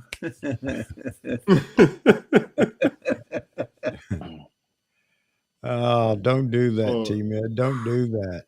You know, you had to come in here and say, let's keep it going. See, I actually had an opportunity here tonight to get out of the live stream at a certain point because Mozman is in here. So I expected he wouldn't be egging me on about, let's keep it going. We only got another 62 minutes before, another record or something like that. How you doing, Bree? We got a ways to go, Chuck. Huh? We got a ways to go. Yeah. We'd have to go for, over an hour. Hey, I like that name, Uncle Chuck. You like it, Chuck? Yeah. You call me anything, just don't call me late for supper. It's better. Hey, better. It's better than up, Chuck. Yeah. Uncle Chuck. I like that. I like the sound of that. When is the Z8 announcement, man? Tomorrow. Come on, T-Mid. You know it. T-Mid's in with Nikon. T-Mid can tell us. Yeah, you're buddies with Nikon now. They should be Yeah. like revealing all their dark secrets to you. Come on, T-Mid, spill the beans, Eye man. rolling with Nikon, man. Help us out, man. Give us something. What else was Give us in a that hit, man. Z30 box? As they say, toss us a bone, as they say. Toss us a Yeah. bone. Please. We need to know. Tell them if they want that. Actually, did they give him the Z30 or is it on loan? I don't know. Man, I wish I had that camera right now. Yeah, I don't know. Photography was asking what people think about camera conspiracies guy Kelsey. I think he's for a comedian. I think he's funny, but for advice, I love Casey, man. Casey's Yeah. hilarious, man. He's hilarious. People don't get his humor, man. I love Yeah. Casey, man. He's just one of my favorites, man. He makes fun of himself. He doesn't take himself too serious. That's what I like about him. Yeah, I mean, he goes out there and he just walks around and he vlogs and he shoots squirrels and Yeah. I mean, Yeah. he's not real serious about it, but That's what I like for, about for, it. for the comedic factor, I think it's great. Oh, he's awesome, man. He Yeah, makes fun no, of every you know, camera. I don't I- give a damn what people say. He I makes fun think- of every camera brand. I think he's the guy that coined the phrase "cripple hammer," isn't he? Canon Cripple Hammer. Yeah, He might be, yeah. I heard it there first. yeah, me too. He's funny, man. He's funny. His humor has the wit, and the timing of it. You have to watch him. If you've never seen Casey and you watch him for 2 minutes, you think he's an idiot. Yeah, Yeah. But you have to watch him, and then once you watch, then you start to get it, and you get the humor. He's funny, man. Bright guy, man. I love Casey, man. One of my favorites on YouTube is Casey. Did you see that one where he got that, what was it, like a motorized skateboard and he couldn't stop? Oh yeah. I just love the fact that he doesn't take himself too serious, man. Yeah. Yeah, he goes one day, he goes birding with slippers, and he goes, I'm a birder that likes to walk 3 blocks to the park. That's it. He's not trying to pretend he's a real birder like some other YouTubers are. He jokes about it.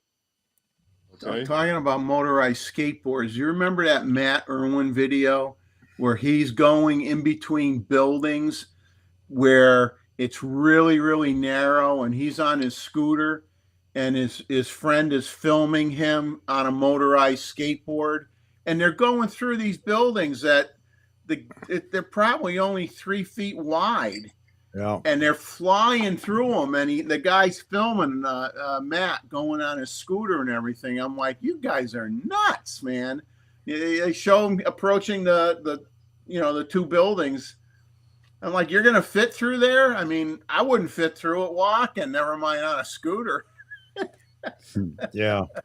Hey, Albert Vahagen's asking, what do you think of Jared Poland? To be truthful with you, he's very confusing because I started watching him. You ever see he has a video when the first video when you go to his page, he has an old video. He's really skinny, he's really young, he's not too sure of himself.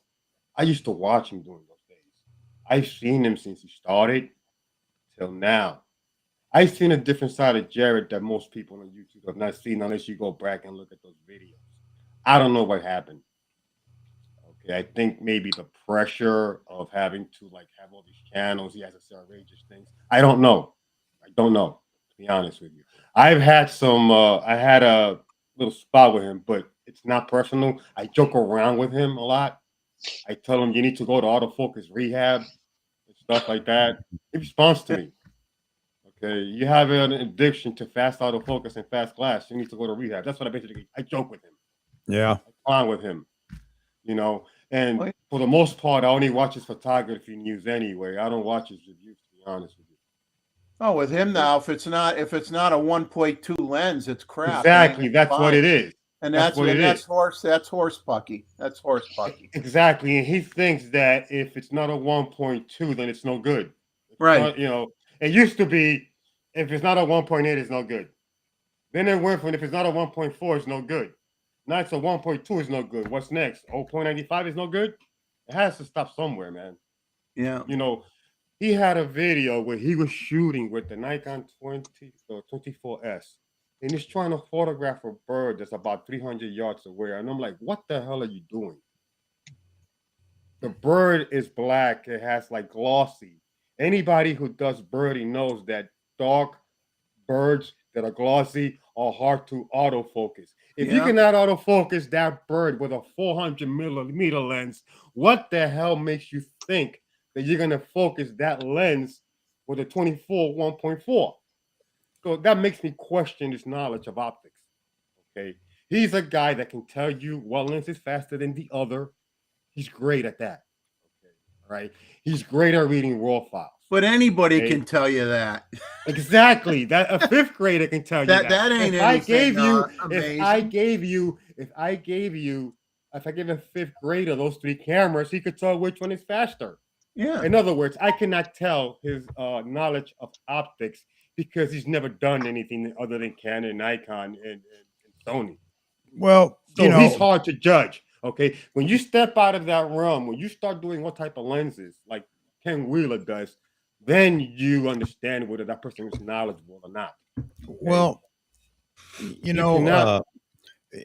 beyond his disdain for Nikon now, I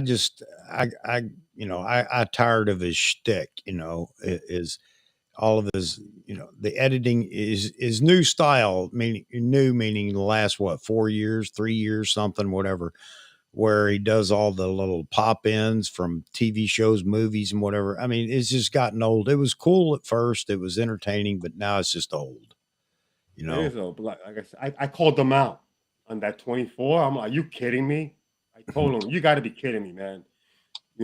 How can you do that? How can you expect to photograph a glossy black bird at 300 yards away with a 24-meter lens? Go check out the video. I tell everyone here, go check out that video. I don't know. 24S review. Go look at it. Yeah. Insane. Well, try it with a telephoto. Try it with a telephoto lens that far away, and the subject's head is smaller than the size of a pencil eraser, and you're still not going to get it in focus. You're not going to get it. Time. Exactly. Okay. It's just too far away. Exactly. I'm not a birder. Yeah. I know nothing about birding. I know nothing about birding, and I know that. So what does that say about him? I mean, think about that. I question his knowledge of optics. Yeah, I don't think he's a bad person. I don't think he's a bad person. Okay. But I do question his knowledge of optics. It's questionable because he's never done nothing outside of Canon, Nikon, and Sony. When have you seen him do a vintage lens review? Never. Well, that's not what sells. That's not what brings. It's not what sells, but not what sells, and you gotta have controversy to get enough people to watch your channel. The thing about it but that's stating. Like I said, if you watch the videos, the guy looks like the best person in the world. I think the pressure of YouTube is getting to him. And it's making him say these crazy things to keep up with Tony and Chelsea, to keep up with everybody else. That's what's happening. Okay? YouTube is his profession, and you know what? He's actually good at it. Exactly. He's making a living out of it. Yeah, that's it. Okay. And he's making a living out of it. And he has bills to pay. And if you're making a living at something, you're making a living at it. You're going to do what it takes to continue to keep the revenue coming in. And I can't fault him for that, but I just don't like. I don't like him anymore. You don't like the style. Yeah. And I definitely don't like the fact that, he's just got a bad mouth Nikon every chance he gets. Right. But you know what?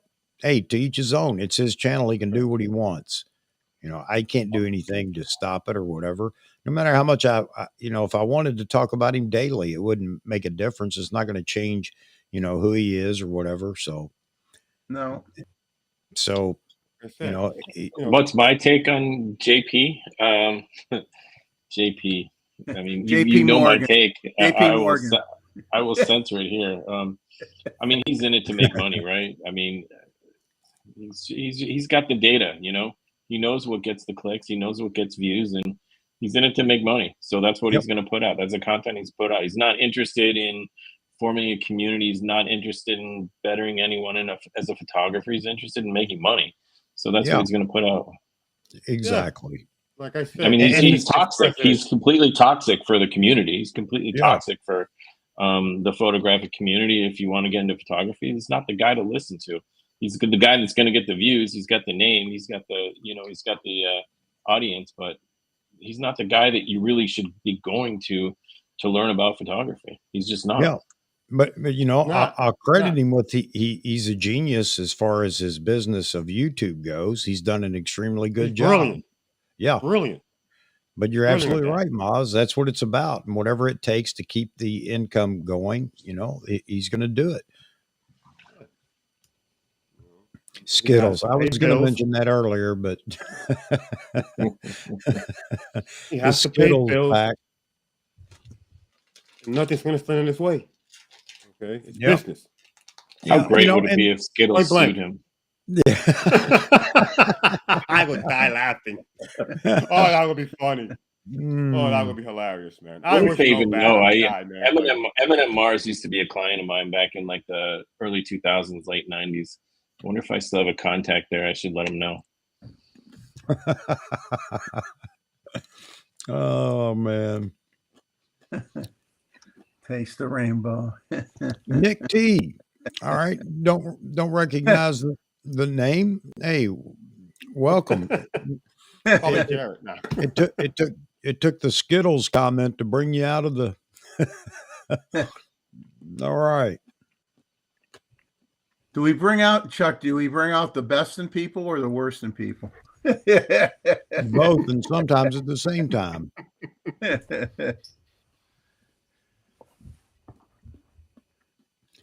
Yeah, he is, Luke. No doubt about it.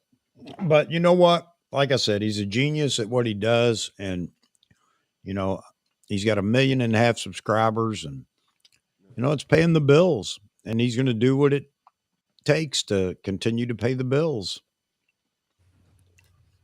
Now, I'm sure this I will say this. Sorry, Chuck, I interrupted. No, go ahead. Not today, go check out the Nikon 24mm S1.8 review, and you're going to see this, and you're going to scratch your head in disbelief that millions of people rely on this guy for photography news, and he's trying to photograph a bird, a black glossy bird, like 100 feet away, 200 feet away. Come on, man. It's highly questionable, your knowledge of optics. Highly questionable after I saw that. Okay. Mm-hmm. He either thinks everyone's an idiot or he doesn't know anything. Okay. Because when I saw that, I'm like, man, this guy's the clueless bozo when it comes to optics. I'm sorry. I have to say it like it is. Okay. Trying to photograph a black bird 100 feet away with a 24 1.8 and then saying the lens is no good because he couldn't do that. Come on, man. That's insulting to anyone with a half a brain. Okay. Go look at it. You'll see it for yourself. Yeah.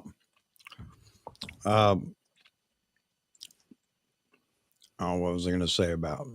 Well, the thing is, too, the farther away your subject is, and when you're that far away, you start getting into sometimes atmospheric conditions that make the image look soft anyway. Absolutely. Because you're shooting from so far away. You got whether it be fog or pollution or whatever. On a hot day, you're on the highway. You could see that vape coming up. Yeah, so forget it. It ain't gonna work. Exactly. And I think he might have been by water, which makes it even worse. Okay, so I don't know, man, but it's just terrible. That review is the absolute worst review of the lens I have ever seen in my life. Watching that amateur. I'm sorry. Yeah. Watching that video, I was even embarrassed. Oh, he saw it? That was talking about Ken Wheeler. Ken Wheeler went with Jason Lanier to a Kentucky horse park, and the two of them are like trading shots. They have a model, and they're each taking their own shots. And it was like, if you watch that video and it's still online, it was like an SNL skit. I didn't think it was real at first. Oh yeah, God. John. You know what? He was incredibly sharp about some old Nikon glass. He really was, and a lot of people bought lenses based on his recommendation. But I mean, he's completely lost it nowadays. I only watch his photography related stuff. I don't watch none of that other stuff. Not into magnets. No, I'm not. I have better things to do. I'd rather watch grass grow than to hear that. No offense. I love it when he speaks photography. That's about it, and Yeah. I'll leave it at that. The I man think is. he. The I think he's man given up on has. photography. It's a shame because the guy has the best understanding of lens design, okay, on Yeah. YouTube out of anybody. He understands all of the optical designs like no one I've ever heard before. Okay, so you could say what you want about him, you could hate him or like him. I know people that know photography, and they'll tell you that guy knows what he's talking about, whether you like him or not. I don't care what he says with his other stuff. That guy knows optics. You could question his skill as a photographer all you want. Okay, that's meaningless. Okay, the guy knows optics, and I've heard this from a lot of people that I know have a lot of glass that know. I'm talking about optic snobs. Okay, they all swear by him. That's simple. It's a shame he doesn't talk about photography no more. Ken Rockwell. Yeah. Oh, good That's old a Ken. fascinating fellow there. Okay, Ken Rockwell. People confuse Ken Rockwell's editing style with his review style. The two have nothing to do with each other. Okay, so when people see those oversaturated photos, they think like, "Wow, this guy doesn't know." You know, he does know. He's very knowledgeable. Yeah, he's extremely knowledgeable. He just sort of like, I don't know. For me, he kind of jumped the shark. I mean, he will cut Nikon down for one thing, and Canon will be guilty of the same thing, and he'll just, you won't see those negativities when he reviews a Canon product. Yeah. It is what it is. But his website is a gold mine. It's a resource that I'll use probably till the day I die. He's just got a lot of great information. Same But here. one of the things that he does that I didn't appreciate was he started reviewing gear that he never even held in his hand, which for me that's That's the no. Yeah. No. Like I said, I shut the hell I up. mean, just because he reviewed the Z6 doesn't mean that he reviewed the Z6 too as well. Unless you're holding it in your hand and you're shooting with it, you shouldn't be putting out a review.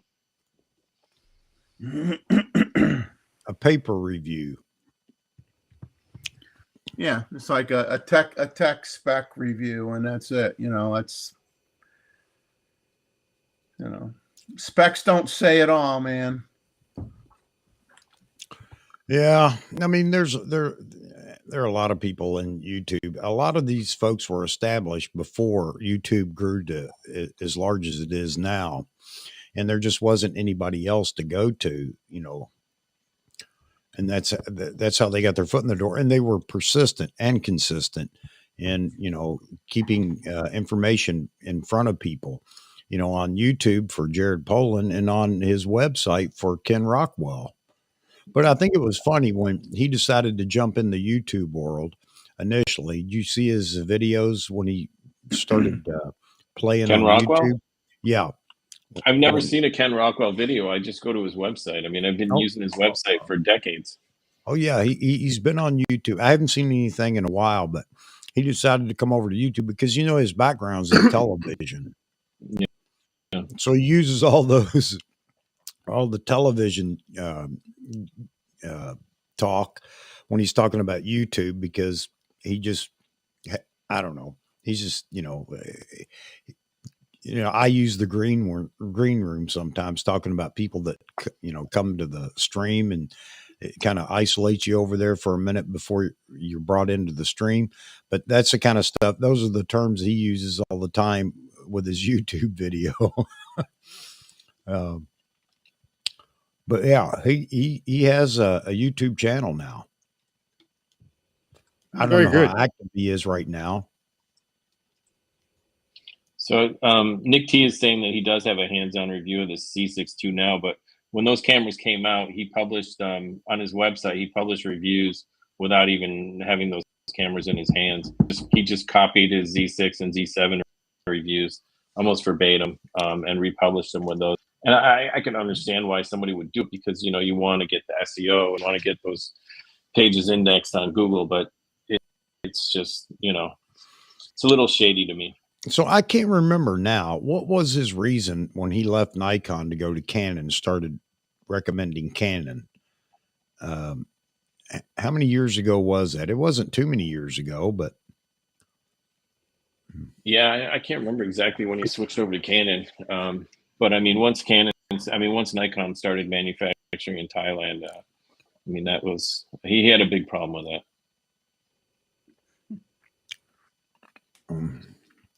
That's ridiculous. he never shows his face. You know what? I can't remember whether he did or didn't, but yeah.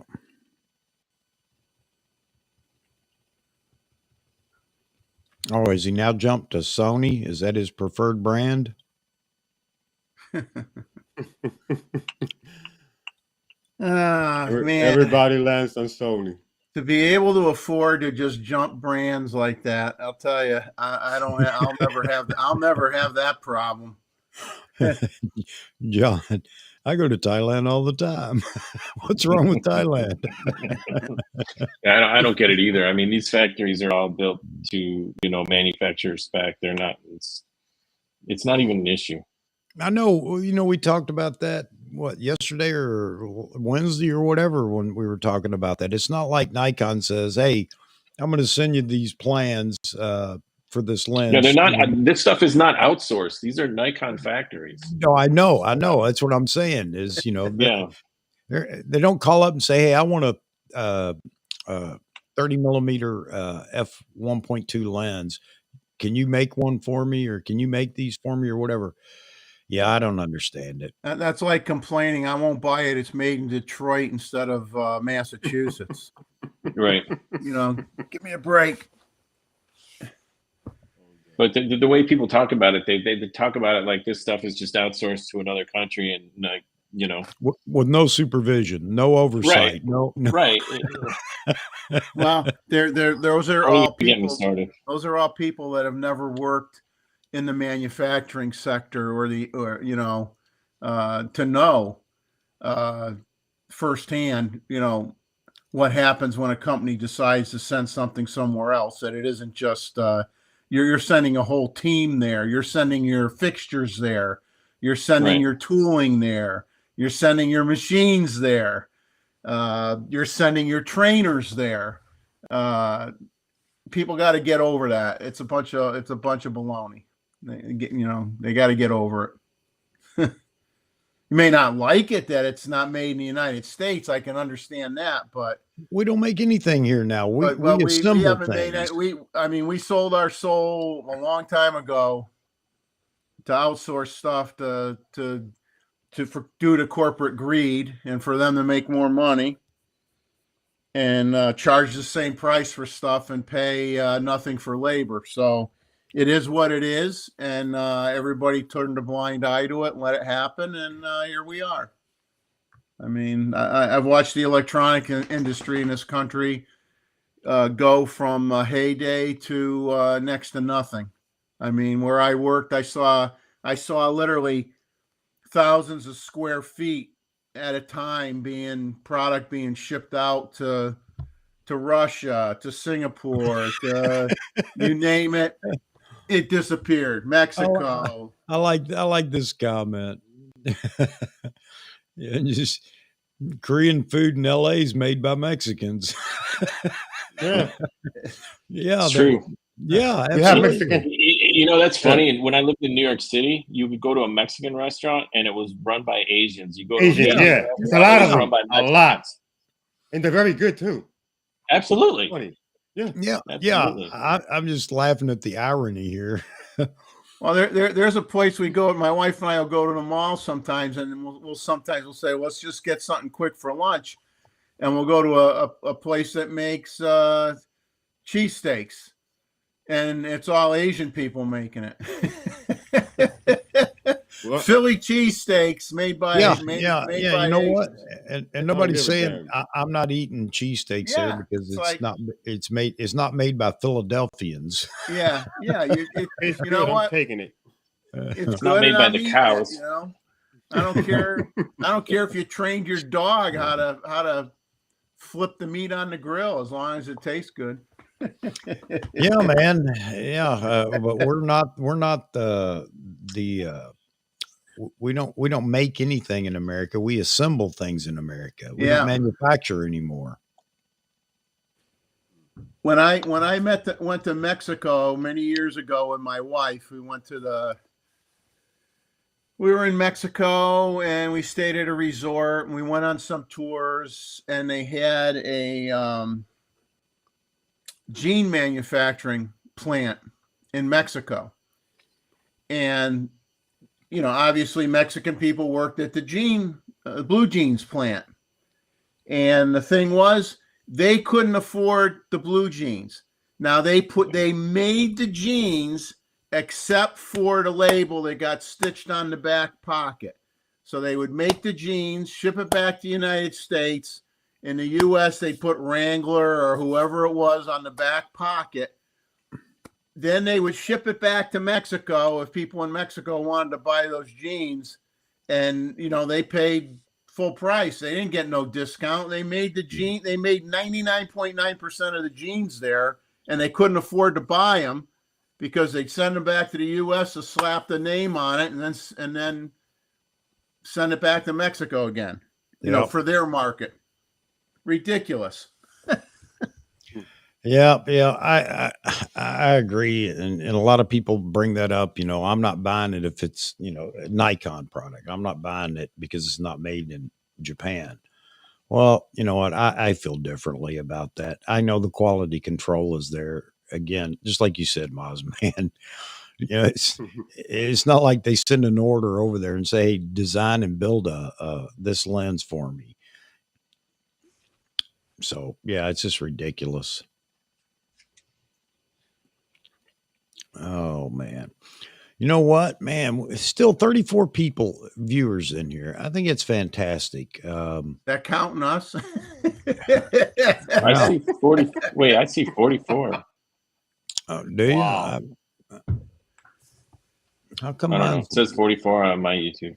Okay. And 43 likes. So you can't see how many are on from the restream screen, correct? I can. Oh, you can? Yeah, I can. I see 44 watching now on YouTube. Wow, that's amazing. And again, I am humbled. You know, and it's funny. Had I followed the advice of a very early person that came and watched the channel when he said, it's too long. Your streams are too long. Well, to be fair, we don't know how many of those 44. Yeah, well, true enough. True enough. Their heads on the keyboard. Yep, true enough. Absolutely. Yeah, I know, John. And that's one of the things that's nice about this and doing the longer streams is I bet you there's 150 people that filter through the stream over the, you know, over the 4 hours or whatever stream, the length of the stream, because it continues to go up and down. And I know people come in, they visit for a little bit, listen in, you know, and then move on. And then, you know, another time zone opens up and it opens up for other people. Oh. We have shifts over here going on. Yeah.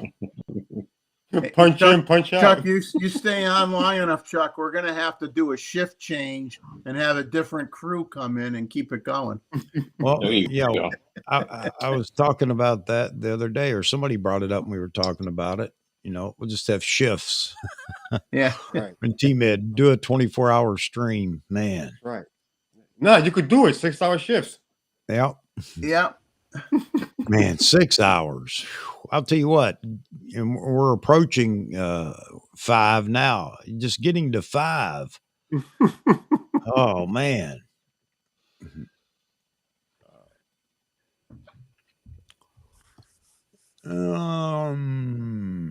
This feels weird being here now. I know I sound like a broken record, but it just feels weird. I waited a long time to get here, so you guys got on here and got on immediately.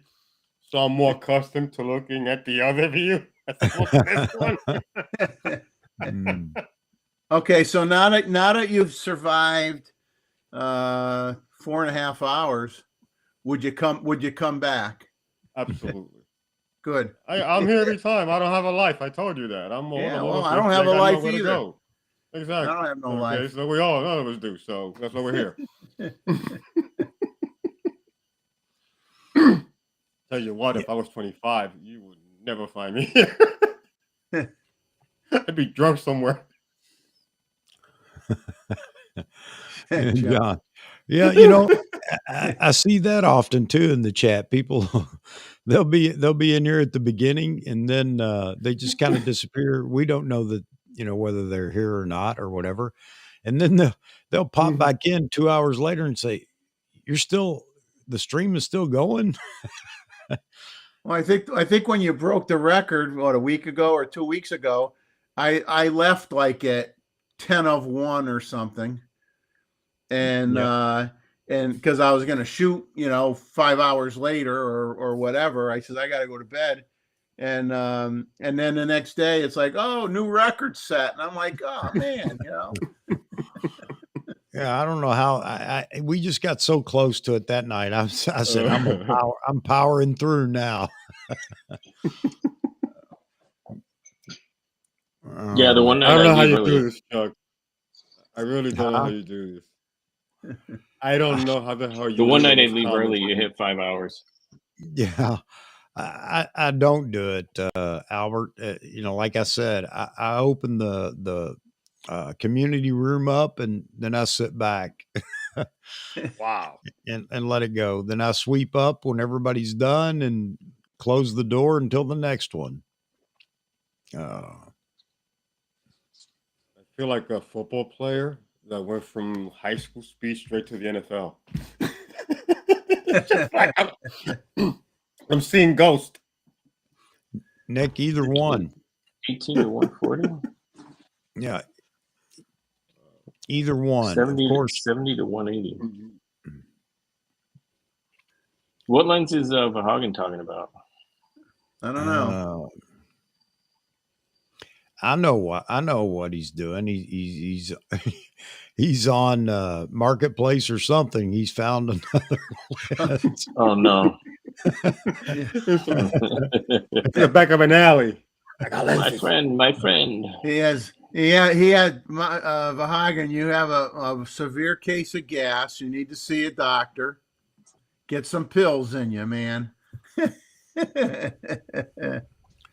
Oh my Z70 to 180. Oh no. Is that on the roadmap? I don't know. If that's probably a Tamron lens. I don't believe that would be a Nikon made range. I'd be shocked. That's interesting. There is a Tamron. It's a rebadge. It's a rebadge.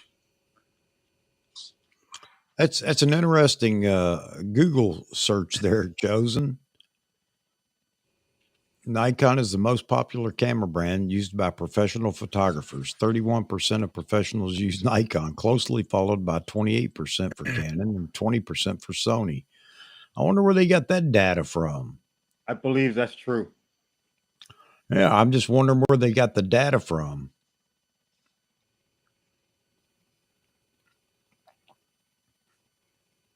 Go to Nikon Rumors latest post. It's on the road. NR. Let me see what's on NR. Oh, there it is. Yeah, you got to be really careful. It's one thing to have Tamron making lenses for the Z mount with the Tamron name on it, but if you're going to slap your Nikon badge on it, Now, on the first ones that came out, supposedly they added extra weather sealing. They put in some Nikon components, so it wasn't exactly the same as the Tamron lens. So that's one thing. If you do that and then you want to call it a Nikon, fine. But if you start getting to the point where you don't do anything to it and you just get it, it's a Tamron lens and you just put a Nikon case on it or something, then you got to start letting people know you're doing that, because So, that's not cool. Mozman, did you jump Yeah. over to Nikon rumors? Yeah, I'm confused. Yeah, I'm looking. Well, I see on that 600 post. If you scroll through that, if you click through to the full article, they have the roadmap on there, and that's the first lens. And I know that I'm looking at a post here from April 3rd, 2021, where they posted another concept, Tamron 70 to 180 f2.8 mirrorless for Nikon Z. So it's got to be this lens. So It's got to be a Tamron rebadge. Yeah, I'm talking about just the 600S post here. You know, as it reads, Nikon's rumored to announce or release one more new lens before the end of the year. I'm still not sure which lens it will be, but the most probable candidate. How do they define, or how do they determine that? Where did they, what makes it the most probable candidate is, again, the Nikon Z600. Yeah, a couple weeks ago was the 35-1.2. Make up your mind, guys. Well, then, Keep changing your mind. That's just a, so nobody should be surprised if it's not the 600, because it sounds like, based on somebody else's, I don't know, gut feeling, it's probable that it will be the 600. I just don't understand that. I mean, with the 400 and the 800 on pause, they're not taking orders from anymore. I just don't understand why the 600 will come out right now. Well, yeah, and that's what I'm saying is, why would this be the most probable candidate? He needs a little more clarification. Somebody's got to ask that question. Why is it the most probable candidate?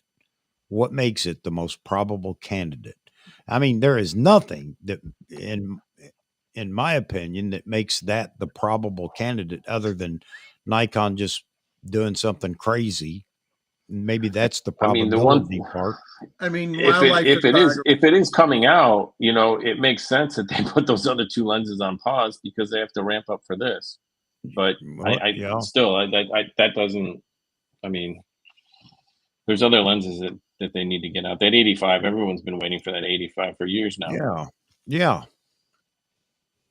I mean, granted, I mean, I would have thought, if they were going to put the 600 out, they would have done it a while ago, because a lot of wildlife photographers, and myself included, not that I could ever afford to buy it, would say, yeah, the 600 is kind of like the pretty much the ideal focal length for birding. It's not obviously not too short. It's not excessively long.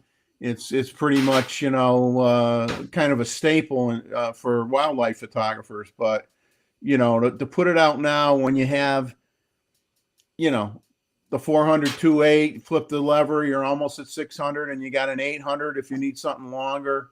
What's the rush? That could wait. Get out some of the other glass that people have been clamoring for over a year. Yeah. Get it out.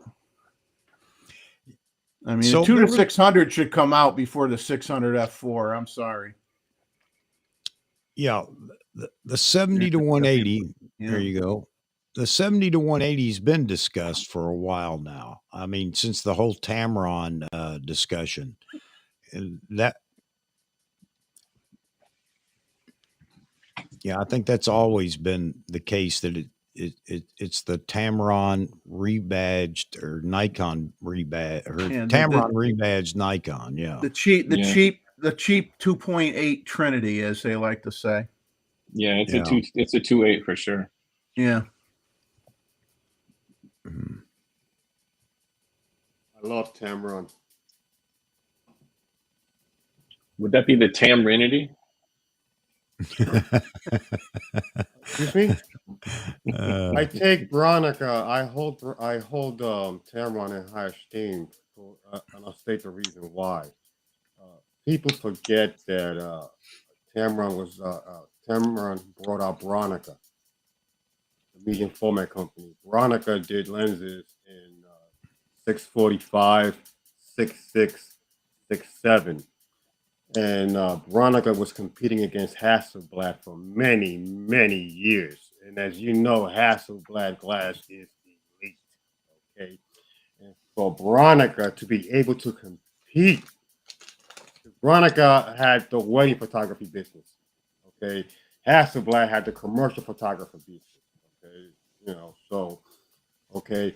And they done lenses in every mount possible. They have even done autofocus lenses, okay, for medium format, okay? And they're an outstanding company. And keep in mind that prior to the acquisition of Veronica by Tamron did not know how to make lenses. You all know it, if you remember well, okay? Tamron acquires Veronica. They finally figure out how to make lenses. It's not rocket science. Nikon made a great decision by choosing Tamron over any other company. They chose the best company to do that, in my opinion. Okay, Tamron has the knowledge and the background to do all of this because they have all of the patents for Veronica. Tamron can make autofocus lenses for the Fuji crop sensor, not the crop sensor, the medium format. Okay, for the G mount. Okay, they could do that. GFX 100. That's a cake. That is a cakewalk for them. A little crop sensor like that, when you did 6.6 and you have all that information and you have all that technology, okay, I think Fujifilm's afraid of Tamron, in my opinion. I never said nothing bad about Fujifilm, but right now I am. Tamron should be making medium format lenses for Fujifilm. Why has this not happened? Ask yourself that question. Interesting. Okay. I don't know. You know, we went down this path a few streams ago talking about, you know, Canon choosing to not allow third-party lens makers. And for manual focus lenses, they could care less, but for autofocus, that wasn't going to happen. Canon shut that down immediately. And Nikon opening up more now to third party with their association with Tamron. I'm just not a third party lens buyer, but I think it's great. I think it's great that, you know, they've done that, because one of the things that it does is it opens up the possibility of more DX lenses, which everybody's always asking for, you know, and it saves Nikon the problem of having to go there, even though there are going to be people that want Nikon to build more DX lenses, but there will be lenses available for the Nikon crop sensor bodies. But I'm not a third party lens person. I'm happy with what Nikon does, and I don't want anything exotic outside what Nikon builds. So I've never been tempted to it, except for when I did buy 2 Sigma art lenses, which now I'd rather not. You know, I didn't use them much. But yeah, I'm going to stick with Nikon built lenses. I'm not saying there's anything wrong with the third party lenses, but it's just not me.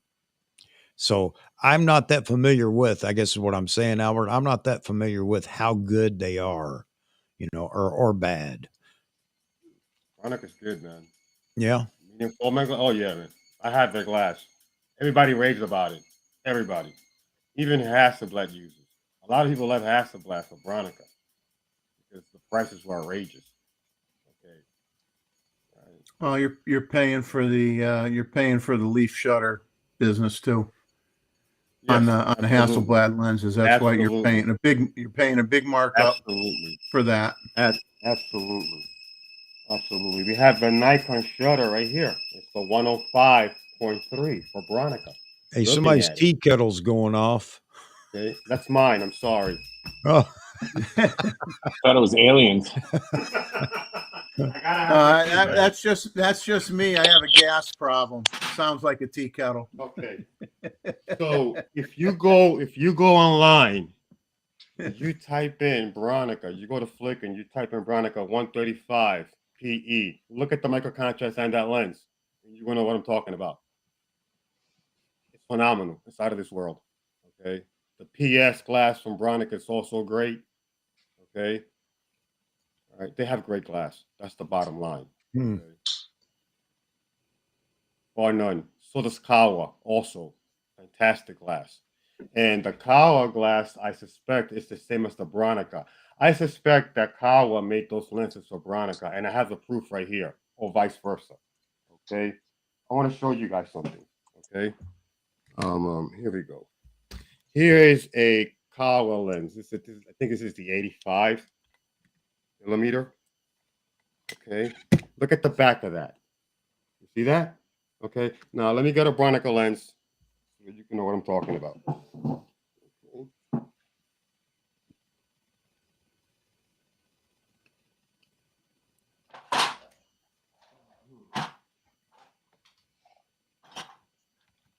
Here we go.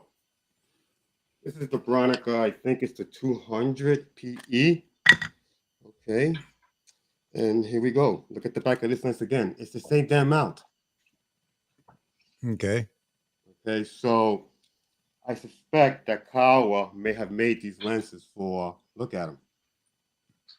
Same thing.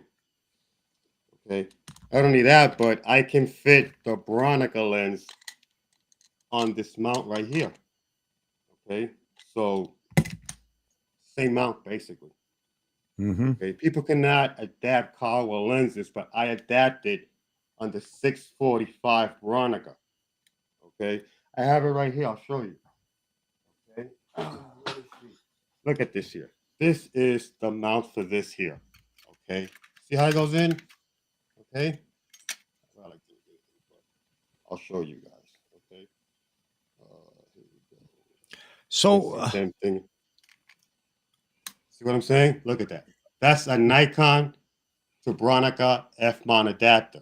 Okay, now I'm going to take the same adapter. Okay, and I'm going to put it on the Kawa. Okay, what the hell did I put the damn line? so It's right here. You see that? Okay. I'm going to take the same mount. It's on. Look, yeah. it fits. It's the same mount. Okay. Surprise. Two So, different companies, two different systems. One is a 645, one is a 66. Yet they have the same mount. And the mounts are called out differently. Okay. A lot of these companies make lenses for each other.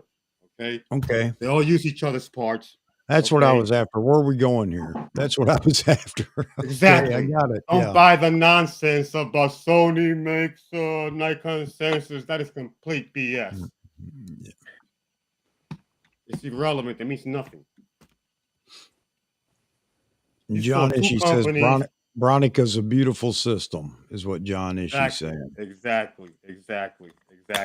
So you see, See, you guys got to here. understand. You guys got to understand. You leave me in the dark when we go out, down these off on these, The old discussions time about stuff. old lenses and old cameras. I'm kind of lost. Two different systems, two different companies, Same two mount. different formats, same mount. Okay. One is a 6.6, one is a 645.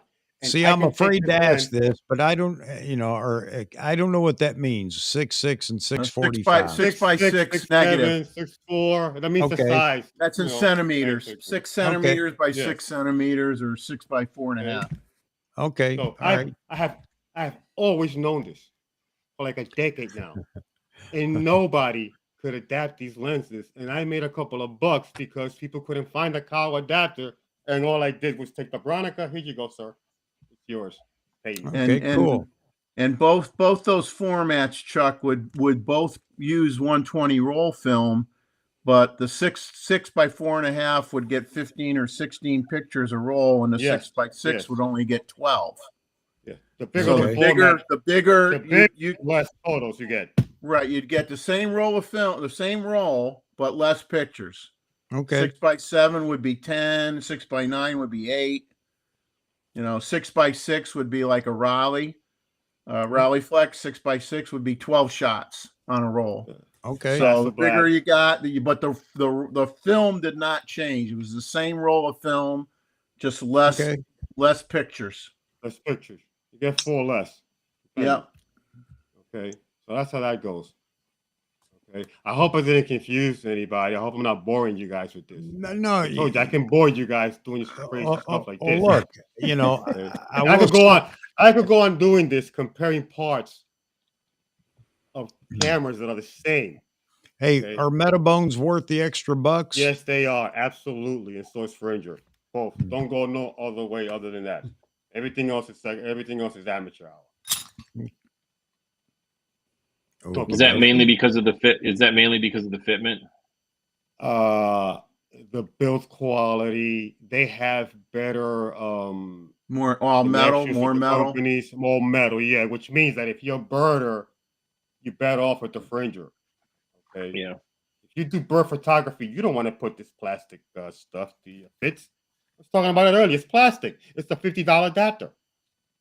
Go compare both adapters. Get yourself a fringe adapter and get yourself a fits adapter, and you will realize that the fits adapter is the build quality I'm talking about. It's plastic. Yeah. That's what I'm saying. Now, Nikon may have done that to make it lighter also, because some of these lenses are a bit long, so you do have to take that into consideration. Okay, you just can't say it's cheap. It may have been done to cut down the weight. Okay. Well, yeah. Plus the Z9 isn't a light camera anyway. Exactly. So you have to be careful when you choose your wording. You're trying to say, well, yeah, we'll compensate for the body being a little heavy by making the adapter lighter. Exactly. So Firmware doesn't have to worry about that. They're not restricted by that. They don't care. Okay? Yeah. So you just can't say, oh, this is plastic. This is crap. No. People don't like heavy stuff. Okay? That's simple. Oh, don't I know? Don't I know? Times have changed, man. The days of the big, I have a lot of metal here, man. I know metal. Okay? Chuck will tell you, I have a Canon lens, man, that if I put that in a socks, you could wipe out a football team. Okay? It's built so tough. Okay? But, yeah, VA. Yeah, I saw it.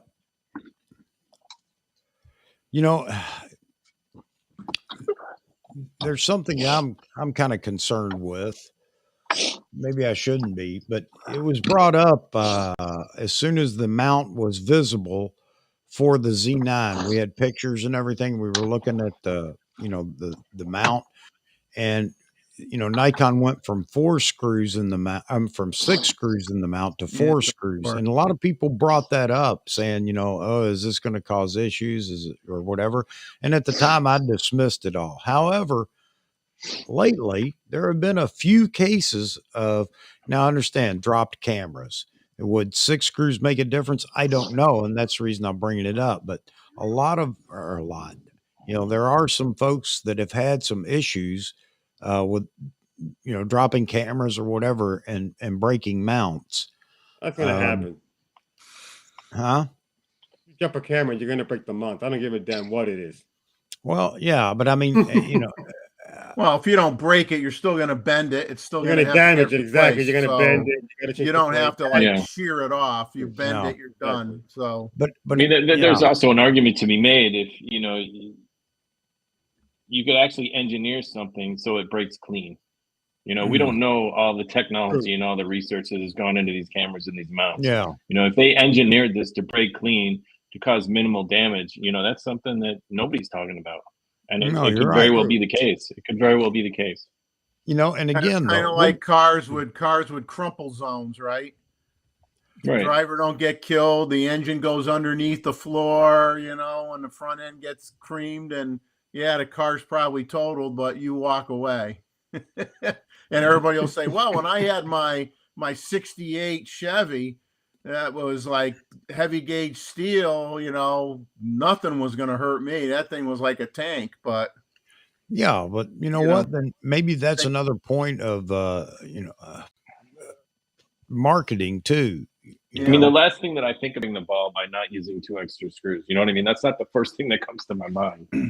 Well, no, and it again, I didn't pay attention to it back then, but Roy just dropped his Z9. He said he dropped it from a couple of feet. Now I've dropped my D850 with not the one I just sold, but the body that I carried around and used all the time. I've dropped it from about 3 feet with the 24-70 on it, and the only thing that broke on it was the lens hood. Yeah. So I don't know. What was the focal length of the lens? That plays a huge role. For Roy, I think had 70 to 200 on it. Oh, forget it. That's breaking. Because if Yeah, you have, that's let's a say, heavy lens. yeah, it's one thing to drop a camera with a 50 millimeter lens, especially like the old F mount lenses, which are small. Chances are you're not going to break your mount no matter how it falls. But when you have a 135, that long length, when it falls, it's just going to. Well, yeah, and we don't know how it actually hit the ground either. So exactly, it all depends on how it hits the ground. But obviously, if it landed, well, I don't know, flat. I don't know if that would be as bad or whatever. But whatever angle, we don't know we don't I have mean, the that way you much get from that mount, if it hits the end of that lens, I mean, the less pressure you need to break that. Yeah. Time out. Yeah, I'm gonna have to go to the little boy's room again. I've gone this far. Man. Yeah, well, I think I'm gonna call it a night. My dog wants to go to sleep. And my dog won't go to sleep unless I go to bed at the same time. So oh, what the heck? I'm gonna go to the little boy's room, and you're not going anywhere, Jeffrey. We're too close to breaking the new record already. Jeff, so. you have like a outdoor. Don't you have a porch off of that room? Shoot some Astro.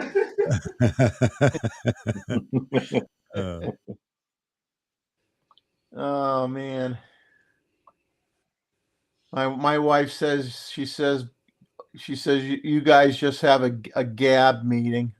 She says you guys know how to talk. She says, and you Pretty say much. women are, and she says, and you say women are bad, that women talk. She says, you guys are like just gabbing away all the time. I'll stay to break the record, man, if we're gonna go for it at this point. But I'll hear about it tomorrow though. It'll be like first thing in the morning. It's always after Chuck's show. The first question in the morning is, what time did you get to bed? And then I go, well, 1:15, 1:30. What, are you crazy? You guys have that much to talk about? She goes, you guys aren't talking about cameras that whole time. You got to be talking about silly stuff too. I go, well, yeah, once in a while. Silly stuff. Grits, M&Ms, whatever. Skittles. Just have her watch one of the streams. Oh no, she'd probably say you're throwing your life away. What are you doing? Save yourself. Save yourself. I want to know what Vahography was talking about. $800 fixed and 2-month wait. Was that for Roy? That was for replacing the mount, I guess, on the Z9. But that was seems that Roy's camera or somebody else's? That doesn't seem, unless you damage the physical body. I mean, I had to have a mount. I had to have a mount replaced with the contacts on my D850, and that wasn't no $800. I mean, that was maybe a couple hundred or something. Was that from a drop? I didn't drop it. It just the lenses, when you put them on the body, it got to the point where there was too much play. Okay. So they had to change the mount on the D850, but it wasn't over. It was expensive. I mean, to me, it was over $50. It's expensive because I'm a cheap, but it wasn't ridiculous. It was a couple hundred. I mean, they went through the whole camera. Maybe it cost me $300. Yeah. Gustavo's way fast about grits. I'll be right back. Yeah, like I said, Jeffrey, getting back to that Veronica, man, Nikon made a fabulous decision. They chose the right company. I know people saying they should have chose Sigma. Well, I Yeah, tell they you, could have. I don't know. I mean, Sigma's lenses, some of their lenses are just really, really huge. No, the huge, yeah, man. It's like Flavor Flav with the clock, you know. Yeah, it's like you're carrying an 8-month-old in your arms. You know? Exactly, it's like you're carrying a baby, man. Yeah, yeah. But you know what? They do take good pictures. That 85 is pretty good. Yeah, it's pretty good. That 85. I was like, damn. It's pretty good. It's pretty good. But they're huge, man. They're huge. Oh my god. My friend is like, he has a backpack. He had to get rid of them. Fucking around with that thing all day doing street photography. You're having back problems, man. Well, I was carrying the other day when I went to shoot. I got a real beefy. I mean, I've got a travel tripod, but when I'm doing the serious stuff, and I mean, I would take the travel tripod if I'm on a trip because I don't want to carry my full size one. But I've got a full size Manfrotto with leg diameters that are like huge, Yeah. and that thing's pretty big. And my friend I went with was a former Philly police officer. So let's just say we were worried about our safety going out. It ain't safe walking by yourself at night anymore. I don't care where you are, where you live, So True. Let's just say he made sure we were safe, and I'll leave it at that. And I said, well, I got spiked feet on my tripod. I'll just screw the rubber back. And if somebody comes after me, they're going to have a nice pointy tripod leg shoved somewhere where it ain't going to feel too good. So I wasn't too worried. I mean, that tripod gets pretty long. I could get somebody from a safe distance if I had to. It will get nowhere near you. Nowhere near me. No way. Not with three spikes. Not with 3 spiked feet looking at them. I have a tripod similar to that. You can remove it. It's so heavy that I had to put it away. I don't even use it anymore. It's like a studio tripod. Yeah, I mean, the one I have is carbon fiber, but it's big and it's heavy. But it's just heavy, man. It's steady. I mean, it's the best for what I'm doing. But I wouldn't take it on a trip. I mean, I really don't know how people take a full size tripod, on a plane when you're packing everything to go on a plane. I don't know how you do it. All right, gentlemen, we're only about 7 minutes away from breaking the new record that was just established recently. Man, I think that's when I'm Hagen has a wedding tomorrow. What? Oh man. Well, Hagen says, yeah, what time is the wedding? Oh, jeez.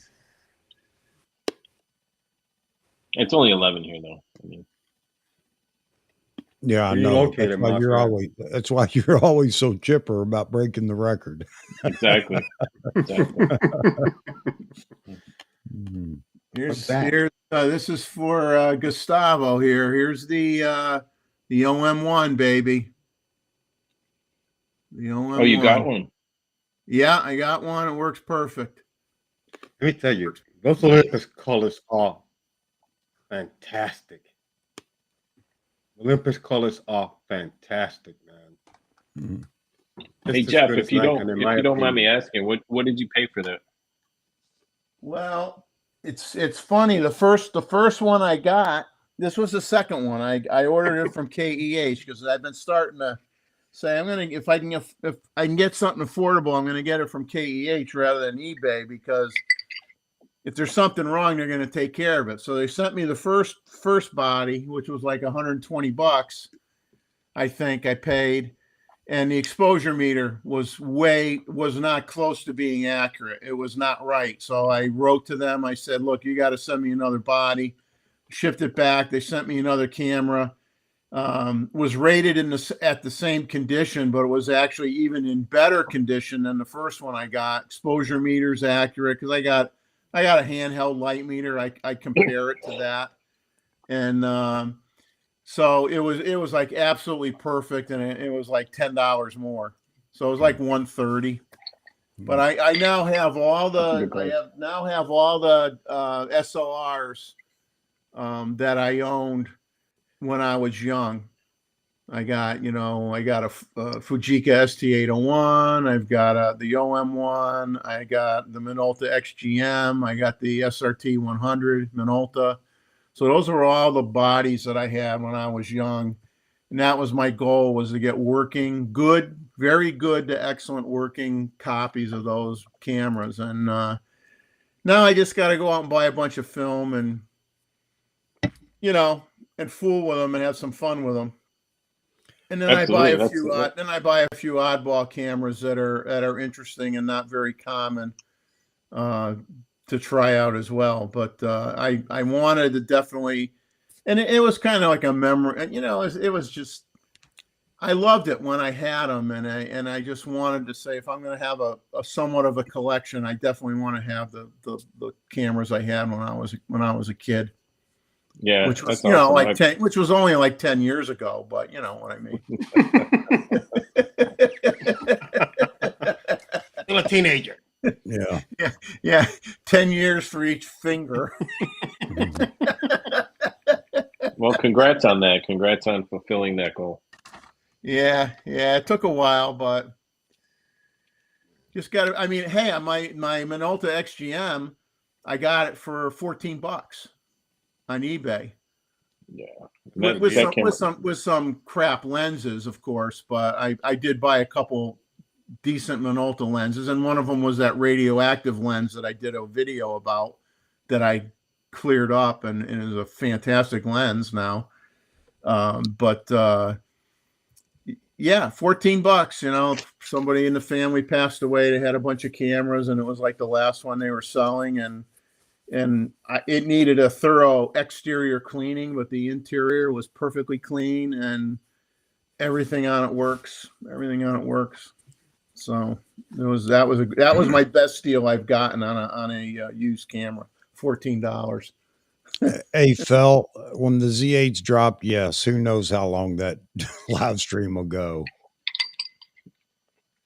Jeffrey, Yeah, we're at 5 hours and 5 minutes, almost 5 hours and 6 minutes right now. So we're closing in on a new record. Yep. Wow. Look at that. I'm a rookie. I'm here. We're making a record. I feel privileged. I feel like we need some noisemakers. You could say, I remember October 30th, 2022, when we broke the record. I was drinking tea. Greg's ready to go for another 5. It's like my third cup of tea tonight. You know what's funny is at 8:30 I was thinking, man, the stream's going to start at 9 and I'm already tired. I don't know how long I'm going to make it tonight. And here we are. Yeah, I say that a lot because I'm usually on the computer way too much every day. If I'm not shooting, I'm just on the computer doing research, looking at stuff, reading things. I mean, or editing photos and editing more photos. I'm on the computer more. My wife works full time from home, and she's on the computer during the day, and I average more hours per day on the computer than she does. and I don't make 5 cents. She's working, and I go, "What's wrong with this picture?" Talk about crazy, Albert, right here, crazy man. I'm not. Oh God. So how many minutes are left to break the record? About 30 seconds. How many we have? We're gonna have a countdown. Let's count down. All right. When we get to 10, we're gonna. Yeah, was the ball gonna drop, Chuck? What's going on? Yeah, ball's going to drop. Fireworks are going off. All right. Go ahead, Chuck. When you get to 10, let's count. Charles, there it is. There it is. Yeah, Charles. We are the kings. Yeah, we're absolutely crazy, buddy. Do we actually know what the actual record is? Because it'd be hilarious if we celebrated and we didn't beat it. Yeah, well, according to Restream, it's 5 hours and 7 minutes. It doesn't give seconds, so I feel we're safe. Right. And we just went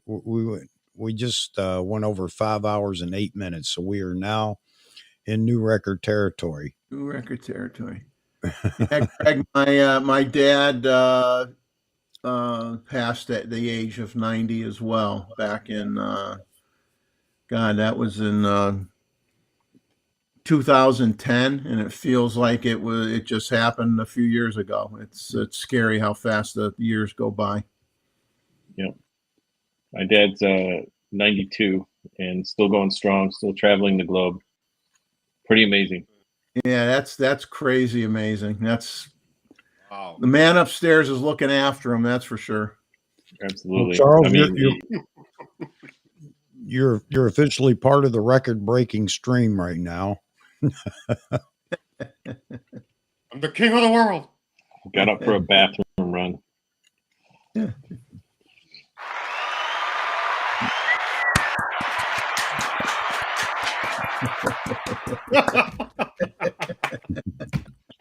Charles is You using the gotta do channel this to so make it that to you the wake bathroom. up.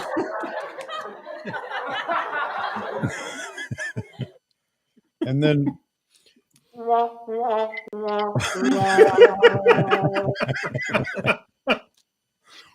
You should hit that button every time we start God. talking silly, you know? You hit that one. Put my That foot in my would mouth. be going off like 20 times a show. I gotta read 5 hours of comments, man. Oh, yeah. I gotta read 5 hours of comments. This is, man, I don't know why I wanted to break a record, because then it's, well, we got to break that record. Next time you want to break a record, I'm just going to bring a real record and break it. Say, yeah, we broke the record. Done. Cloud of night. Let's go. Oh, God. What a way to be broken in, huh? Hey, cutie. You guys are rough, man. First time on the panel, and you're a record holder. You're a record breaker, man. Damn. You guys did not give me no training wheels, man. Damn. Right into the fire. Oh, you figure we gotta break you in right, man. You gotta be broken. The first night ever on, you're gonna be broken. That's how it works. Let me tell you something. As this stream has gone on, things have slowed down a little bit. The first 10, 15 minutes, it was like I was seeing ghosts. I was like, what the hell's going on here? How did you guys do this? Yeah. I'm just reading the comments, and I'm like, I'm trying to listen to Chuck, I'm trying to listen to Mossman, I'm trying to listen to Jeffrey, and I'm like, what the hell? I'm like, yeah, I couldn't keep up. Yeah, I'm going to talk to him about that, Vahagan. I want to get Ted in here too. You got to get Ted in here, man. Ted's fun, man. I love being on Ted's fun. Yeah. You get Ted and Paul together, you have no idea. You need to get Paul and Ted together. You guys have no idea. Chuck and I know. Okay? You have no idea. Okay, you have to see it to believe it. Well, I need to get Ted in here with Roy in here, and I've got to find somebody that's British. One of the folks from Britain needs to be on here for all the accents going at once. And Ted definitely has that Long Island accent. Oh man. I don't know, and I got something. I don't know what the hell it is. I don't know. There are quite a few, Vahagan. Quite a few. Yeah, there's a lot. Look at this. It was Greg. Hey man, of course, Greg. Let's go another hour. You're gonna have to bring us some of these guys and do to them what you did to me.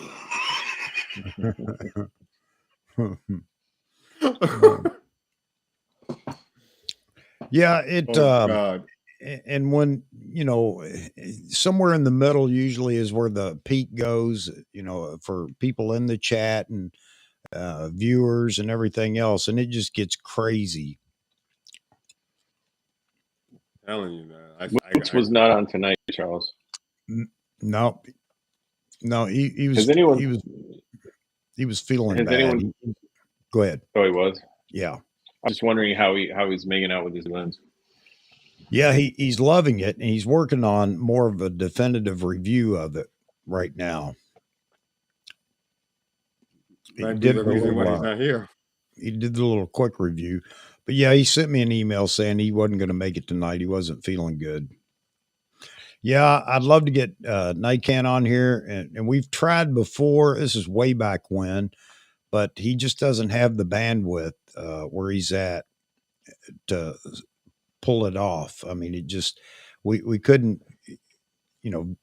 just bandwidth issue. It was breaking up. The video was breaking, dropping frames or freezing. The audio was breaking up. So that's why I keep telling him he needs to. I got to get him to move to America, man. He's in Ireland. Hey, just out of curiosity, did you guys see there was a post on in the Nikon Z forum on DP Review about Vahagen's video, and this whole community was mentioned on there. I don't know if you guys saw that or not. If not, I'll send you a link to that thread. I got to check that out. I'm definitely checking that out.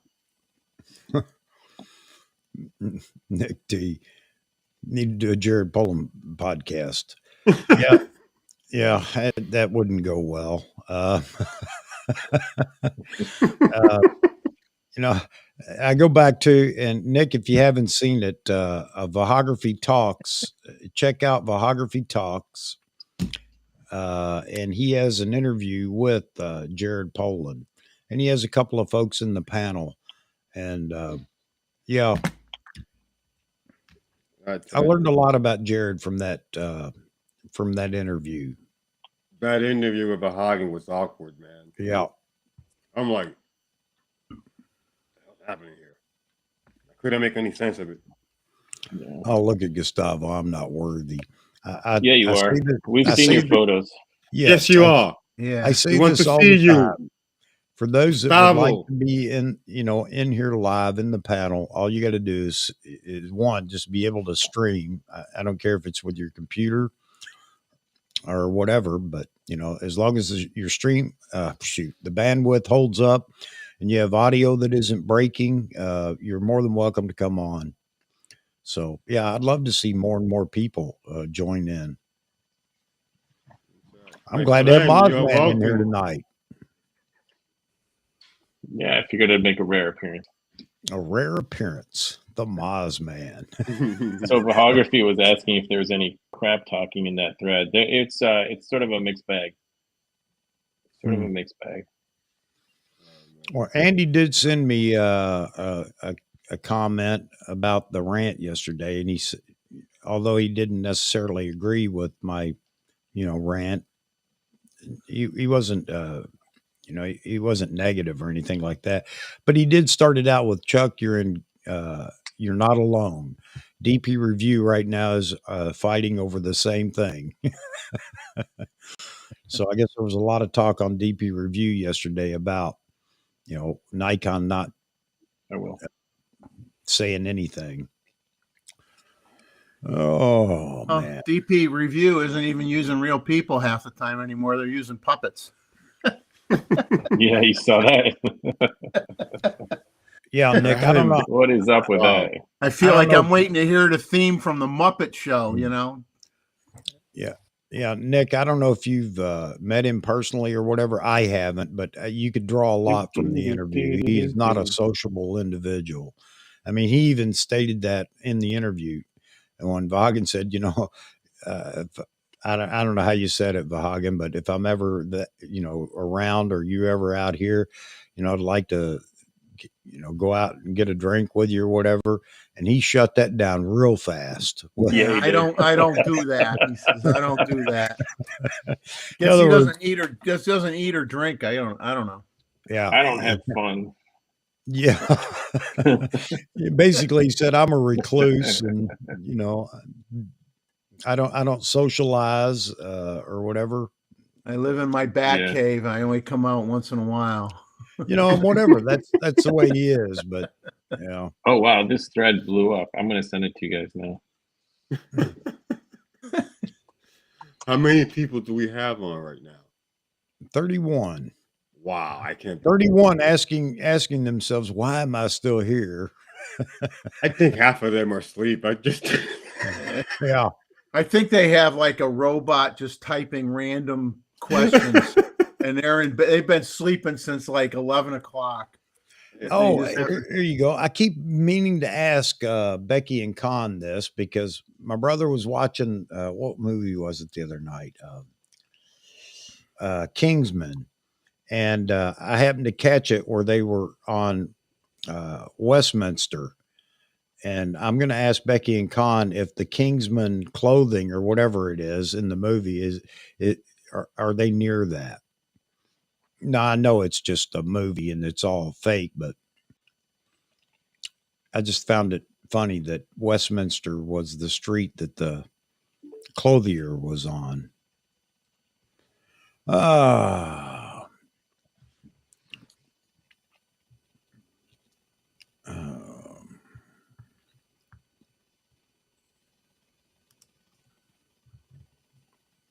I sent you guys that link. Can you forward that to anyone else that wants it, Chuck? I don't have everyone's email address, but yeah.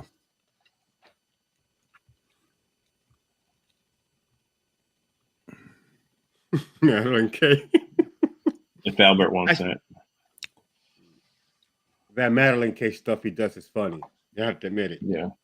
It's funny. I was actually going through a stock photo website one day. I'm in marketing, so I'm always looking for stock photos, and I found her on a stock photo site one day. You kidding me? No way.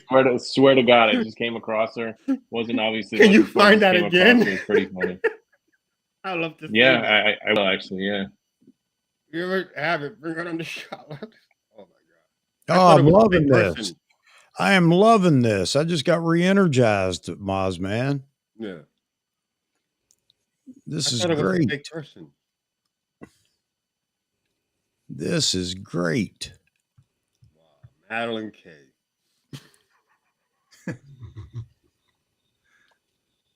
Oh man. Like I said, Jerry's photography. We should start doing ads, Mike. This show is brought to you by Vitamin Water. Be there or be square. 0 sugar, does nothing for you, but it's wet. Modern day Kool-Aid.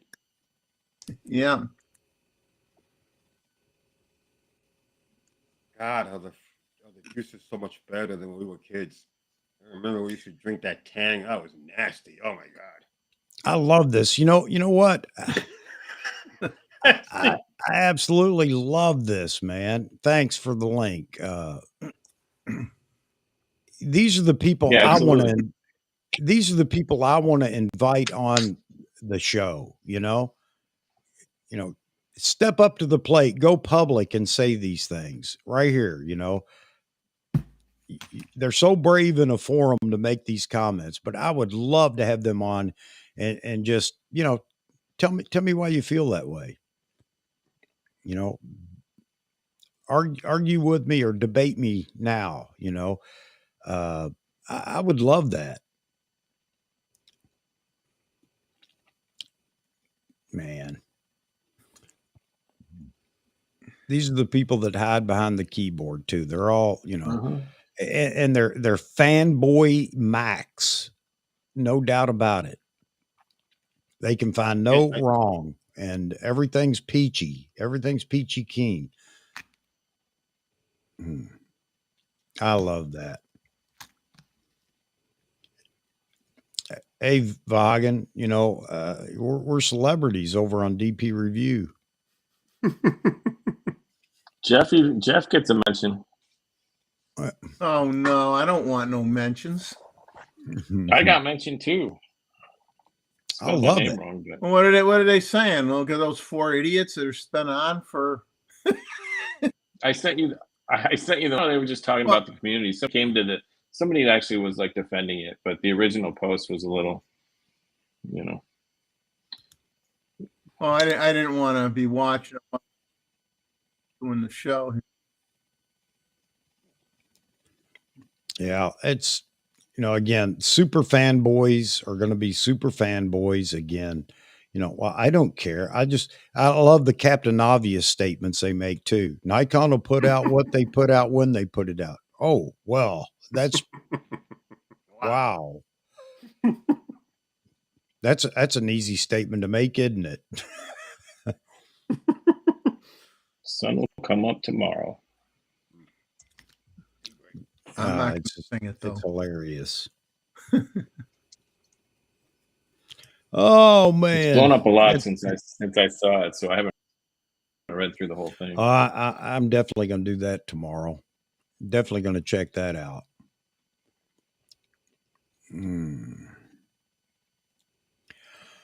All right, gentlemen, we have a new record. 5 hours and 23 minutes, almost 24. So I'm getting ready to pull the plug. Gustavo, I'll tell you what, I will, I'll tell you what I'll do. I'll put the link in the description so that everybody can check it out. Yeah, that's a good idea. So that's what I'll do, Maz, and just anybody that wants to check it out can check it out there. And for those that are regulars on DP Review, you'll probably find it run across it yourself. Hey, Charles, have a good one, buddy. Thanks for checking in on us and making sure we're okay. Oh, Bed? What's a bed? What bed? yeah. All right, man. That's hilarious. Oh man. That's okay. That's okay. I love it. I love it. It's just publicity. Yep. I love it. Yeah, and I like the comments about, drama sells, and as if there's no sincerity in anything that we say. It's just for ratings or just for whatever. Right. All right, gentlemen. Hey, guys, thanks, Albert. Thanks for being here tonight, and you're welcome back anytime you want to jump in. Jeffrey, as always, thank you for being here, buddy. And for those that don't know, by now everybody that's here knows who Jeffrey is, Mozman is. Albert, you're a new face, so they may not be quite as familiar with you. But check out Jeffrey's channel, Selective Imagery, and so many more that are in the description. Check them out, and by all means, subscribe. Come on, it's free. You don't have to feed it, water it, do anything to it. Just subscribe. It always makes us. It encourages us. The smaller channels don't get much encouragement, man. YouTube doesn't help us out. They make you fight for everything you get until you hit that monetization point. And that's not what this is about for me. And I hope it's not for the other guys that I, promote. It's because once you hit that point of monetization or, and you'll always be entertained by Jeffrey moving around, switching chairs. But so what I was saying is, once you hit that point of monetization, you're at that 1,000 subscriber threshold, and YouTube starts to promote your channel. Now, 1,000 subscribers isn't great promotion, but it is promotion by YouTube. So, and that makes a difference. So anyway, I hope everybody enjoyed it tonight. Anybody that's in here now, you're part of a record breaker stream again. I don't know if I should, be happy about that or what, but it's still fun to. Why don't we let DP Review weigh in on this? Yeah, exactly. So yeah, anybody see what they feel about it.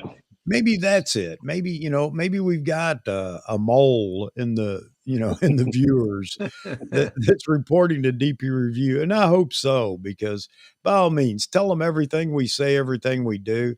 I appreciate that. That's just going to drive more people over here to look at the channel. And I think that's wonderful. You're helping me out. Even when you're critical, you're helping me out. And I love it. So by all means. All right, guys. Yeah, we're already into Sunday. Uh, it won't be long, and Maz will be into Sunday, and Vahagan will be into Sunday. But again, next Saturday night, we're going to be doing the photo review. If you'd like to participate, drop a photo, email it to me at chuckomail at yahoo.com. It's on the page, so you can find it there. The email address. The only requirement is 2048 pics on the long side and a JPEG. It can be any photo you want that you've taken and you just want to show people what you're doing and everything else. That's fine. But hoping more and more people will continue to do that. It seems to be a big hit. Everybody enjoys it. Everybody enjoys going through the photos. And I know I certainly do. Next live stream will be Wednesday, 12 noon p.m. Eastern on Wednesday. Every Wednesday, unless I put out a reminder saying we're switching it to another time or another day. And, by all means, come back and visit us, become part of the community, and then you can get in here and goof off with the rest of us. Again, Maz, thanks for being in here tonight. And we're going to get to your segment here. I don't know if Saturday night's best. What's best for you, a Wednesday or a Saturday? Well, unfortunately, I'm going to Miami on Wednesday. Okay. And I won't be coming back until Sunday. So right. Well, maybe a couple of weeks. Probably squeeze in a Wednesday, but a Saturday is usually easier. All right. So because usually Wednesday I'm sort of working and listening at the same time. Okay. Well, it's coming, folks, and I'm looking forward to it. I do want to apologize because I know that we've had this on the books a couple of times now, and I hope people aren't like tuning in and getting disappointed that it didn't happen. But with the firmware 3.0 coming out, and honestly, the past 2 weeks I've been putting in a lot of late nights, and I just probably didn't have enough time to get it together in time anyway. Certainly not to the extent that I want to. So I apologize to people that tuned in expecting to see that, but it is coming. Hey, we're Nikon folks. We're used to delays. That's true. I retract everything I said. Just get used to it,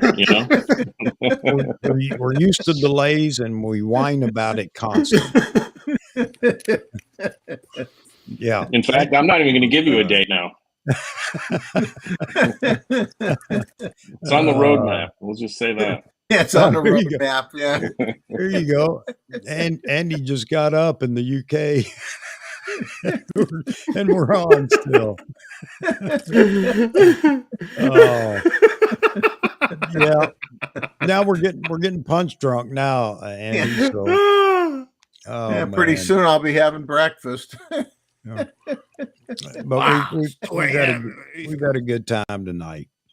All right, gentlemen, again, thank you very much to all those that are still in here watching. I appreciate it, and I hope you enjoyed it. I suppose you did, or like Albert said, you fell asleep. And I just, what else was I going to say? Nothing else. I'm punch drunk now myself. All right, folks, enjoy the rest of your weekend. And there's not a lot left for some of us, but let's see. Looking at any comments? No. All right, care, Albert, you have anything to say as we leave here? Thank you for putting up with me and my craziness.